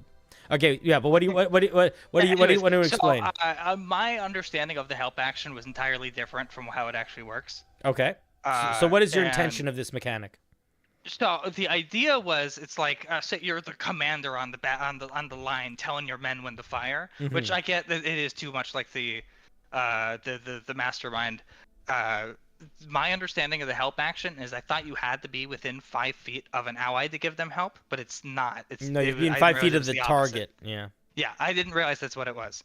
So this is something I'm gonna probably entirely change. So I think that the move here is, if your goal is that, and is the goal that is, this is what I would say. I would say that you already are gonna be next to your allies all the time because of unwavering resolve. Like, it's just like easy peasy lemon squeezy. So yeah. I don't think this needs to be tied to that mechanic if you don't want it to be. If you want to do a mechanic that gives you some benefit to being next to your ally, I think you could, but I also think you could push it back to a higher level. And then at the other feature that you could give here could round out another aspect of what your goal of this militia tactician is. Because I would say tactician is the mastermind. Like, I think that I would lean more into the militia-y stuff. And I don't even know exactly what that would be, but that's where my head goes. So one of the big things I was kind of going for is kind of like a combat loop. I don't know if you read any of the other kind of comments I put in there, but I use the kind of like the firearm system from like heavy arms as things. And basically the way that works is you can, if you're run out of ammo or in your firearm, you got to use either an action or a bonus action to reload. Yep. So the loop I was going for is like you'd fire your musket, time to reload. Let me give you the help action while I'm doing that, because you get that that cutting action reload thing from the other third level feature. So it was like, oh, let me help you out while I'm doing that. So it's kind of a neat little loop you got going on. Yeah, but that's such a that's too finite a thing to build a whole subclass around. Like, if that's the goal, then make it a magic item. Like, I think the importance of a subclass is that your subclass is with you through every aspect of the campaign. Like, one single combat loop is not enough. Okay. We need to fill that out a little bit. Most rogues that give you an alternative way to do rogue stuff is giving you a combat loop as a part of it. But the combat loop that you're getting is standing next to your ally. That's what you need. You don't need to do more than that. The cunning action, the standing next to your ally and the cunning action reload is good. You don't need more than that. Okay. So I think the question is, what else does this thing do? What other things does it have? Like, what else do you need in this kit to sell the idea of this character? And if the idea is you're sort of being more of like a battlefield leader or something like that, maybe you could do something like, I don't know, like, what if you can I almost want to encourage you to do something like some sort of, like, you can use your bonus action to let somebody else do some sort of attack or movement, or sharing action economy or something like that. I'm not exactly sure what I would do there, and there are some classes that already do things like similar to that. There's a bard that does some very similar stuff. But I think that's the question that you need to ask yourself is what does it mean to be a militiaman, and what piece of the puzzle is missing, and then make that piece the third level feature here. Okay. Yeah, if you use your reaction to attack another enemy, you can get sneak attack on the attack. You can already get sneak attack from using your reaction, can't you? Unless you're talking about something else. Yeah, you can. That's just a thing you can do on other turns. It was actually Oh. Hmm? I would say it was something that's super funny. I don't know if because I wasn't watching for the very beginning of you reviewing the whole piece. Sure. Just because I was actually we're taking a quick intermission. I was mid-session DMing a session, and I That's so funny. How's the game going? it's going good. I used some of that travel advice you gave me. Kill one of your characters today. Exactly. I'm trying. They're surrounded by What zombies. level are they? They're level 7 or 8 now. What kind of zombies? Just regular zombies? It's a little like homebrew monster I made. Do you know who? How many corpse flowers can I encourage you to enter the fight? I have no idea what the hell that is. Oh, wait, I'll talk about. Just look it up and then add one. It's a giant plant that eats dead bodies and follows zombie hordes and battles to eat the dead, but it can summon zombies and hit things and hurt things. It's really strong. Well, it's likely they're listening right now, but yeah, one said, "Wait, don't kill us." Oh, don't kill all of them. Just kill any. I would say only kill ones that's names have a T and an H. Okay, so anyways, what was I talking about? Oh yeah, Homebrew. The zombies I was using. Do you know who Z Bastu is? He's like an animator on YouTube. Yeah, he's a good friend of mine. Oh well, I'm using basically kind of. I'm just kidding. I've never talked to him before. I apologize. Okay, that's okay. I just have to lie about everything now. I've decided for the rest of my life. Yeah, of course. No, I'm a big fan though. His animations are great. Yeah. There's a specific video he made on zombies. I've nabbed a few mechanics from that. Cool. Yeah, so that's what I'm throwing out. Anyways, all right, let's keep sorry going. for just... No, let's go. So at 9th level, we get 2 features: Public Servant and Firing Line. As a valued protector of the community, commoners and nobles find you very trustworthy for better or worse. Why is it for better or worse? What does that mean? I don't know. It's flavor text. All right. Don't feel compelled to have answers to questions, but just note the question was asked.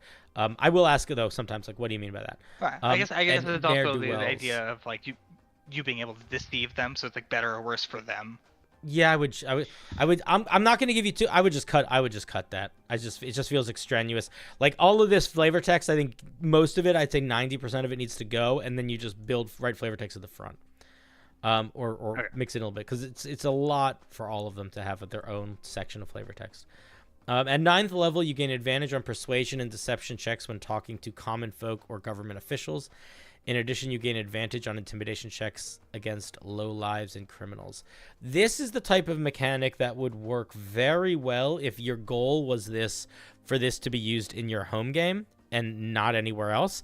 And if your player that is using it is not particularly confrontational with you. But I would be really hesitant to use this in a game that I was running or a game that I was putting out publicly, because I think there's going to be a lot of contention over what counts as common folk or government officials. That's some of the feedback I got. And also, like, it's a weird way to figure out if people are government officials. That is also true. Why am I getting advantage on this persuasion check? Oh, they must be a government official. So yeah, I think that if you want to do something where you get bonuses to certain types of checks or things, I think you could do that. But I think you can't base it off of stuff that is going to be up to the dungeon master. You have to base it off of something that the player can have some amount of consistency and like guaranteed this is what this is. I don't know how I would do that, because I want to get that, that idea for this feature is, oh yeah, you're a member of the community, people recognize you. So what's it? Well, I don't. How would you do that? But my next question is so like, at what point is somebody not a common folk? That's I guess that's true. Yeah, like you got to figure out when somebody stops being a common. Like I don't know, but if you can't clarify what that is, then I would say maybe this is not a feature. Maybe this is something that needs a little bit more specifics. Just because it's really hard to judge what that is. That's why I'm saying I think it works fine in a home game if the player who's using it is not particularly confrontational. But I think that if your goal is to do any sort of public putting this out there, I think that you need to think about that. Somebody said just give them advantage on persuasion and intimidation checks. I don't know about that. You could do something like that to a certain extent. I probably would make you pick one of the two. Yeah. And something so for the latter half of this feature with like the criminals. Are your friends in here? People are like, go Cole. Yeah. No, they're watching. Woo, let's fucker go, Cole! It's cold! Cold's here! I had you on my second monitor. Mhm. Like, and I glanced over. I'm like, oh wait, he's in the middle of my piece. I'll read all of your messages, guys. That's what I'm here for, rogue. Who's Jude? he's the. All right, can I have he's the power word. over your game for a second? Yeah, go for it. How many players do you have? We have 6. 6? Yeah. All right. Are you sitting with them right now, like in the room? No. We all like roll 20. Right now, assign them all a number between 1 and 6. Okay. Here, Tell me when you're ready. Tell me when you're ready. Give me 1 second. Are you figuring out who's gonna die? Okay, go for it. Do you want actually let's say evens are good, odds are bad. Don't tell me who has what. And you didn't know that when you picked them, so it's fair. Yeah. Evens are good, odds are bad. All right, let's roll a d6. All right, who was number 3? That was Maximilian Worst. That was the tiefling swashbuckler. Is it swashbuckler rogue? Yes. Does he have any weird shit going on? Is he cursed or anything? He has a mechanical arm. All right. I'm just gonna take a slice of my power. Okay. Mm-hmm. And I'm He going. also has crit fails. That's okay. I'm just gonna put a little feather from my balding cap into his arm. And here's what I'm gonna say. I think, if possible, if he wants to, he can detonate his arm, creating an Iron Man type little ion beam. It's a 60-foot by 5-foot line, does 5d6 force damage on a dex saving throw, and it destroys his arm if he uses it. Gone. Needs to rebuild it or whatever. One-time use. Go back to the tech priest. And maybe this is only this session. I don't want to be too in charge. But then the other thing that I'm going to say is because of that, I think he's going to really suck at sleight of hand for a while. After he uses his arm? No, before. He has a giant I just put a giant battery in his arm. Yeah. So here's what I'm going to say. If you're comfortable with it and he's comfortable with it, he's going to have disadvantage on sleight of hand checks. But as an action, he can shoot an ion beam that does 5d6 force damage, 90-foot line by 5 feet wide. I made it an extra 30 feet. I realize that. I don't care. Double damage to structures and objects, one-time use, and then it destroys the arm afterwards. If he likes that and you like that, it's in your game. All right, but if he doesn't, then don't worry about it. Don't be a mean dungeon master. Don't force something on him. No, well, 100% probably make it into the game. There's like a tier system for his prosthetic. I just want to break it. I want to break his fake arm. I want to smash it. I want to smash it into a million pieces. He paid for it in 100 salt tablets. It's a one shot. Wait, is this a one shot or a campaign? It's a campaign. Okay. Yeah, I want to destroy that fucking arm. And then I want to replace it with an arm that I control. And it's going to have fur and feathers and eyes, and it's going to just whisper secrets about love. Yeah, you'll be sending me DMs on things it does. Do you know the band The Magnetic Fields? No, I don't. They're a pretty good band. They have an album called 69 Love Songs, and it's like a really fantastic album, and it is 69 songs, and there's so much good music on it. And the new arm that I give him, it's going to do whatever I want all the time, and that'll largely be whatever he wants because I'm not going to waste my time paying attention.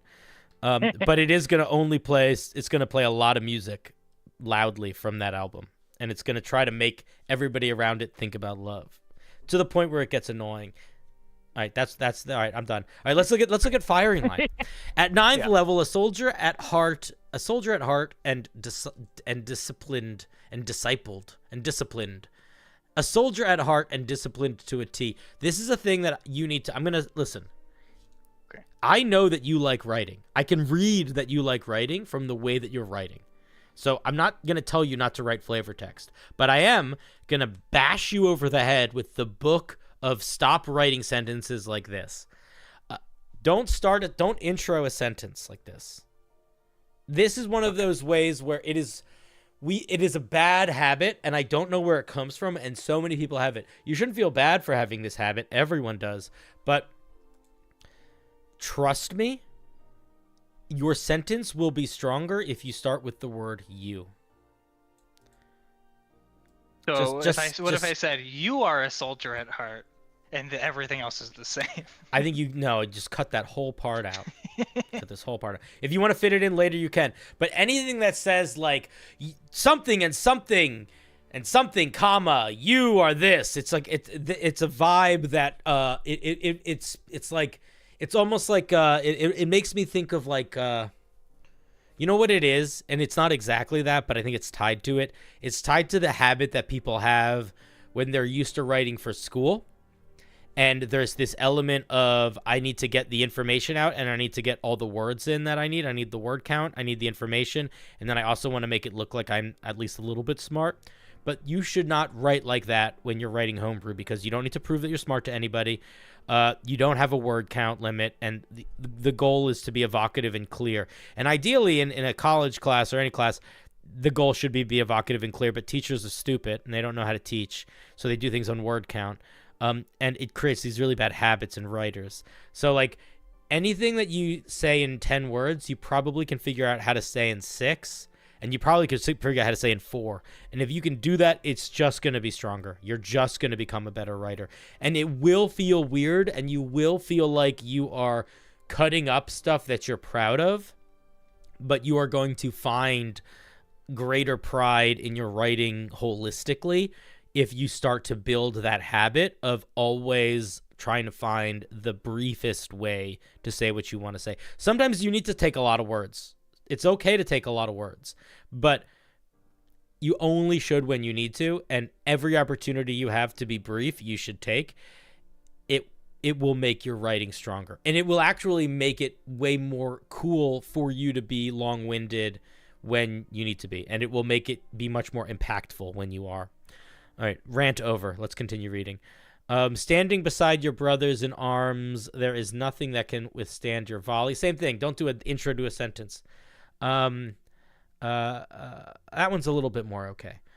Starting at 9th level, when rolling damage for attack, for a ranged weapon attack, add 1d4 piercing damage for every ally within 5 feet of you to a maximum of 6. This can be done once per turn. Okay, this is an interesting idea. I like this idea. I don't think it should improve to d6s. Yeah, that's the thing I was I was kind of. And I think it should be limited. I don't think it should be every turn, because then it's just a flat damage boost, and we don't really get flat damage boosts as rogues until level 17, and then usually at 17 that's our only feature. So I would not make it. I would make it resource based. So basically, you should be able to do this. Whatever your main stat is that isn't going to be dex that you imagine this guy using. I'm expecting charisma, because it's kind of like the. So you could make it, you could make it charisma times per day.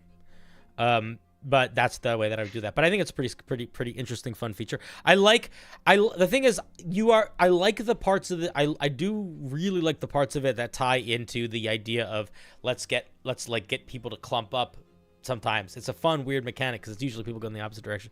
So I think the main thing that you are going to need to be figuring out, we're going to keep reading, but the main thing you need to figure out is that stuff in between, because all your mechanics about tying people to being standing near you, I think, are solid. I think the ones that you have the most space to grow in are the ones that are like the other stuff. Okay, let's look at sidestep. The art of repositioning can be the difference between life and death. One wrong step could be your end. That's the end of that sentence, just so you know. Likewise, the ability to spring into action or away from danger is a quick way to surprise an attacker. So that would be, don't get rid of the likewise. Just say. I think that was the result of Grammarly, actually. Yeah, listen, people trust the AIs too much. At 13th level, when succeed, because there's one of the most important parts of writing when you're writing not for school, but when you're writing with the goal of people genuinely reading your stuff, whether that's short stories or poetry or any of this stuff, Homebrew is mouth feel. How does it feel in the mouth? when you say it out loud, because that is the way that it reads in your brain. So one of the best tips I can give you if you're trying to become a better writer is to, when you're done reading your piece, put it aside. Don't look at it for like a day or two, and then pick it up and read it out loud to yourself. You're going to realize every sentence that's too long, everything that's a little wonky, it's all going to become crystal clear, like you're putting on the special glasses to let you see ghosts from 13 Ghosts or whatever. It's going to be great. Somebody clip that. All right, I want that clip. Somebody clip that. Gina, get out of here. Go to bed. All right. Let me see what actually happens to that 13. At 13th level, when succeeding, don't say when succeeding. This is such a nitty gritty thing, but it's another thing that'll just make your writing better. Instead of saying when succeeding at, say when you succeed on a. Get rid of any time you're using ing words, you're getting into passive voice, and you don't want to be writing in passive voice whenever possible. You want to be writing in active voice. And it's another one of those reasons where it's like, it just feels better to read it. It makes people stay more attentive. At 13th level, when you succeed on a dex saving throw or use your uncanny dodge. I say using. Yeah, I noticed that typo. Yeah, no, I'm just translating as I write it. It's not a typo. Yeah, it's fine for the way that it's written. I'm just translating into active tense. When you succeed on a dex saving throw or use your uncanny dodge, you can choose to move 5 feet in any direction without provoking opportunity attack. I think that's cool. I like it. Yeah, no comment. It's good, and I see we're getting another 13th level feature, which I think is good. I don't want this one to be that strong, because 13th level notoriously kind of sucks for a lot of rogues. Okay? Then it doesn't always. It doesn't always. It doesn't always. Yeah, but true. But this is I think pretty strong. All right, let's take a look. Yeah. Never forget the sacrifices of your ancestors. In the memory of them. Again, this is the period right here. Period. In the memory of them, they live on and can be called upon when they need. So here's how you rewrite that. Never forget the sacrifices of... I would say you never forget the sacrifices of your ancestors. Period. When you need, you can call on their memory to aid you. Or something like that. At 13th level, as an action, you can use the memory of the founders to create 3 Minutemen under your control. The Minutemen will remain until you take a long rest, or they are reduced to 0 hit points. This can only be done once per long rest. What the fuck is a Minuteman? There's a stat block at the bottom. There's a big change I would make, and it's to their weapon attack. What is it? Tell me. What I would change is I would change the damage die down to what? To a d6. Okay, this is still adding 3 turns to your action economy. Yeah. I would probably make this. I would probably. This feels like I feel like this would make more sense as a 9th level feature, and you would get 1. That's what I would do. I'm not saying that you need to make that change. I'm not telling you to change everything around, but I would say you get 1. If you want to keep it at 13th level, I think that's fine, but I still think you get 1. I don't think you get 3. Okay. What's the range on their attack? 60? Be... Yeah, because they also activate all your other features. Yes. Yeah, so give them 1. You get 1. Okay. Maybe 2 if you really make them suck and you make them only last for like a minute. If you make them last for a minute, if you make them last for a minute, you can give them 2. Yeah, I was kind of going off the fact they had a single hit point. I didn't notice that. Yeah. Yeah, give them 2, make them last a minute. That's what I would say. Revolutionary fervor. Your years of training and experience from the battle have coalesced. I like that word, coalesced. Into this moment. Again, perfect place for a period. The moment, boom. Literally the sentence is driving to its end, and that moment is that end. As an aspiring leader and excellent tactician, simply being in your presence is enough to motivate any soldier. I would change that around a little bit. Again, trying to make it more active. So I would say, As an aspiring leader and excellent tactician, your presence alone is enough to motivate any soldier. So we're putting the action on your presence as opposed to the action on being in your presence. Okay. This is type of grammar shit that isn't taught in schools, and I wish was, because it is like, it's the difference between writing being good and not good, and it has nothing to do with skill. It's just like habit form. It's just habits. It is not, it's so annoying that these tedious things make such a big difference, but they make mountains of difference. At 17th level, when initiative is rolled, you can choose one of the following 3 combat doctrines. Ooh, doctrines. All right, let's take a look. Friendly creatures within 30 feet of you gain the effects of your firing line feature. I don't remember what that is. That was the extra damage dice on a. Oh, okay. For how long? How long does it last?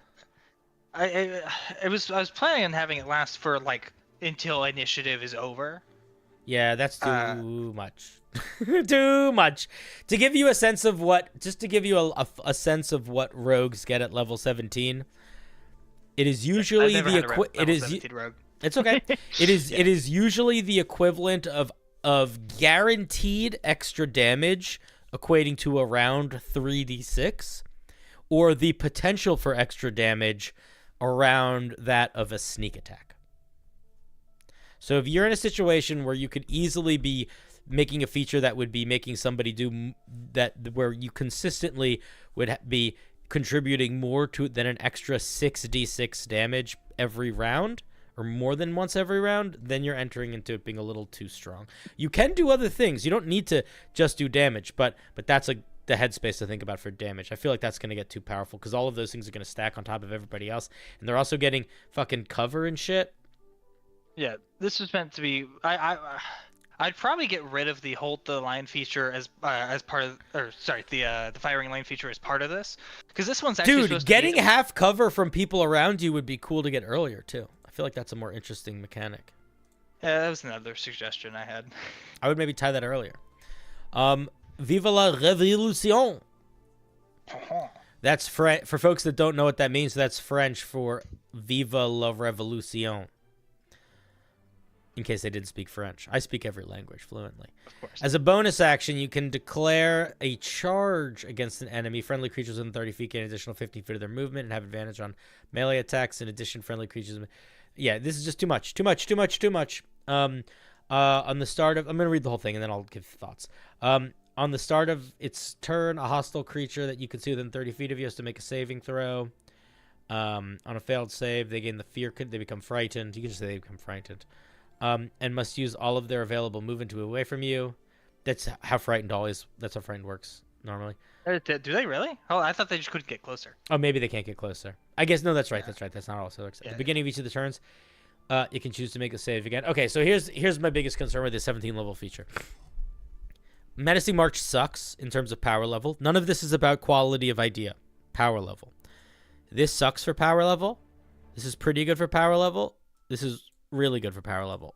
So you create this weird situation where there's no reason you would ever use Menacing March, and you don't want to be in a situation where you're giving options and there's no reason to use one of the options. If I were you, I would pick one of these and I would just make it. I think that I would just pick one of them and I wouldn't give you all 3. This doesn't really fit the vibe of the subclass either. Like, we're not getting anything where we're getting options earlier. I like the vibe that you're going for Hold the Line and Viva la Révolution, but I think that both of them feel a little too strong, and I think that they both feel pretty divergent from like what rogues normally get at 17th level. Hold the Line's a little closer, so I think you got a little bit of space to play around with and work with here. But I think that this one definitely needs a little bit of a tune up, for sure. I would just pick one and sort of lean in. Those are my main thoughts. I think it's an interesting idea. I will say that one of the things that I feel strongly about for this one is Militia Man is a little bit bland of a character concept. Like, in general, it's like a line fighting soldier is very, I don't know. It's not very, like, there's not a lot of evocativeness to that idea. It's just sort of like a style of combat. And I challenge you to figure out how to make that what else is going on in the Militiaman to make it feel like a character as opposed to a style of combat, and give them mechanics and features, fill in the gaps to help accomplish that character as opposed to just that fighting style. Does that make sense? Yeah, it does. Do you have any thoughts, questions, yearnings, aspirations? Hold on. I will hold on. Holding on. Not really. Holding on. Well, I do want to talk a little bit, just kind of the inspiration for that sidestep feature. Which one? The one? The one where you get to move 5 feet after like a deck save. Sure. I just want to talk about where it came from because I Sure. thought it was neat. So in the campaign I'm currently running right now, there was the big bad of this arc, who was a vampire who lived in a city in this city that the party was in, lived there secretly for 400 years. Okay. And has. Okay, so you know how Strahd has this power to kind of like open and door. I know open and every close single thing that has ever been or ever will be. Of course. So, of course, you know that Strahd has this strange power to open and close doors in Castle Of course. I gave him that power. Of course, yes. Now, this boss fight that we've had with this vampire had a similar concept, but there were hatches in the bottom, basically just all over his floor, right? In random locations that I had set locations. And basically, as a legendary action, he would be able to open one of those doors beneath a player, and they would have to make a dex save.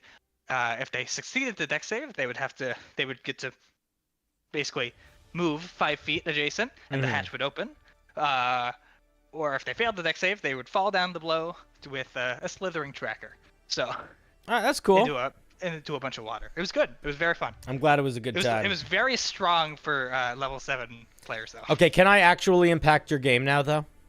Yeah, go for it. Are they gonna have combat before the session ends? They're in the middle of a combat, actually. All right, I'm gonna give one of the monsters a potion of greater invisibility. I don't care which one. Okay. Yeah, I'll select that one. Yep, your call. Any monster you want. Potion of greater invisibility. All right, buddy. Have a great rest of your game. Thanks for the call. No, thank you for having me on. And to all of your players, I say, hope you get that potion before the monster drinks it. Yeah. All right. Have a good night. Bye. Bye. That's how we do it, friends. That's how we do it. Derek, you don't need to apologize, man. I'm happy to make sure that people get on the board if they need to get on the board. Don't apologize for asking for help. Why would I do that? Because I am not on the team of the adventurers. I am on the team of the players. I am on the team of the dungeon master, and I am on the team. The only characters whose team I'm on in the game is the monsters. Outside of game, I'm on everybody's team. All right, Derek, you're wonderful. Have a good night, buddy. Outside of the game, I'm on everyone's team. But in the game, I'm on Team Monsters. I will always give the monsters a potion of greater invisibility. I will always give them the power. If you better be careful if you're running a game near me, because you never know. Monsters sometimes just get potions of invisibility if they hang out with me for too long. Or they get enlarged. I'm not going to kill your character. I'm not playing your game. I don't even know. I'm running a stream on YouTube. Hey, Cinder, give me a category to start homebrewing for. Monster, item, subclass. Help me with a class, too. I will say, can I throw you a curveball? Feat. Or if you don't want to do a feat, do a subclass or a magic item or a monster, I guess. Okay, here's your challenge. Do a CR3 monster that is tiny in size. Tiny CR3 monster. That's your challenge. Alrighty. Friends, if you are not aware, I stream on Twitch, and I will be streaming on Twitch tomorrow. And if you want to submit homebrew for that stream, there is the link. But you can also submit it live during the show. Cinder, are you ending stream now? No, calm down. You fuck. I'm just setting up some stuff in the background.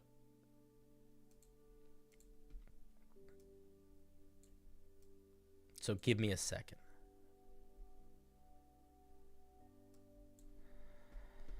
All right, I gotta put these fucking. Let's get this guy on this list. What list?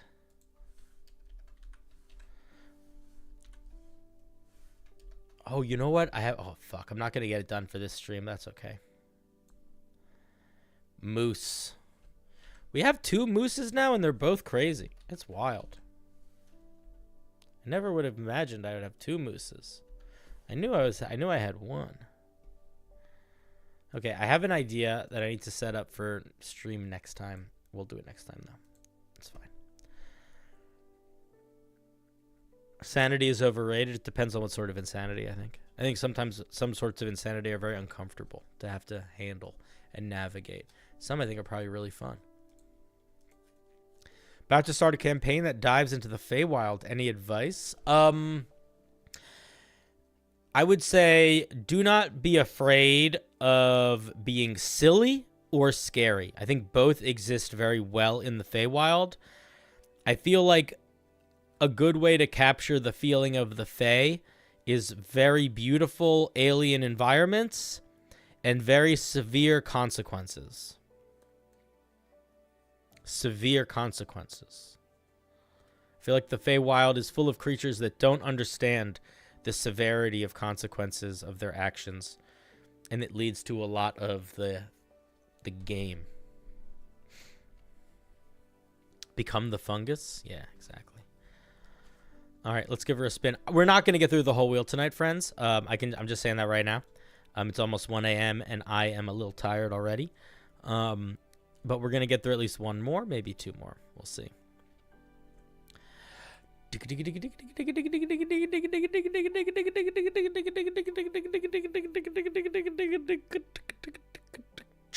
Pink on a flint, no chic on a matini plant. All right, next is Bildo. Bildo, the Green Guardian Artificer. Oh, an Artificer. I love Artificers. They're my favorite class. I love them so much. They're my favorite class. I love them so much. They're my favorite class. They're not my favorite class, but that's okay. I don't mind. Let's take a look. It gets a pet. This is a pet Artificer. All right. The Green Artificer finds a unique synergy between the arcane and the natural world. These Artificers are as comfortable in the wilds as they are in their workshop. All right, so obviously what we're going to be the first thing that I'm going to be saying is, okay, if this is a pet Artificer, how do we make it sure it's not just a reflavored other pet Artificer? This Artificer does not come with any spells, which is weird. That is a great point. Don't know why it doesn't have a spell list. Maybe it's unfinished. Did you say something about it, Bildo? No, you didn't. Okay. Let's see. At 3rd level, you get Druid Crafting and Druid Cantrips. You gain proficiency in nature and survival. You can use wood and vines and other materials for your magical tinkering. That's cool. I like that. Magical tinkering and Artificer. That's fun. I like that. That's a fun flavor. You learn 2 Druid Cantrips of your choice. They count as Artificer Cantrips. Okay, I like that too. That's fine. Let's see. At 3rd level, we get Magical Seed. As an action, you can plant a seed imbued with your power, with your magic, to grow a protective thorn bush that provides half cover in a 5-foot radius. Interesting. It withers away after 10 minutes or when destroyed. You can use this feature a number of times equal to your intelligence modifier and regain all expended uses when you complete after a long rest. What is this bush made of? What happens if somebody travels through it? Is it difficult terrain? Is it able to be traveled through? I think we need a little bit more mechanics to how the bush interacts with the world. But I do feel like it's pretty cool. Yeah, after a long rest is fine. You recover things after a long rest as classes. This bush is difficult terrain. Does it say that somewhere and I just missed it? Shortest 3rd level Artificer feats are true. This bush is made out of a bush. I like being able to summon cover though. I think that's cool. I like it. All right, let's see what we get at 5th level. At 5th level, you can use your action to summon a small guardian. Each guardian has an AC of 13 hit points of 10 plus half your Artificer level. Can use a slam attack. You can do this a number of times equal to your proficiency bonus. Guardian synergy when 2 or more of your guardians are within 5 feet of the same creature. They have advantage on attack rolls. And you get 9th level as a bonus action. You can merge 3 or more of your guardians into one larger guardian and combine hit points. Why is this not the 3rd level feature? Why are we getting this at 15th level? At 5th level? This isn't a 5th level feature. And then it gets even better at 15th level as a bonus action. You can separate larger guardians to smaller guardians to combine into... Okay, this is a very... Could potentially be a very fun mechanic to deal with. Of mixing guys up and putting them back together. But this is not a 5th level feature. So you got to figure out what the point of your subclass is and build it towards that. A 5th level feature on an Artificer is an extra attack. Or it's adding 1d6 to... Or 1d8 to damage of an attack. If you want to go in a dramatically different direction, this is too much. This should be what your class is, or not what your class is, but this is not the 3rd level feature. This doesn't work as a 5th level feature. Let me take a look at the monster. 10 plus your Artificer level, so not that many hit points. It's immune to some shit. It's immutable. And 2 or more are within the same feet. They have advantage. Attack rolls. Okay, this is just all the mechanics you get in there. Their attack is not great. It's a little bit weird that their attacks don't use your spellcasting modifier. First of all, they definitely should. All of their attack stuff should be based off your spellcasting modifier. It's mostly great. This is AI art, and I don't like when people use AI art, so I'm not going to give it a huge compliment. But I like this art a lot. But yeah, all of these should be based off of your spell attacks. When a creature the large guardian can see attacks a target other than itself that is within 5 feet of it. Just the way that you do this is don't say when a creature the large guardian. Just say reaction and then just put in parentheses large guardian. Sort of like all of the summon spells that give different powers depending on what type of creature you summoned. It can impose disadvantage in the attack roll. I like that. I like the idea of you summoning little guys. I just feel like... well, first of all, actually, no. Immediately, this is just what the other Artificer gets. This is literally what the pet dog gets from the Battlesmith. So if you're going to make a pet guy for the Artificer, you got to make it dramatically different than the pet guy for the other Artificer. You got to make it a different pet. Don't give them the Guardian Dog power if you're getting the Guardian... If you're making this... We already get the Guardian Dog power. We don't need another thing that gets it.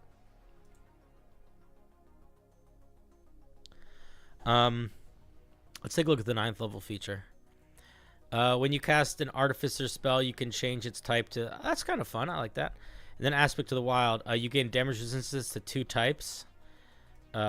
Activate an aura as an action that grants you and your allies resistance to the above type for 1 minute. You can't use it again until you finish a long rest. Thick bark. There is almost zero cohesion in this subclass. So I think you need to figure out what this subclass is about. And it can't just be about being a guardian. That, unfortunately, you need to tie more of a gameplay loop in here. All of these features are so divergent. Like, these features that you're trying to tie into this 5th level feature should just be the fucking 9th and 15th level features. Maybe you can make them a little different. But, like, if you're going to give us a pet, then have the pet getting better be part of the thing. It's weird to get this feature at 3rd level and then have anything close to planting seeds throughout the rest of the piece. It's a little too all over the place. I don't feel like... It feels just like a druid. It doesn't feel like an Artificer. And I think it needs more specific stuff. There is barely flavor cohesion, though. But, like, there's flavor cohesion in the broadest sense of the term. Because the mechanics are so different. Like... There's not even that much flavor cohesion because we're getting magical seeds. We never get anything else to do with seeds. We get a little magical summon, and I'm not going to count any of these sneaky extra bonus features. We're just going to count the regular one for now because these are just you squeezing in 9th and 15th level features in. We don't get anything else having to do with summons throughout the rest of it, so there's no summon vibe. Randomly, we start getting resistances to stuff, and then suddenly we start becoming like a paladin. We can like share features with people. I don't know. It's a little too all over the place. Little too all over the place. So I think we need more cohesion, both from a flavor perspective and a mechanical perspective. I think that the nature flavor is there, but nature is too broad for an artificer, unfortunately. I think an artificer that tinkers with plants is cool, and I wanted it to be a guy that planted seeds that did different stuff. I thought that was a really neat idea, but this just feels like an alternative of the summon beast guy, and I think these features are cool too, but they're just so out of left field. So I think you need to focus the design a little bit. Just wait till you submit more artificers. I don't really have more thoughts. I think that if you're going to keep it as is, if you feel like you like the divergent nature of these mechanics, you still need to really dramatically change Guardians of the Green. It's just too strong for a 5th level feature, and the Guardians aren't unique enough. They don't do enough of a unique thing. And I don't love this thing having an aura. I feel like you maybe, infusing people with benefits makes sense, but it just feels, this feature just feels really this feature feels really out of left field.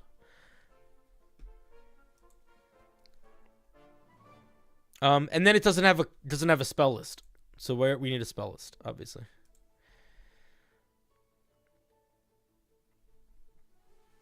All right, I don't have other thoughts other than that.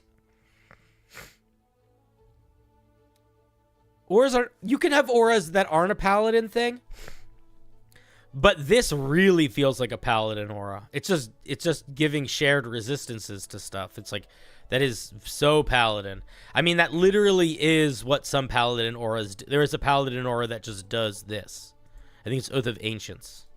Basically just does this. Except I think it's for spells. I don't know if it's specific damage types. Do other artificers get auras? No. Most artificers, and this one is not doing that, and I don't know if that was intentional or not, but I also think that might be where this one needs the most focus. In D&D 5e, artificers build a thing. So you have an artificer that builds a magical suit of armor. You have an artificer that builds a little artillery walker. You have an artificer that builds a magical sack. You have an artificer that builds a robot pet. Artificers build a thing. They get lots of tinkering and infusions, but they mostly build a thing, and that thing gets better with them. Guardians of the Green is a class? This is not a class. I don't know what Guardians of the Green is. I don't know what you're talking about. All right, Bildo, thank you for your piece. You have fallen into the pitfall, whether intentional or not, that I feel like all artificers often do. And if your intention was to build something with truly divergent features and you don't give a fuck about that pitfall, I think that's fine. You definitely do not need to do that, but I do think that overall I want to see a little bit more focus, and I want to see a little bit... I think you get rid of this. I think you lean into the plants. I think the planting magical seeds is cool. Maybe one of your magical seeds at certain levels could become a little guy. Or maybe you plant a magical seed that sprouts a plume of moss that anyone standing on it gains damage resistance. I don't know. I like the growing things. That's what I would do. Now we're entering opinion mode. Anyway, let's give a round of applause to Bildo, please. Bildo. Let's hear it for Bildo. Thank you for sharing, Bildo. Thank you. Thank you. Thank you. The Druidificer. Yes, exactly. A Druidificer. Yeah, and give it a spell list, my guy. You can get so much. You can get so much flavor out of a spell list. All right.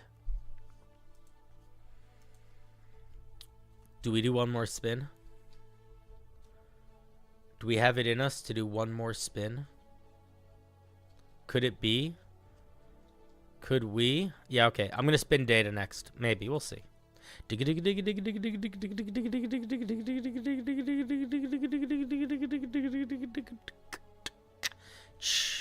Bon, not a fleet noot neat meat. Keep the pocket duplex.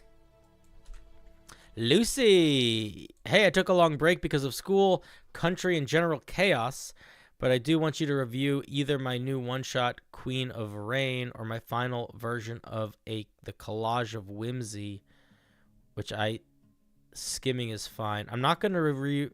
I'm going to see what you sent me, but I'm not going to review a one-shot. I never review one-shots. I looked at College of Whimsy already. Queen of Rain. Is this an... What was the other thing you want me to look at? Because I'm not going to review that. I'm not going to do a one-shot. I already looked at College of Whimsy. Lucy, I want to review something of yours, but you can't fucking send me a review. I'm not going to re-review pieces. I love you to death. Don't ask me to do that.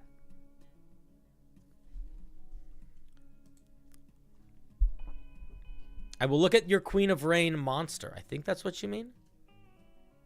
I hope that's what you mean.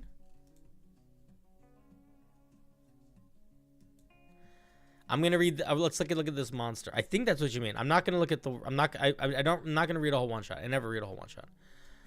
But I'll take a look at this monster. CR5, true sight 60 feet. Title Empowerment.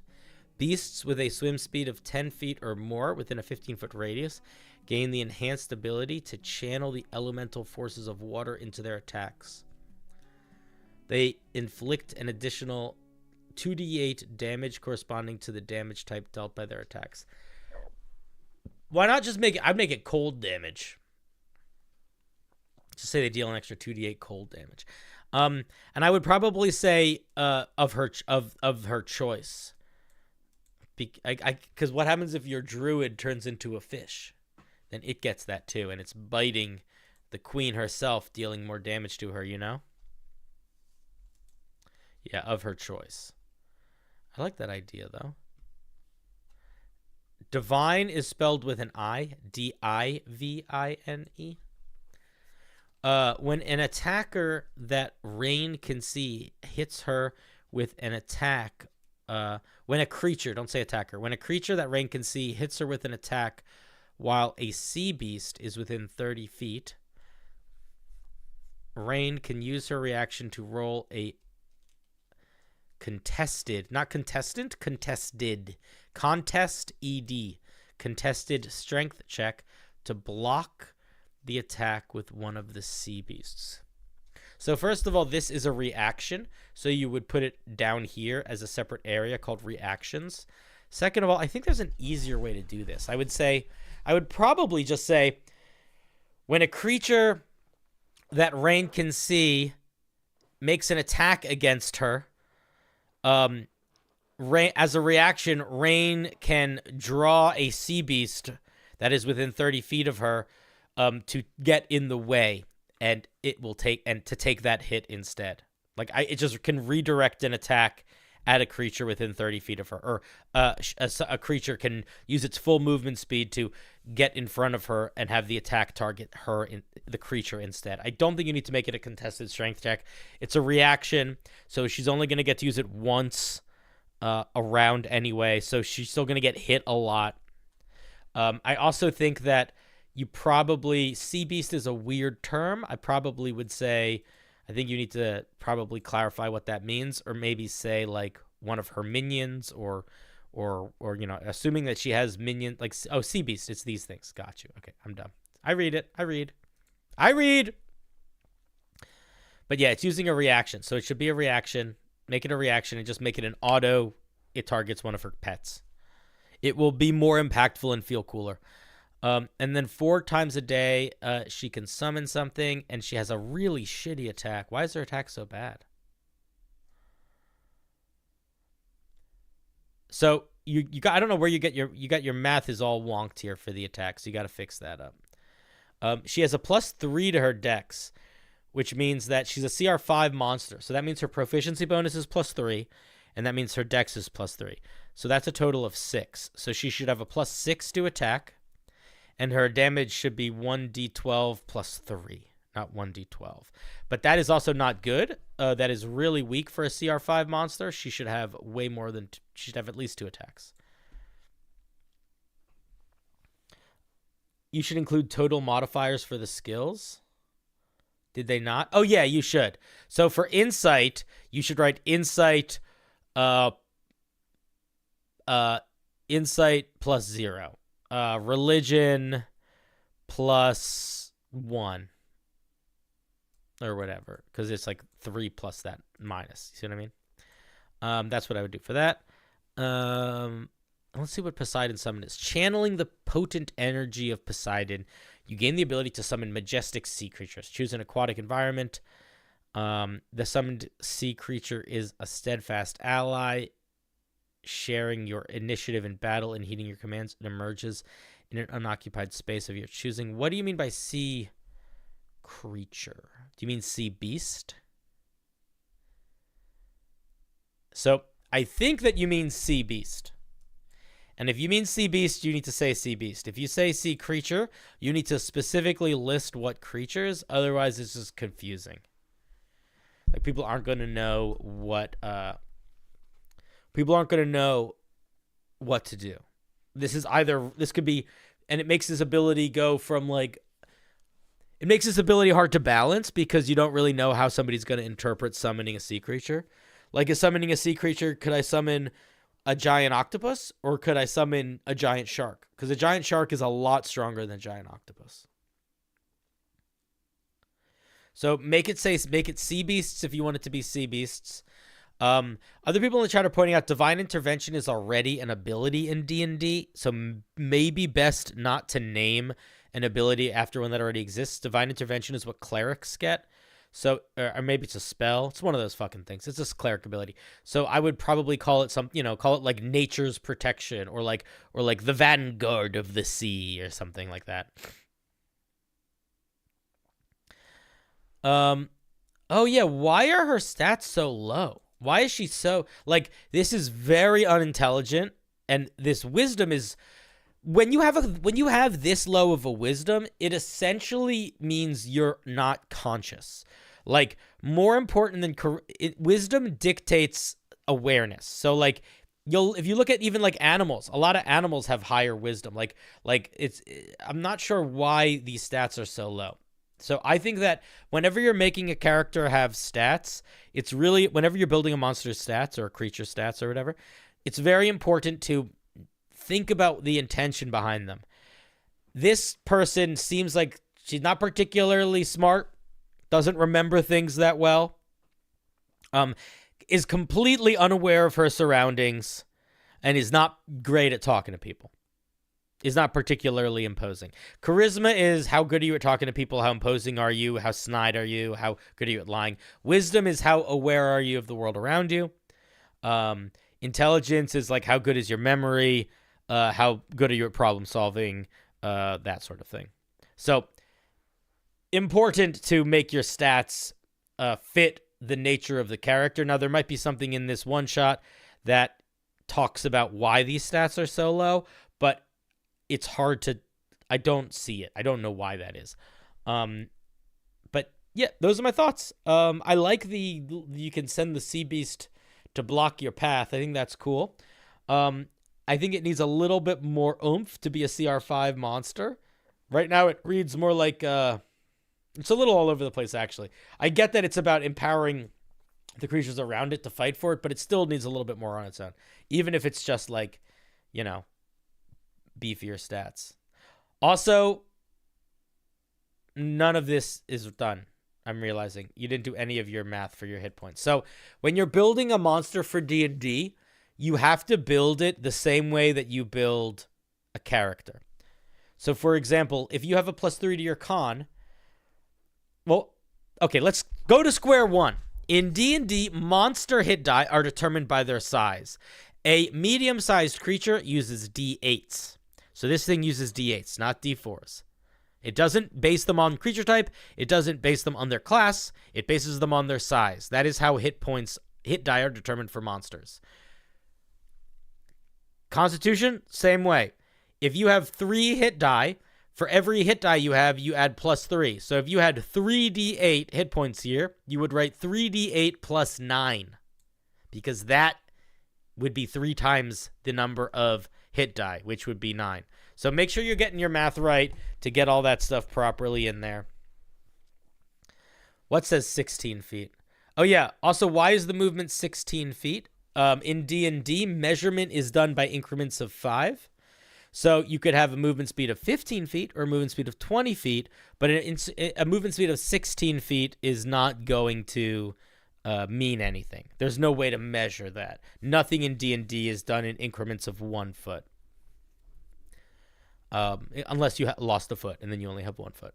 A square is 5 feet, and that is the smallest increment of movement in D&D.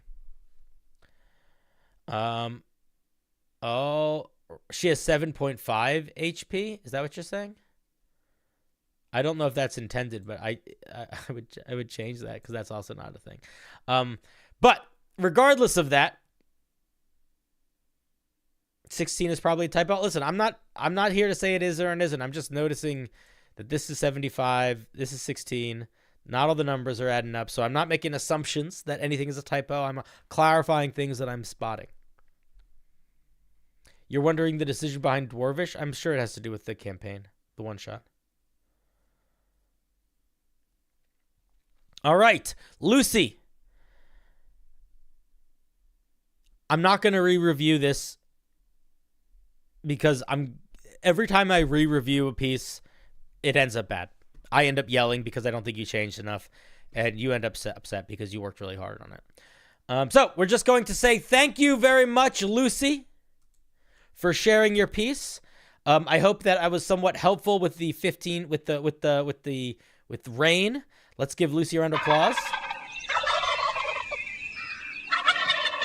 Thank you, Lucy. Lucy in the sky with diamonds.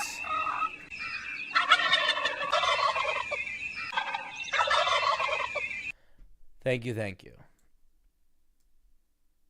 Ah, yes. All right, friends.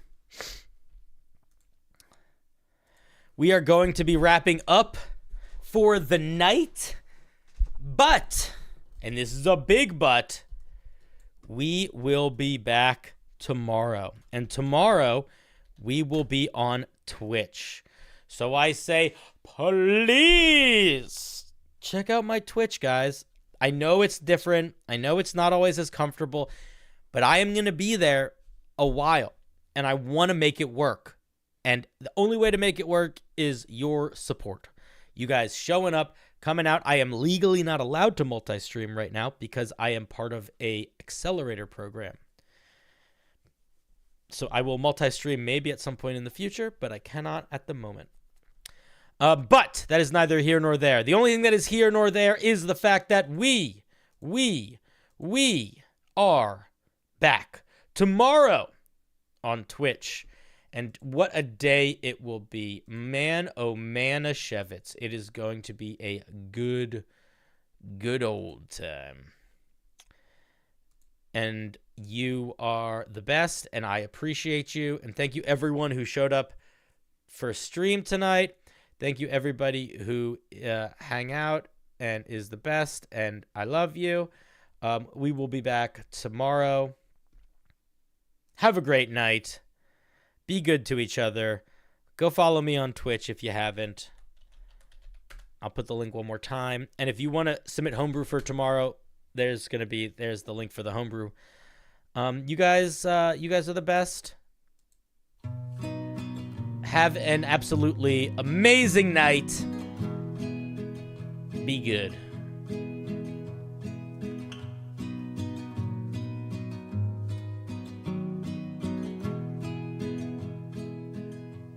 I don't think about it.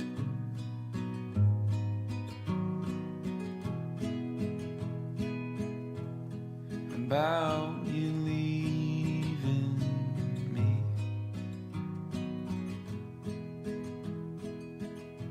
I don't know who I'd be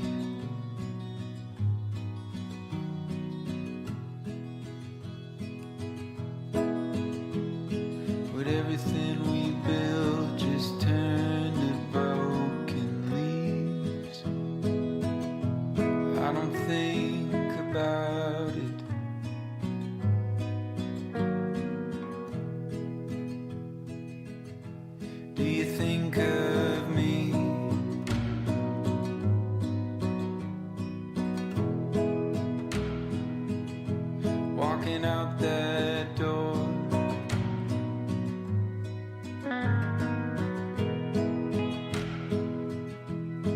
hearing me talk to myself in the morning anymore. Would it all just turn and turn and turn and turn and turn and turn? You don't think about it.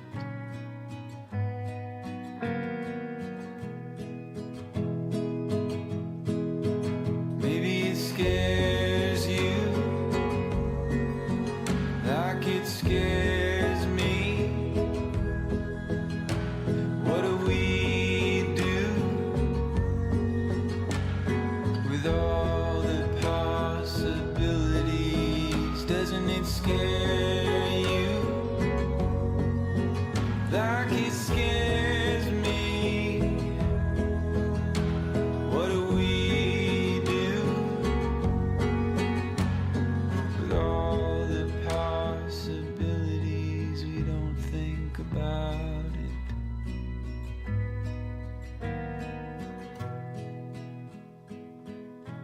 We don't think about it.